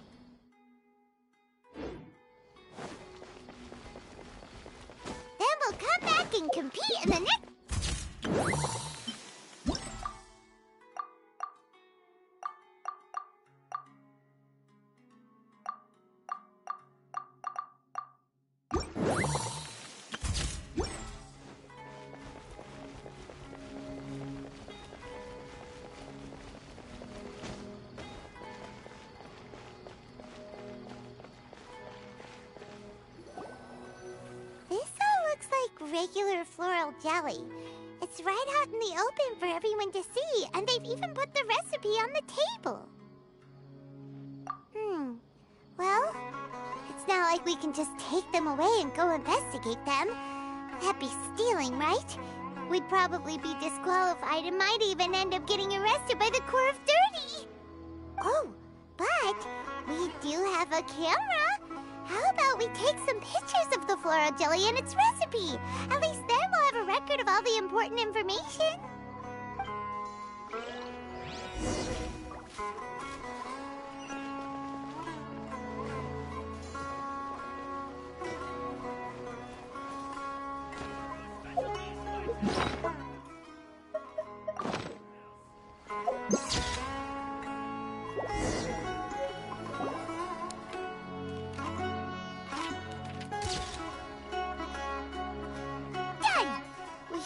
An expert to analyze these photos, but we're kind of running out of time.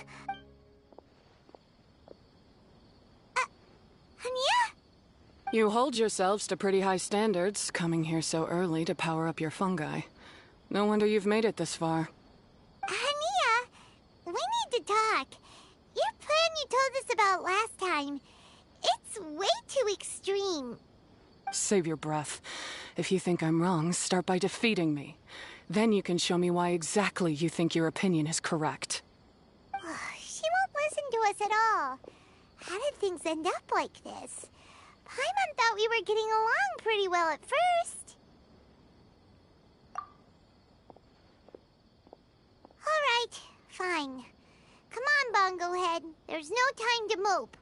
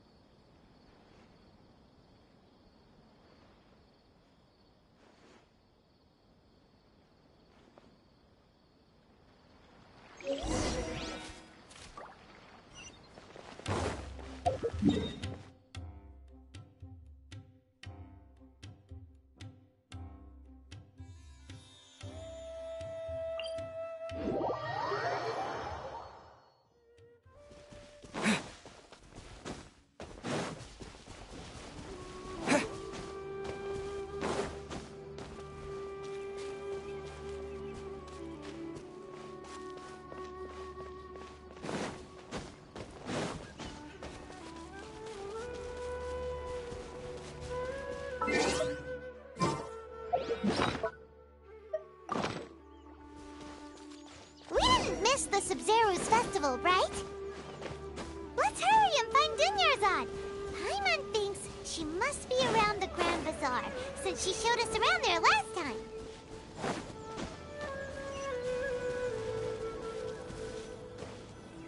Layla's note said that this is where we should be meeting the Almighty Merchant.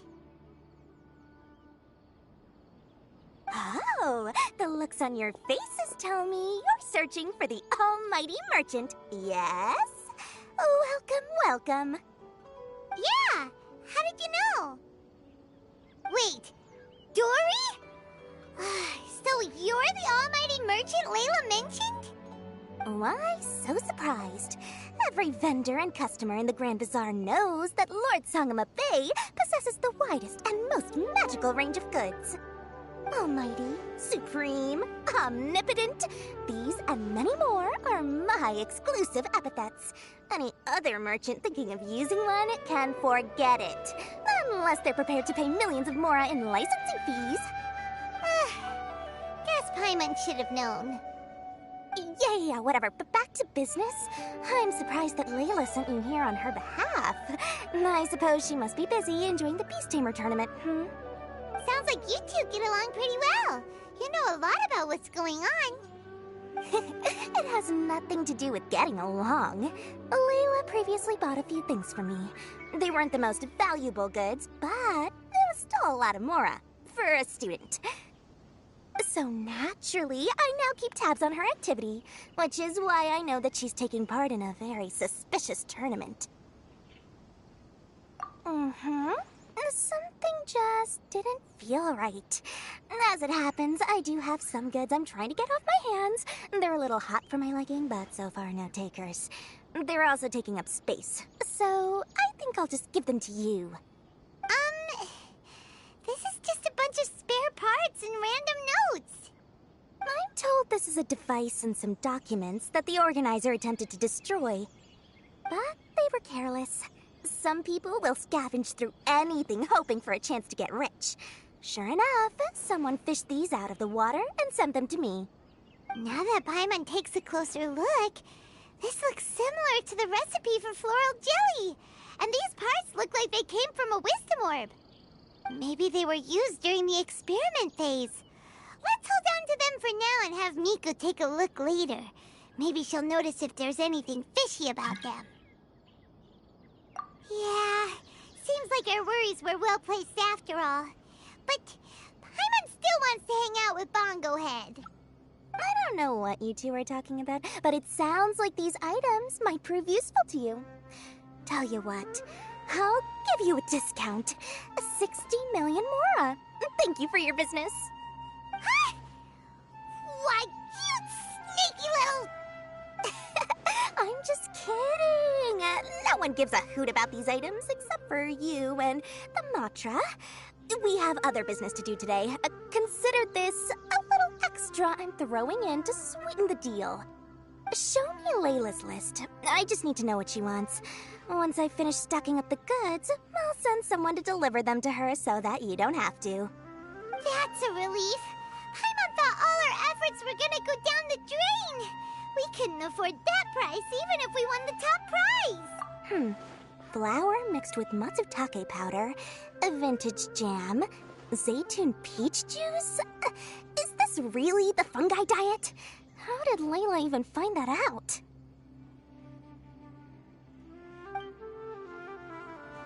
Paimon still feels kinda uneasy about all this, but we don't have much time. Let's continue with the competition.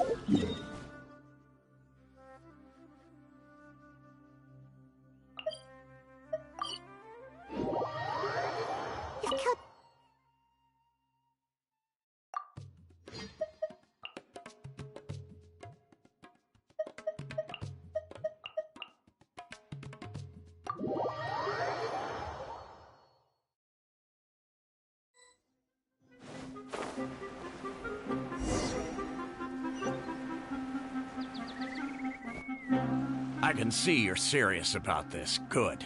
Time to put my years of rigorous training to full use.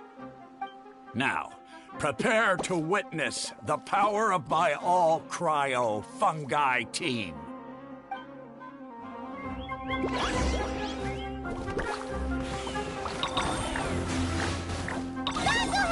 Give them a taste of your super water balloon blast!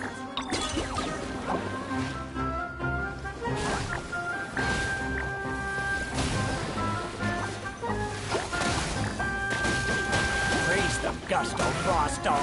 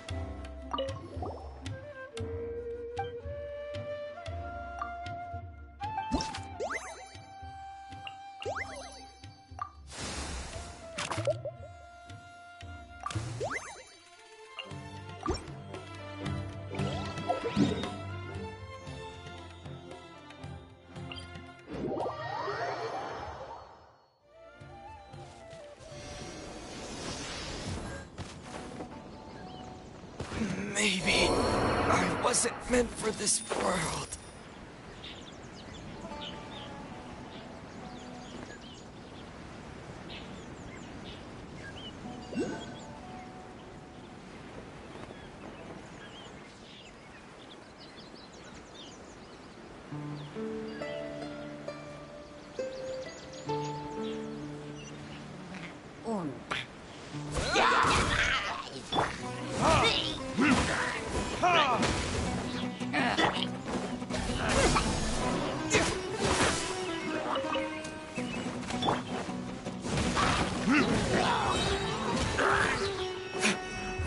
Verdict is... propagate!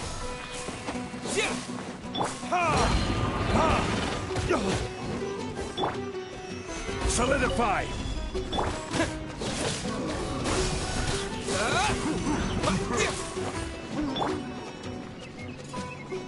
Burn!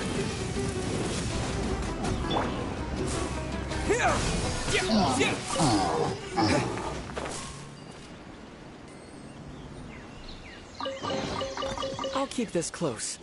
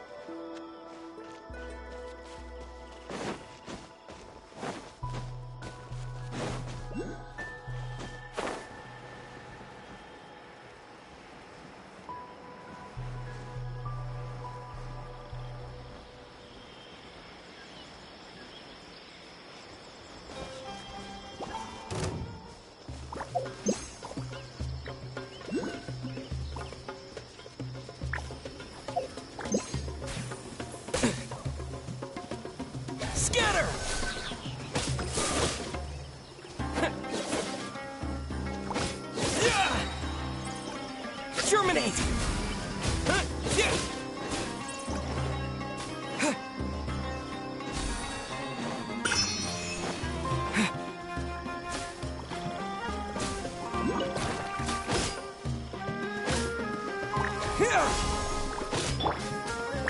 Stabilize!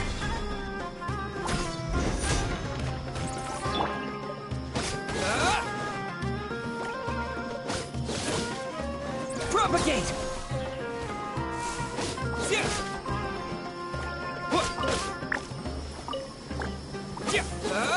Scatter!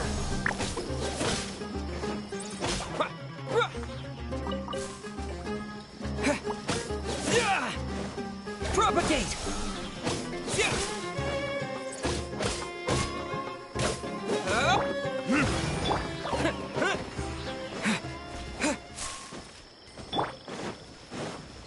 I will have order.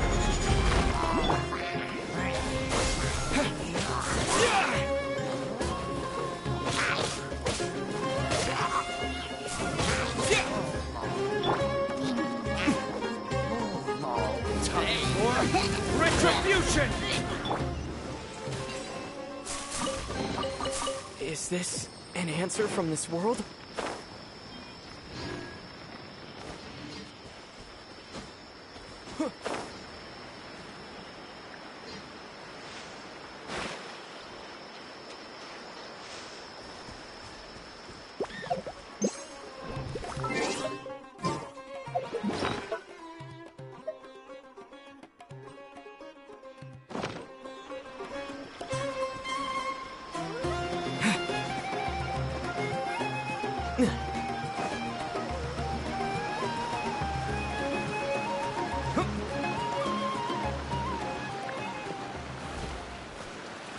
Scatter!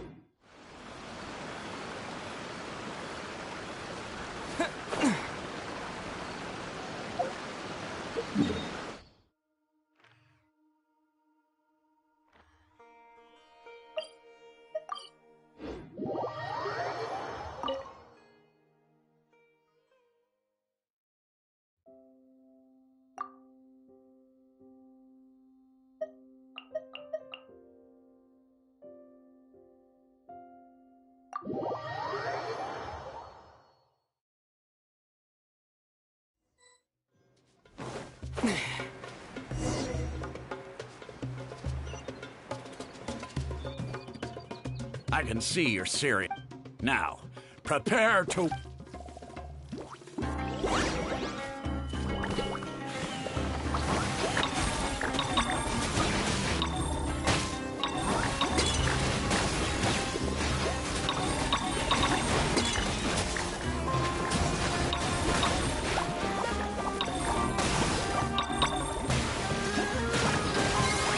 Praise the Gusto Frosto!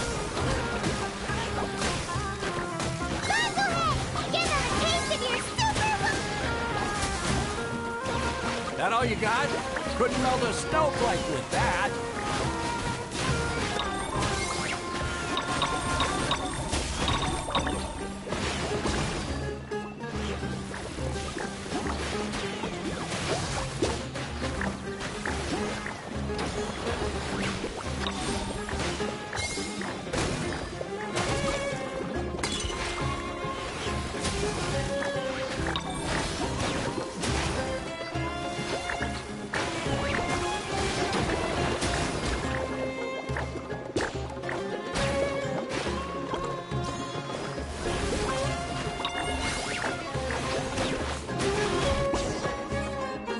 Impossible! My team has been defeated? Whew. That was a hard-won battle. You and your buddies put up a good fight, Bungo Head.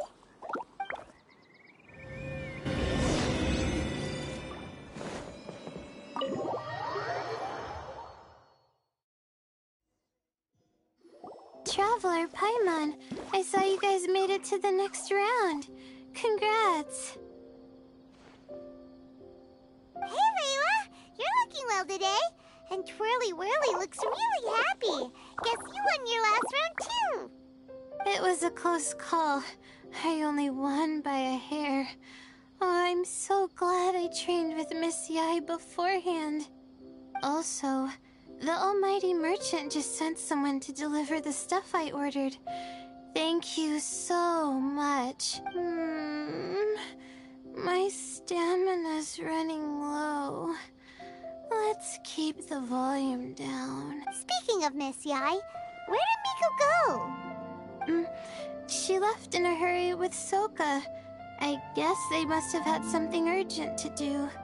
Also, I think they were escorted by a mercenary from the Corps of 30.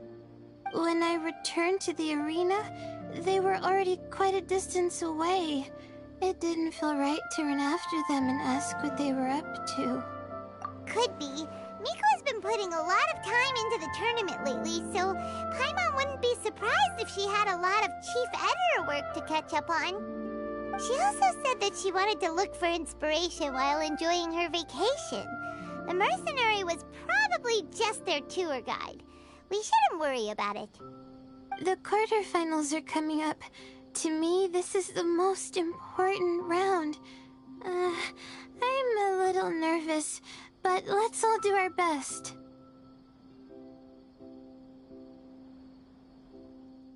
Yeah! We've all done really well to come this far in the tournament. Keep it up, Layla! Right! We have to stay vigilant. Okay, let's take some photos of the items we got from Dory to add to the ones we took this morning. We'll show them all to Miko when we see her next.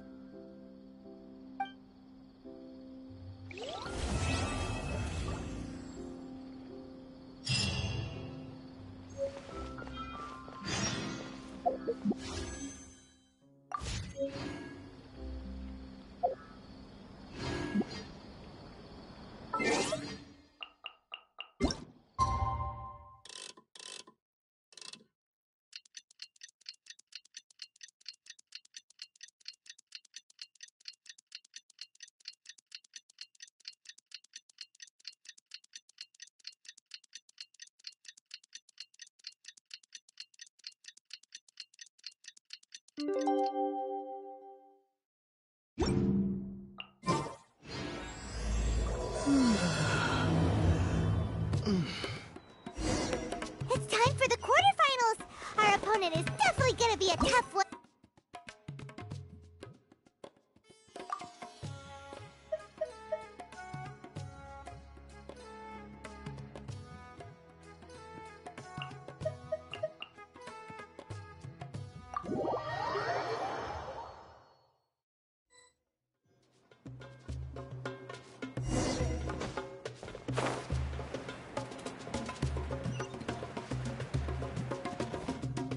Ugh, it's you.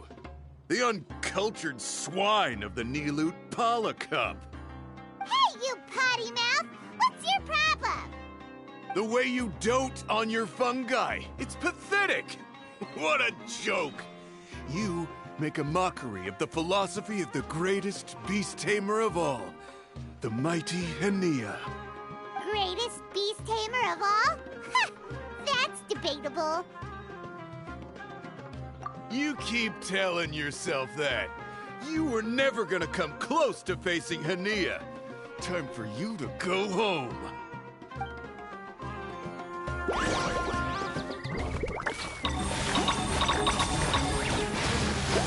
Let's finish this with a water balloon meteor strike!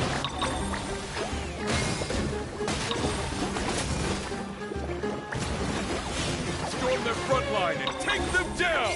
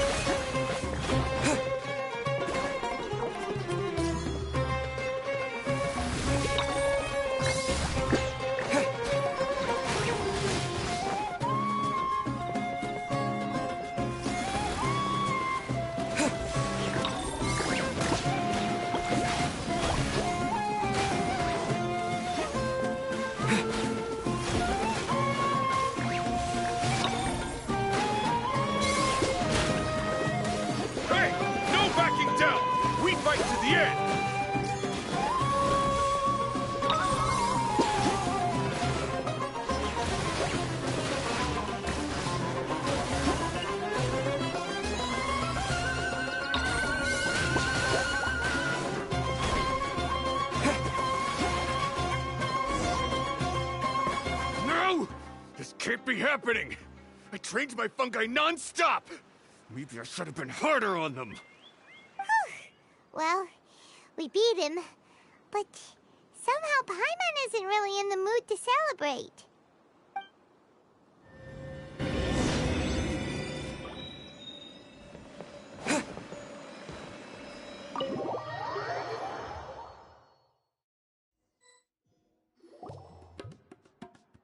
Traveler, Paimon, I made it through.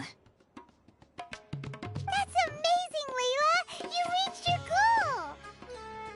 I heard you won against the unstoppable Hardy Two Blades, but you don't seem too happy about it. How come? It's just that... he was really mean. He said some weird things.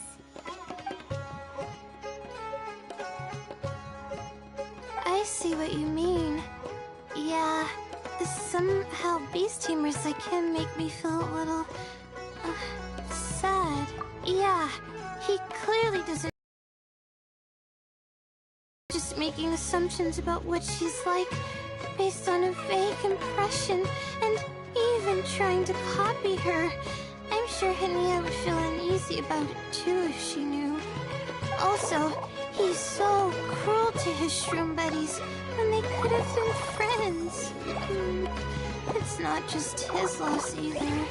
It brings all the other contestants down. Right! You have the right mindset, Layla. If only everyone was like you, this whole tournament would feel a lot less gloomy. But it's only because I'm not aiming as high. I just want to be able to take Twirly Whirly back to live with me. That's all. Oh, looks like the next fight is you against me. Let's just try to enjoy ourselves. It doesn't matter who wins. This is just a little contest between friends.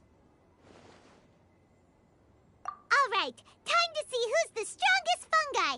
Twirly Whirly or Bongo Head. Loser buys dinner for the winner. Whatever deal this is, you seem very happy about it. Did I miss anything big while I was gone?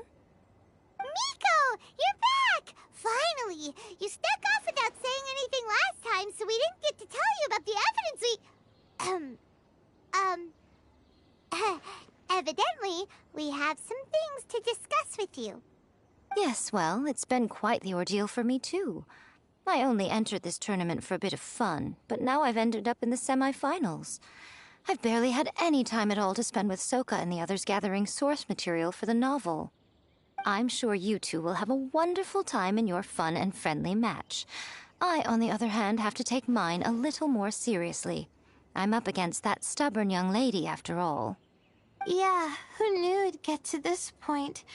Miss Yai has to face off against Hania. Look on the bright side. Maybe Miko will help us defeat Hania. But that means we won't get to show Hania the error of our ways ourselves. Whatever. Paimon just doesn't want to see Miko lose.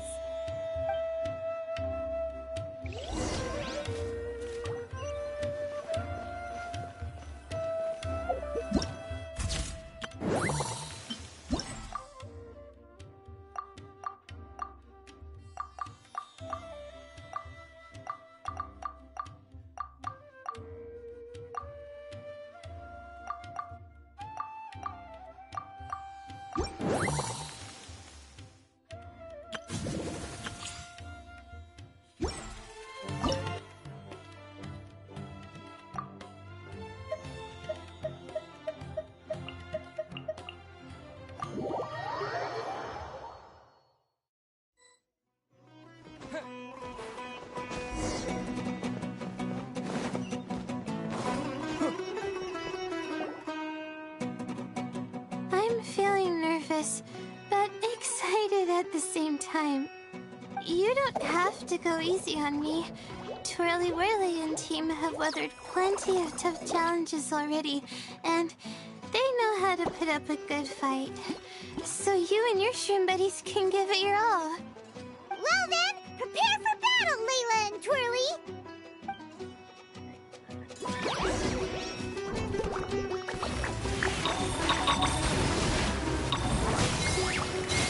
Use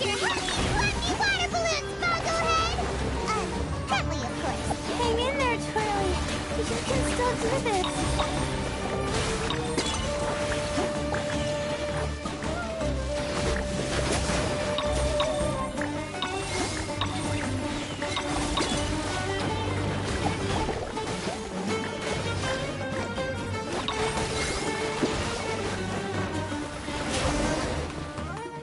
Oh shoot, we lost. But you and the gang put on the best show I've seen so far, Twirly Whirly. That was a real blast. I loved it. Thank you all. Twirly Whirly and I went out with a bang. Any other opponent, and we might be feeling a little disappointed right now, but we were definitely beaten by the best. You did really well too, you know. Felt like we were one wrong move away from a very mushy bongo. Just letting the fungi do their thing and enjoying the match with no pressure to win, it was a good feeling. If only every match could be as carefree as that. Meanwhile, Miko's busy duking it out with Hania. Oh, Paimon's so nervous for her. Let's go see how she's doing.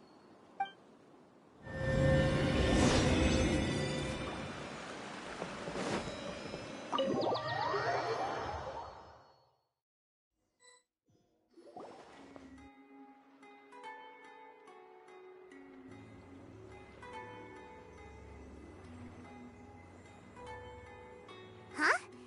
It's over already? And why is the atmosphere so heavy? Does this mean Miko won? Your match is over too? You took your time. I'm assuming it was a close call. You sound way too relaxed for someone who just fought in the semifinals. Bet it was a walk in the park, huh? Yes, ours was as far from a close call as you could get. All it took was a few short, sharp strikes for Blitzara and I to be beaten by Hania. Huh? What? You think this is funny? Am I a joke to you? Far from it, Hania. I know full well how serious you are about all this, from your ironclad determination to annihilate an entire species. How would I ever dare mock you? That said, if you continue down this path and find that it leads somewhere quite different from what you had hoped, what will become of that ironclad determination then? I look forward to finding out. That's not your concern. Running away so soon? Miss Yai lost the match, but why is Hania the one who seemed upset? The situation gets more interesting with each development. Blitzara injured Pyro 1 soon after the match started, and Hania was clearly quite distressed.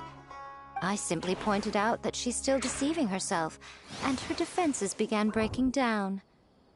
She's more fragile than I'd imagined. You mean Hania isn't as heartless as she tries to make herself out to be? So she does care about Pyro 1, but she didn't mean to show it in front of you. Right answer. Now's our chance to get through to her.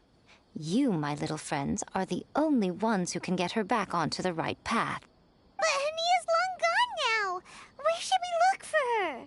Well, right now, I'm sure she must be wondering what it is that has made her suddenly start doubting herself after all this time. The answer lies with the three of you. I'm sure you all know where she's gone to. The place where I first met the Traveler in Paimon? Good point. It was when Layla mentioned her plan to bring her shroom buddies back home with her that Hania's mood suddenly changed. Layla, it seems like you're onto something. Let's catch up with Hania and set things straight.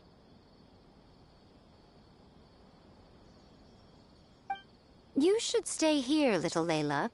I understand that you want to help Hania, but she's not the kind of person you're good at dealing with. Leave it to them this time. That's true. And if I said something that struck a nerve again, I'd only make things worse. Plus, you guys move pretty fast. If I tag along, I'd probably need to stop and gather my strength every 10 minutes. Well, what are you waiting for, little one?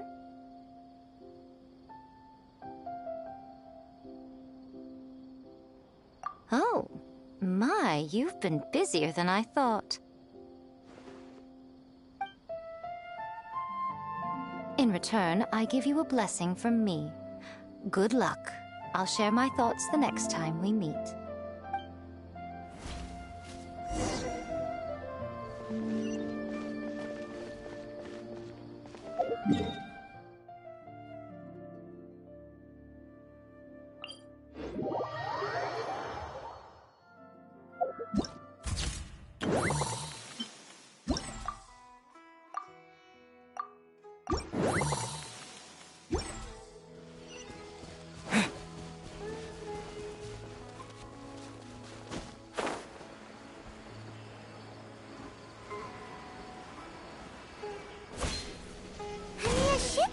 Here somewhere.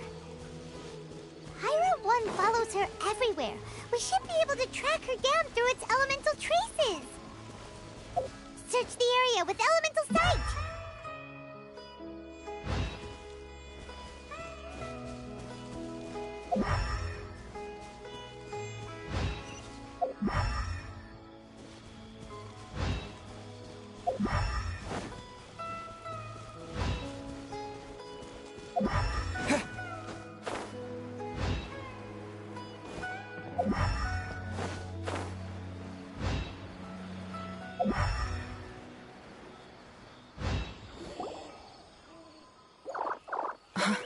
How did you find me here? We followed Pyra 1's tracks. We're a little worried about you. Wait a second. Are you comforting Pyra 1? The irony, I know. And I'd probably be enjoying it if Pyra 1 were any other animal than a fungi. The next time we meet will be in the finals. Whatever you have to say, save it for if you beat me.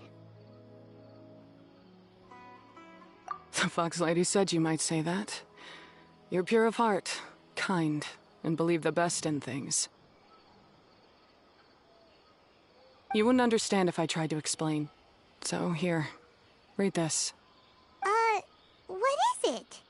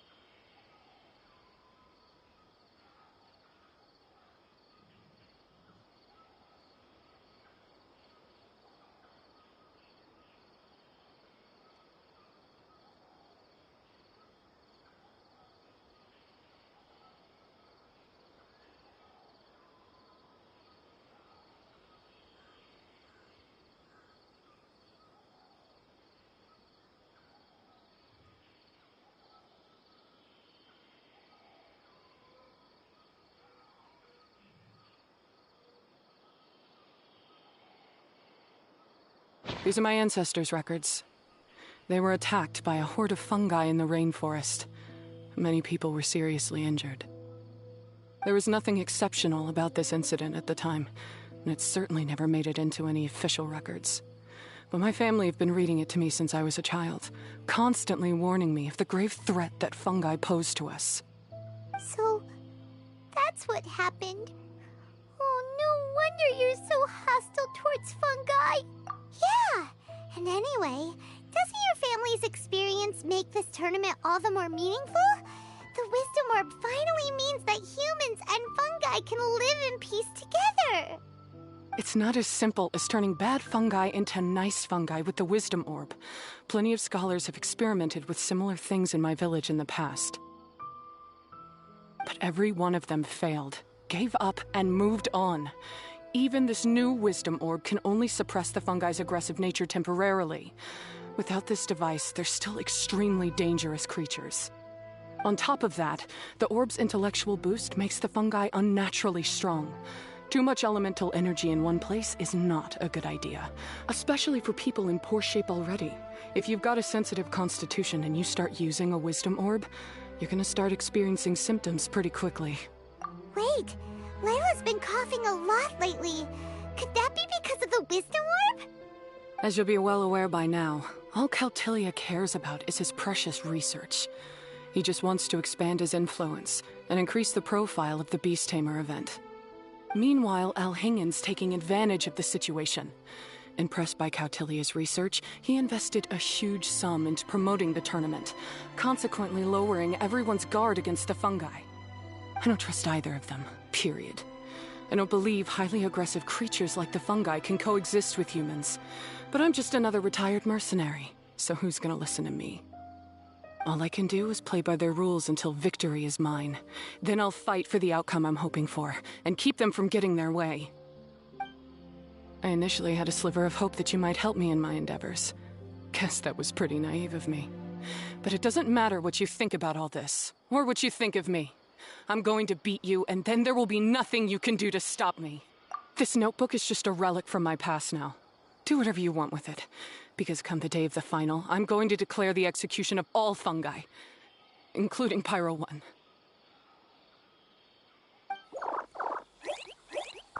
It's time to say goodbye to the past. That didn't go as planned. Well, there's only one option left. We gotta defeat Hania in the final match! Didn't Hania mention something about other researchers in the past trying to stop the damage caused by fungi too? There should be more information in this notebook. Let's take a look.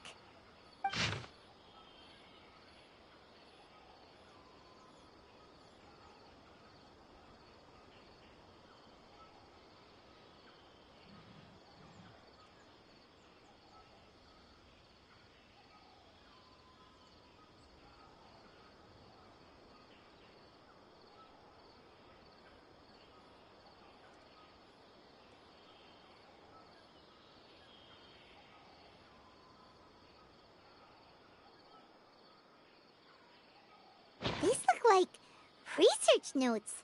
Guess Hania's ancestors kept them after the scholars left.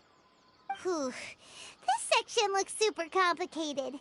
The handwriting is really bad, and there are too many technical terms. Paimon can't make heads or tails of this.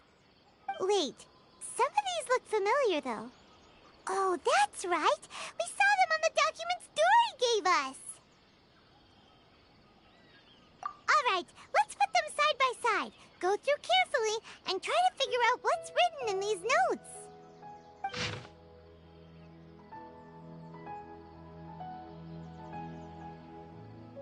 A capturing device and a withering potion.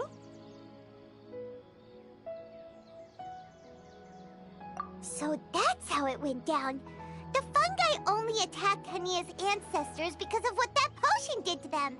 And then the researchers built that device to try and capture the angry fungi.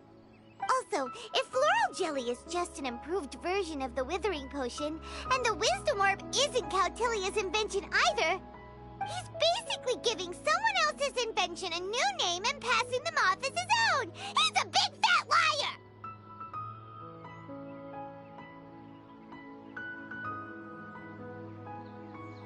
Why is Cautilia so eager to get people to use the wisdom orb anyway? We gotta warn Alhingen. He needs to stop bankrolling Cautilia right away! As for Hania, she has no idea that the fungi only attacked her ancestors because they were under the potion's influence. No wonder she holds it against them.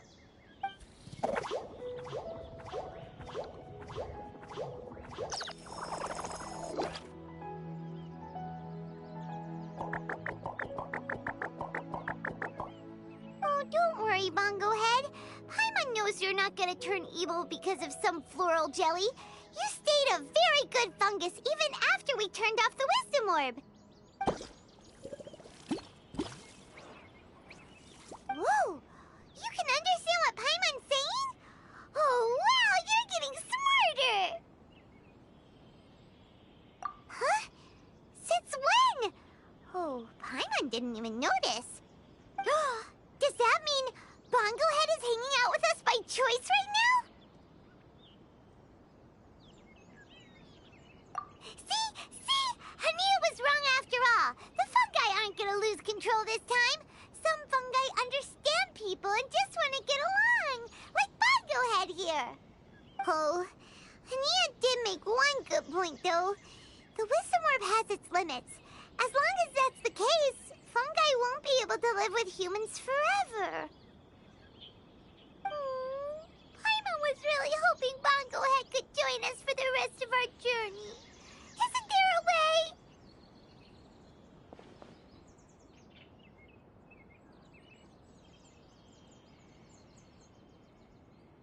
Yeah, it's a shame, but it seems like there's no other choice. We still have some time before the final. Should we report Cautilia to the Academia? True. For him to have made it this far, he must have been planning for a long time. If he caught wind of our plans to expose him, he'd definitely be wary of us. Whatever else happens, we have to give it our all on the day of the final. Let's beat Hania and knock some sense into her. Then we should get Elhingid to help us expose Cautilia for the fraud he is!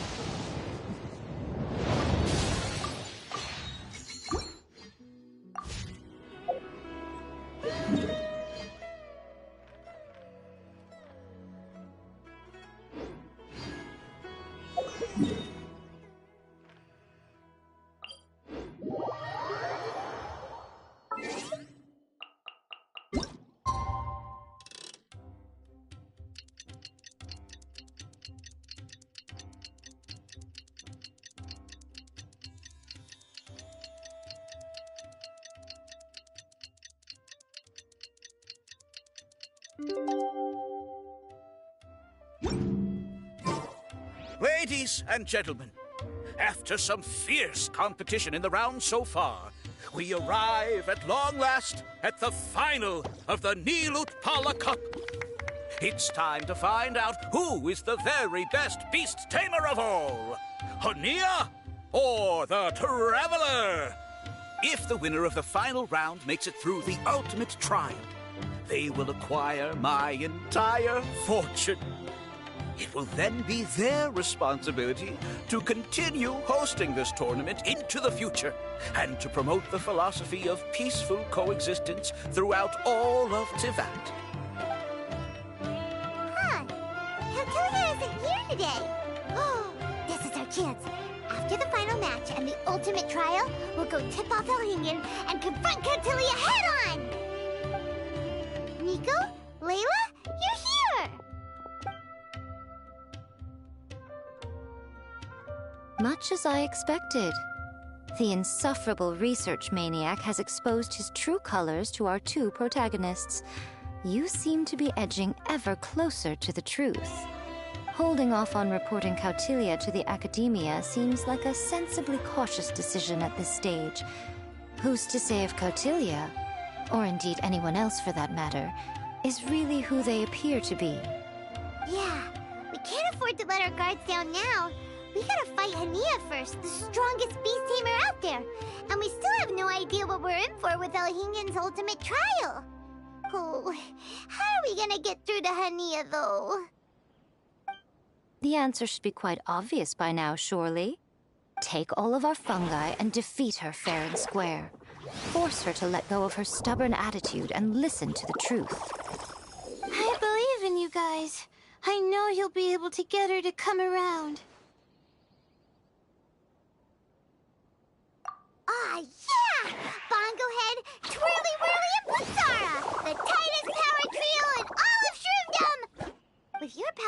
combined. Winning this final will be easier than taking a radish from a hilly churl.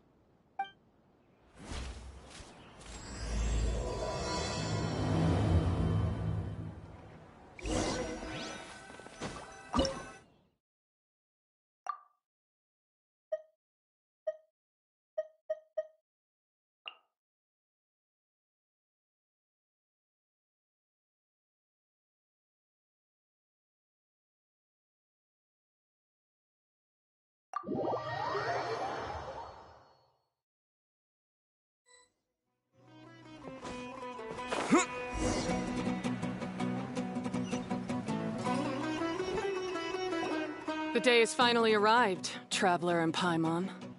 I warned you not to get emotionally attached to the fungi. You have to treat them as your pawns. But it seems like you haven't changed one bit. In which case, this match will be a short one. Yeah! When we send Bongo-headed buddies into action, it's like clockwork, and we ain't about to stop ticking! Time to show you how a real beast tamer fights. Your feeble strategy will be your undoing. Go, Pyro 1!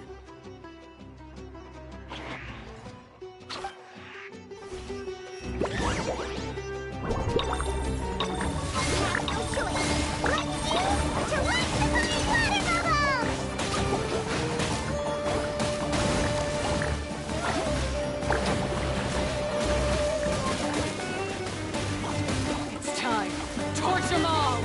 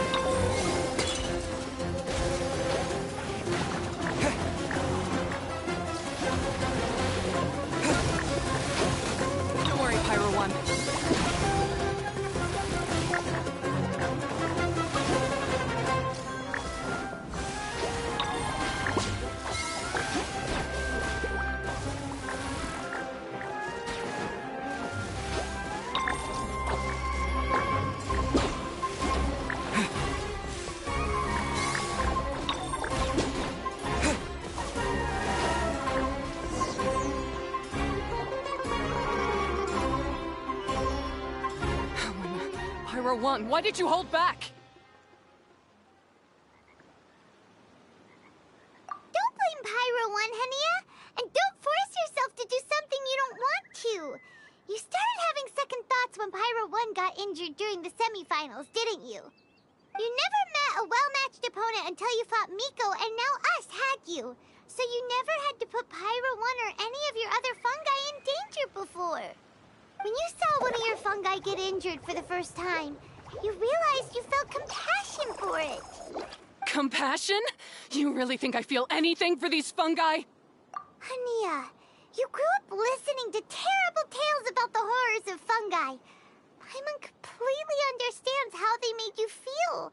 But that doesn't mean that you should just treat a buddy who stands by you here as your arch enemy. You won't be able to lie to yourself forever. We fight off fierce fungi all the time, and we always used to think of them as monsters, too. The whole reason we entered this tournament is because we didn't want fungi causing any trouble. But after meeting Bongo Head, we realized that if you just give them some time and treat them well, the gentler fungi will get to know you and treat you like they're friends. At the very least, treat fungi like they're on your side, not as your pawns, and certainly not as your enemies. Enough! Don't patronize me. In case you've forgotten, this match isn't over yet.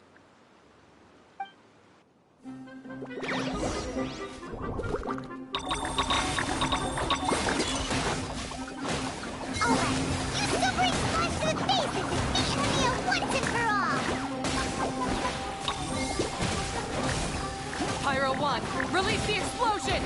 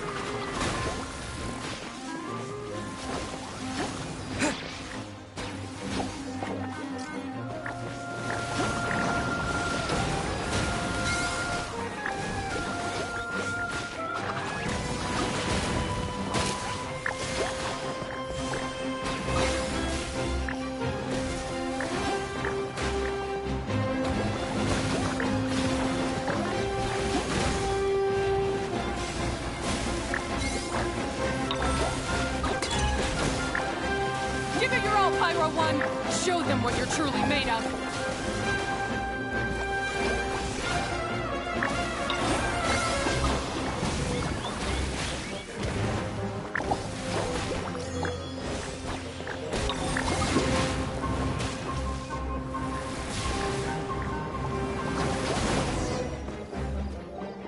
I failed. Just before the most important step of all, I failed. You two, you were the only ones who could stop me.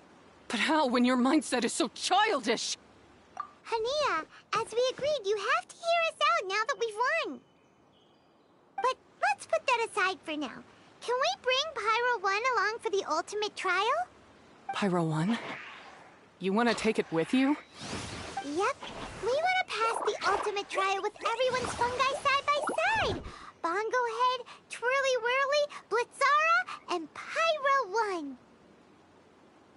We looked through your notebook that day after we spoke to you, and it cleared up a lot of things.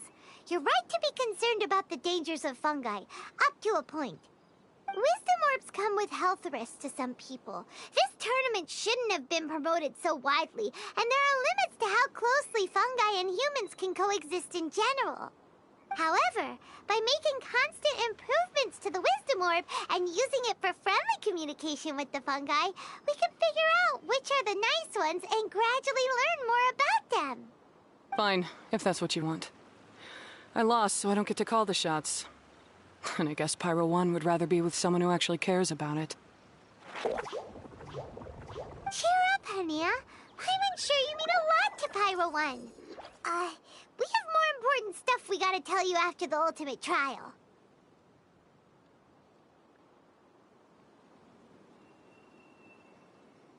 That's right! You'll see things differently after you know the story. Paimon just knows it. I just had to say, what a magnificent duel. A battle between competing philosophies, as well as a showdown between two top beast tamers. Elhingen? What are you doing in the arena? Why, I'm here to witness the final duel, and the winner's spectacular performance in the ultimate trial. How could I possibly miss such a milestone moment in this tournament's history? Come now, Traveler, Paimon, it's time to prove yourselves. I have no doubt that you'll play a significant role in bringing this tournament to a whole new level.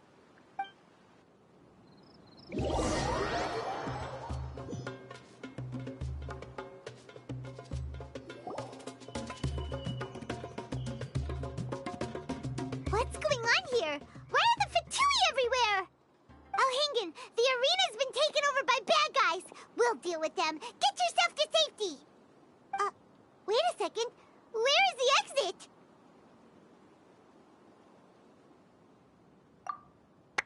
The Traveler is correct. Nothing gets past you, does it?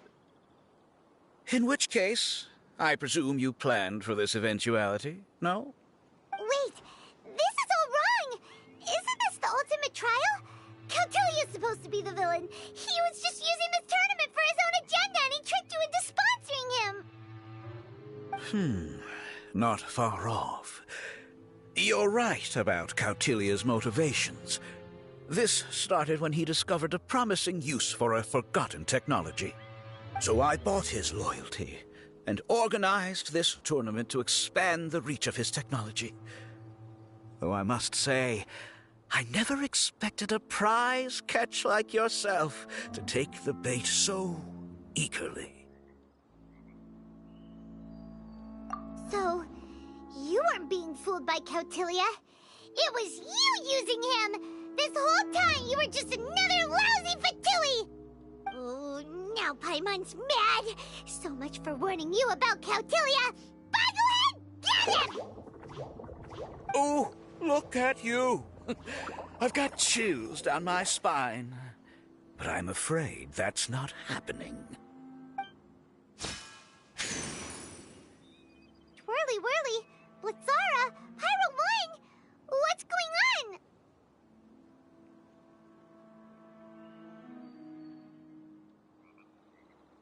Cautilia added a handy little back door in the wisdom orbs. As soon as I send the command, all fungi under their control report to me instead. So, this whole tournament, it was just an elaborate ploy to get other people to capture fungi for you! And now you're gonna make them all into your evil minions! Very impressive. You hit all the key notes there. I hold the tournament a few times, build up an army of fungi living amongst the people, and then I can create all kinds of damage. You have to understand, this is a huge opportunity for me. My accomplishments will eclipse those of my other comrades. And then, my dear Master Dottore, who left because of you, will finally realize that I can still be worth something to him. But now, I think I might go one step further. Getting rid of you would be doing a major service for all the Fatui, from the foot soldiers to the harbingers. This could be a career-making moment for me. I'll finally earn Master Dottore's respect. I'll just say it was a tragic accident. You placed too much trust in the fungi, tried to push past the limits, and ended up causing the whole arena to collapse, with you still inside.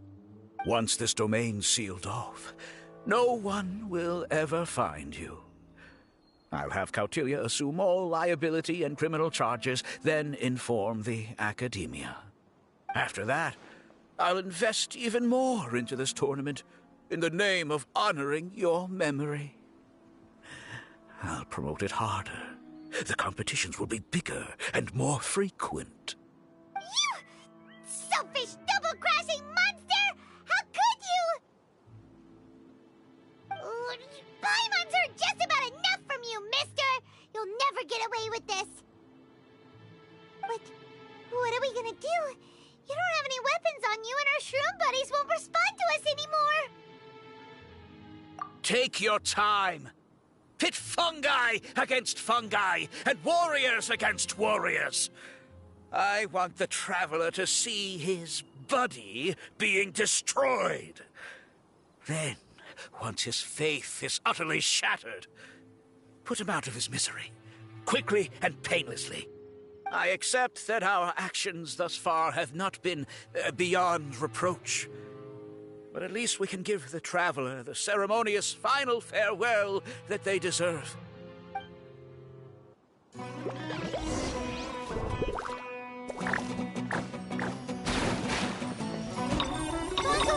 Use your something, anything, water balloon, wake everyone up!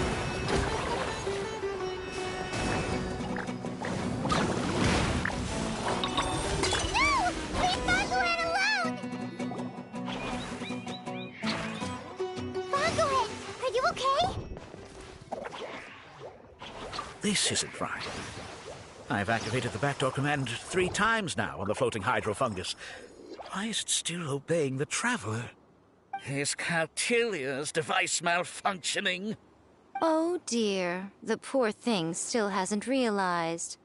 The technology in the Wisdom Orb does make fungi more obedient to their beast tamers, but all it does to achieve this is suppress some of their basic instincts, allowing them to communicate with their owner as effectively as any other animal. The trust that these 4 fungi place in their beast tamers, and the bond they now share, have grown stronger than the Wisdom Orb. Yai, Miko! You broke the domain sealing spell? Please, you thought your crude replicas could keep me out? You appear to have woefully underestimated who you're dealing with. Not to mention that shoddily designed backdoor command. Did you honestly believe that no one would notice the litany of vulnerabilities in your grand plan? Curses! Miko, Layla, and Hania too!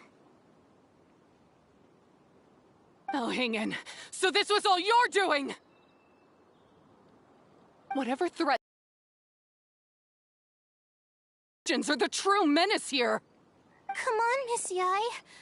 Let's go help them. Easy now, Layla. All that's left for us to do now is to watch and wait. The bond of companionship is not something so easily severed by the designs or devices of humans. Blitzara, you haven't completed your mission yet. You're not thinking of giving up now, are you?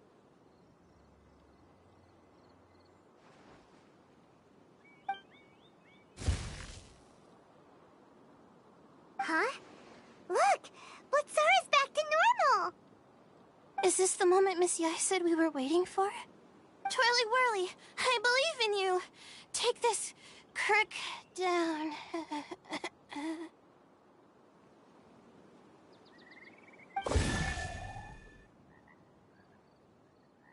The backdoor command is wearing off! They're all returning to normal! Still doubting what your heart tells you, Hania? You're afraid. Afraid to accept that the fungus you treated as a pawn now trusts you completely. Because then you'll be forced to face your true feelings, which you have been trying so desperately to escape from. But don't keep your fungus waiting much longer. Look, now that it's no longer under the Wisdom Orb's control, it's waiting for your orders. Pyro 1, are you really waiting for me? I'm sorry. I've been so harsh on you, but you still trust me.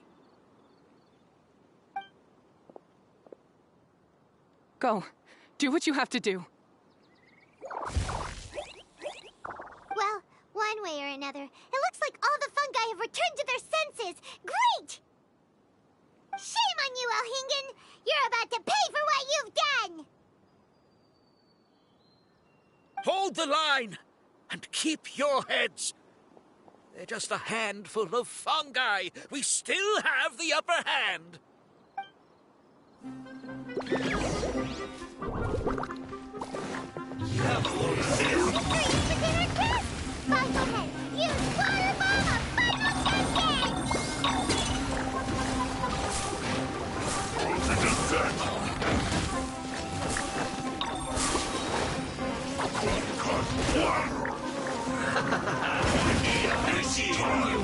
Flash breathe. Frozen. Killjoy, we've only just begun. All you got. Miscalculated. This one's well done. You need to hurry up. It's no cooked food. Disgusting. Roasted raw.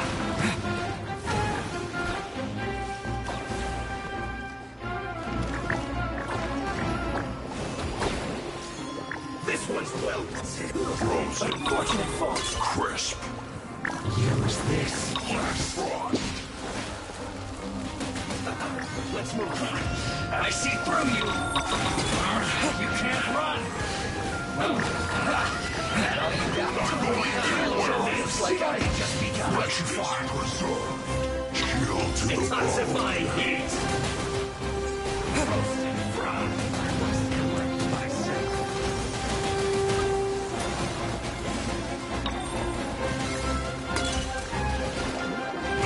This was well done.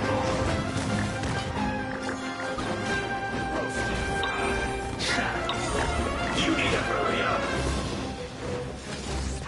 This one's well done.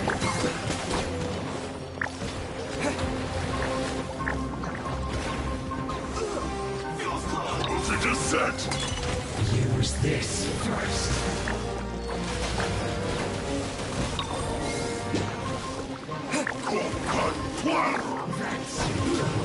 Shouldn't get careless.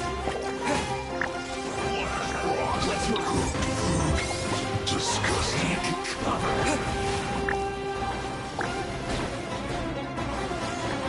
Have a load of this. Shouldn't get careless. Let's move this first.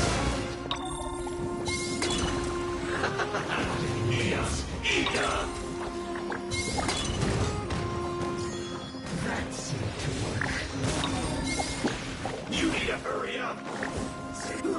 Unfortunate fault. Use this first.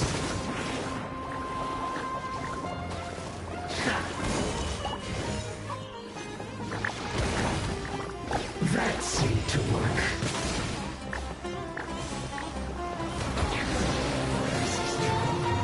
Beaten by a few measly fungi? This is absurd. Miko, why didn't you stop him? Oh, I'm just a tourist. As far as I'm aware, I don't have the authority to detain anybody within Sumeru's borders. Is that not the case for you too? Still, you needn't worry. He won't escape. You'll see once you get back to the tournament arena. Huh. Cryptic. Well, no time to figure that one out. On with the chase!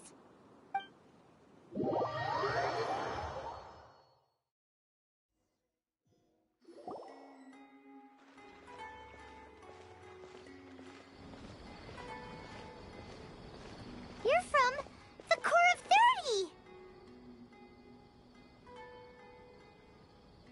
By order of the General Mahamatra, we're here to arrest Elhingen for grave crimes and Kautilya for academic misconduct. The General Mahamatra has been watching Kautilya closely for some time. He's busy dealing with other affairs today, so he couldn't find the time to apprehend the offenders himself.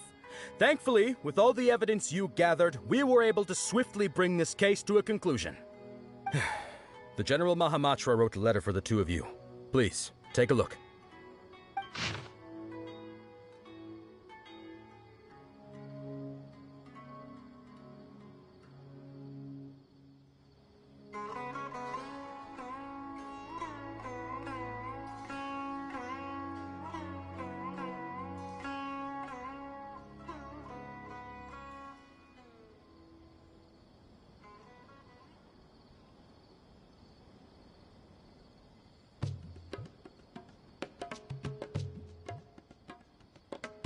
So Sino has been keeping an eye on this competition too!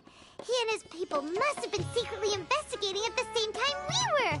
Lucky we had some backup!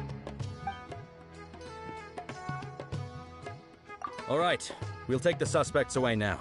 The area will be unattended while we're gone, but with you here, I can put my mind at ease.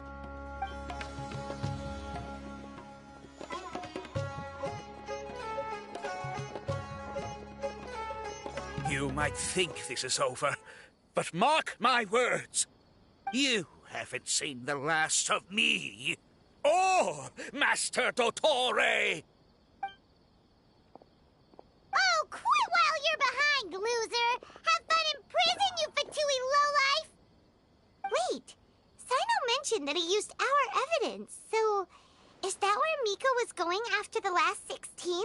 To hand it in and make a report? Oh, please, spare me that look. I didn't sign up for any of this. I'm supposed to be having a nice vacation, but all sorts of vexing issues keep managing to find their way to me. After the round of 16, I simply took a walk around Sumeru City with my editors.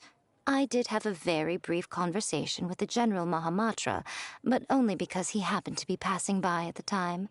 The evidence you gathered was the key to solving this case. The more you try playing it down, the more confusing it all sounds. Anyway, now that the organizer and the sponsor have both been arrested, what should we do about the fungi in this tournament? The rules still stand. These little ones won the tournament and passed the ultimate trial, which means they'll be taking Elhingen and Cautilia's place. From now on, everything about this tournament will be up to these two to decide.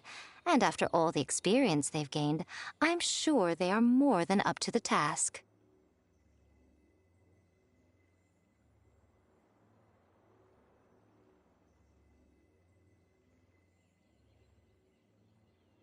Lady Kitsune told me everything. The fungi that attacked my ancestors were out of control because they'd gone berserk. Everything I thought I knew about the fungi was based on a misunderstanding. I took it all much too far. Huh? We didn't get to say anything! Miko, why did you have to steal our thunder? If by that you mean thank you, Miko, then you're welcome. Hania needed a little pep talk to perk her up so that she would join us in taking a stand against Elhingen. How else was I supposed to motivate her? You don't have to say anymore. I was too close-minded. I know that now. I kept telling myself the same things, lying to myself until I became numb. But now I've seen the truth with my own eyes. Even without the wisdom orb, Pyro 1 willingly followed my instruction. It trusted me all along.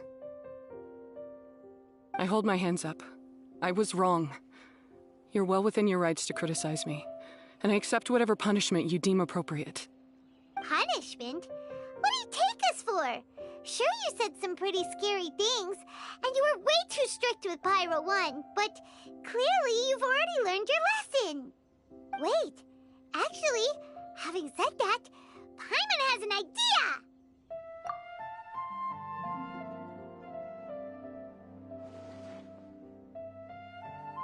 Alright, Paimon's got it.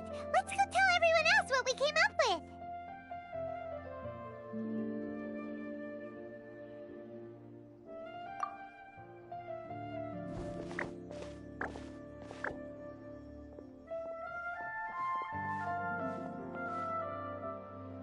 Ahem. Ooh, this is Paimon's first time speaking to so many people from a stage like this. Paimon's getting butterflies. Paimon and the Traveler are super happy that we were lucky enough to win this tournament and even expose a criminal conspiracy while we were at it. The responsibility for continuing to hold this tournament in the future now lies in our hands. Now, they may have thrown the organizer and the sponsor in jail, but you can all breathe a huge sigh of relief because the prizes are still being issued as promised. Yes! That's what I'm talking about! Woo-woo! That's a good call. However, unfortunately, the wisdom orbs currently have a harmful effect on their surrounding environment, so they pose a risk to people's health. This means that we won't be able to keep our fungi friends around for the long term. So, for the sake of everyone's well-being, over the coming days, we recommend that everyone entrust their fungi into the care of the best darn beast tamer in town, Hania! But you won't be away from them for too long. While Hania takes care of your fungi, we'll be talking to the academia with the goal of trying to resolve the current issues with the wisdom orb as soon as possible. And of course, this tournament was so much fun. It'd be a real shame if it was a one-off affair. I'm sure you've got a big appetite for more fungi fun and games. So once the technical issues are all sorted out, and we're all reunited with our fungi friends, let's battle it out all over again! Oh, so that's my punishment. Think of it more as a reward for being the runner-up. Don't think of it that way, Miss Hania. Spending time with shroom buddies is actually really fun. Right, Twirly Whirly?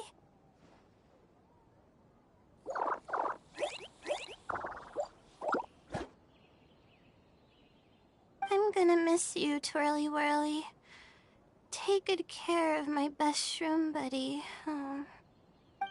Traveler, Paimon, Layla, and Lady Kitsune. What can I say? You're a fascinating bunch. Come on, Hania. We announced the official decision with everyone watching. You better look alive.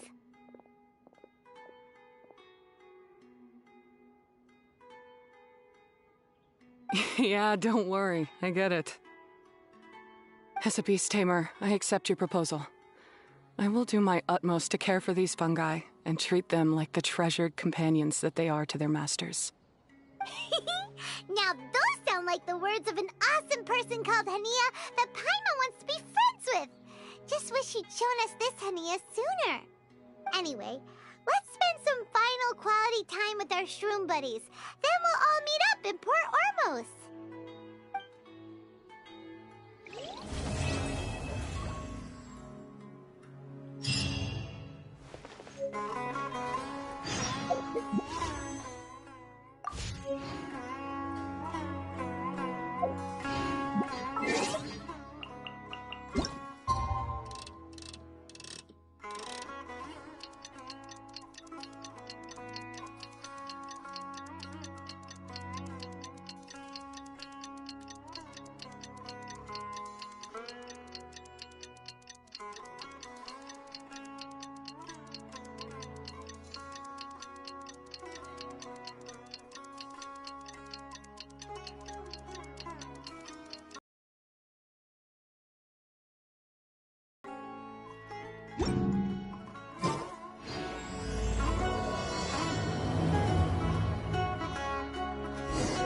Traveler, Bongohead, it's time for us to meet up with everyone in Port Ormos.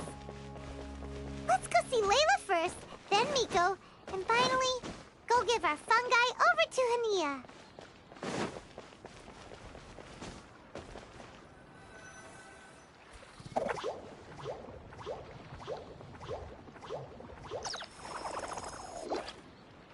Traveler, Paimon, Bongohead, over here.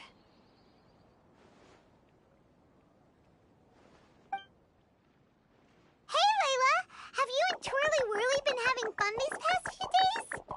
Definitely. With Twirly Whirly helping me carry my luggage, we could go camping really far away, and I got to see the stars from a different perspective. I even managed to make some progress with my paper. Although, I've tried making almost everything on my food list now. Every time I used flour or something, it got in the air and gave me a coughing fit. But after all that, I still haven't figured out what Twirly Whirly likes. It would be great if the improved Wisdom Orb allowed us to communicate directly with the fungi. I should mention that in my letter and get someone to ask a senior Immorta scholar. Paimon's never seen you in such good spirits, Layla. You spoke a lot more than usual just now, and you're still full of life. You really go the extra mile for your shroom buddies.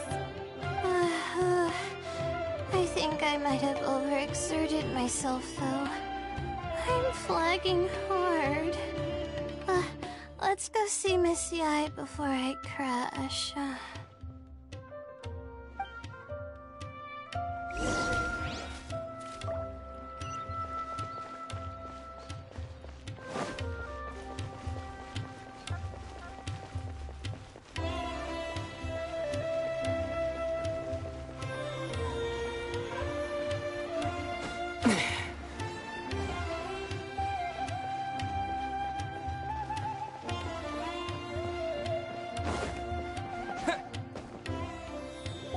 Oh?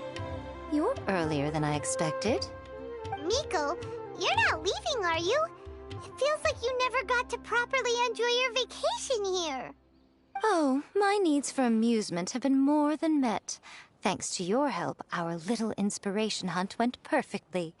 Not only did we gain invaluable experience in the tournament, we also had all the excitement of exposing a criminal conspiracy.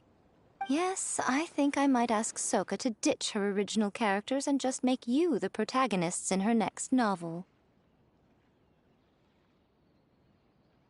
True. It all makes sense now. You dropped so many hints, but it went over Paimon's head at the time. Why didn't you expose Elhingen right away, though? Why wait for things to escalate like they did? Going for the big reveal right at the beginning would have been an anticlimax of the most literal kind. I wanted to see how you'd react in a situation like this, and you did not disappoint. I thought that the story between you and the fungi would follow a master-servant paradigm, but you offered something even better. Understanding. From a certain point of view, it seems fitting that Elhingen, the one person who could barely keep the word master from his lips, met his downfall at your hand. Of course, considering what he's capable of, I'm sure he'll have his ways of continuing to put up a fight. Paimon's getting confused again. In the future, we should take notes when Miko's talking and carefully look over them later. Oh, that's enough chatting for now. I'll leave Blitzara in your hands. Remember to take good care of it. I hope you really give this a good shot, you and Hania. The future of this highly entertaining tournament depends on the decisions you make from now on. I'm excited to see what you've got in store for us.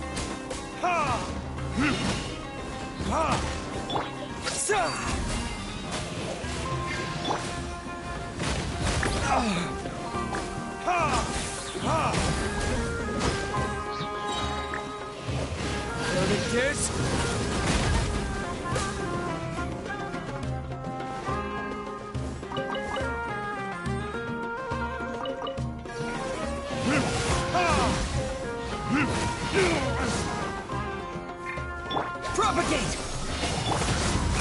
Careless, gather!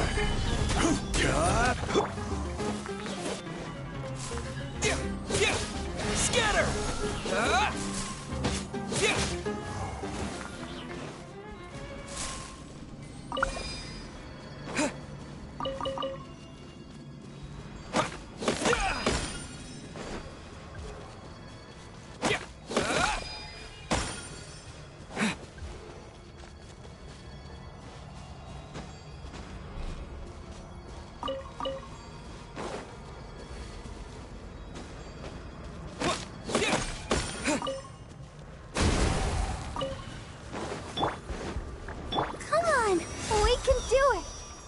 Let the show be.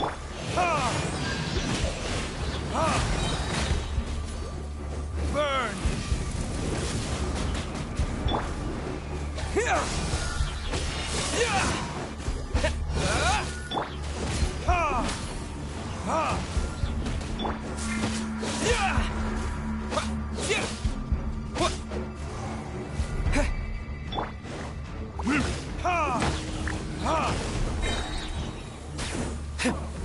better guide you.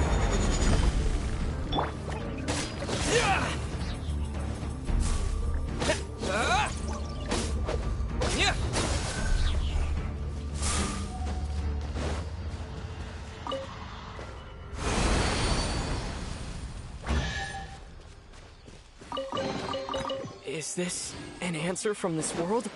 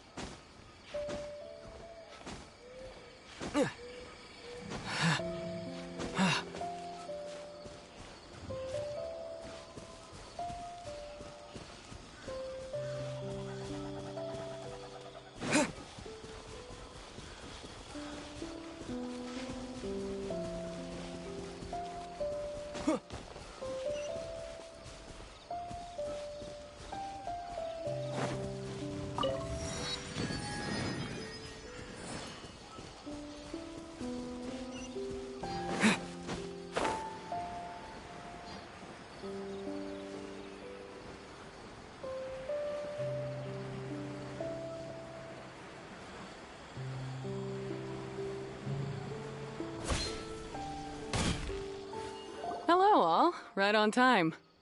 I've collected all the other contestants' wisdom orbs and found a suitable place for our fungi friends to live.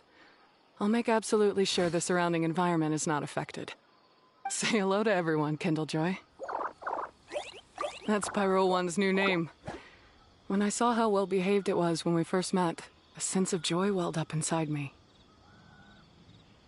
If I just let go of my preconceived notions about fungi and allowed myself to truly feel that moment, maybe I could have felt like that all this time. I'm so glad Hania has finally worked things out. Yeah! Even though Paimon has gotten used to the name Pyro 1 at this point, the new name holds so much more significance! I will commit to giving these gentle creatures the highest standard of care I can provide. Please, rest assured that your fungi friends will be safe with me. I guess it's time for us to say goodbye. Go on, Twirly Whirly. Be a good fungus now and do everything that Hania says. But Zara, Mika will be back to visit when the next Beast Tamers tournament comes around. High five, Bongo Head! It was really fun having you around. Paimon hopes that you have a good time at Hania's, and is really looking forward to seeing you again next time. I hope that the day when humans and fungi can live in harmony will come quickly. I believe in you all. You'll make it happen. I look forward to the good news.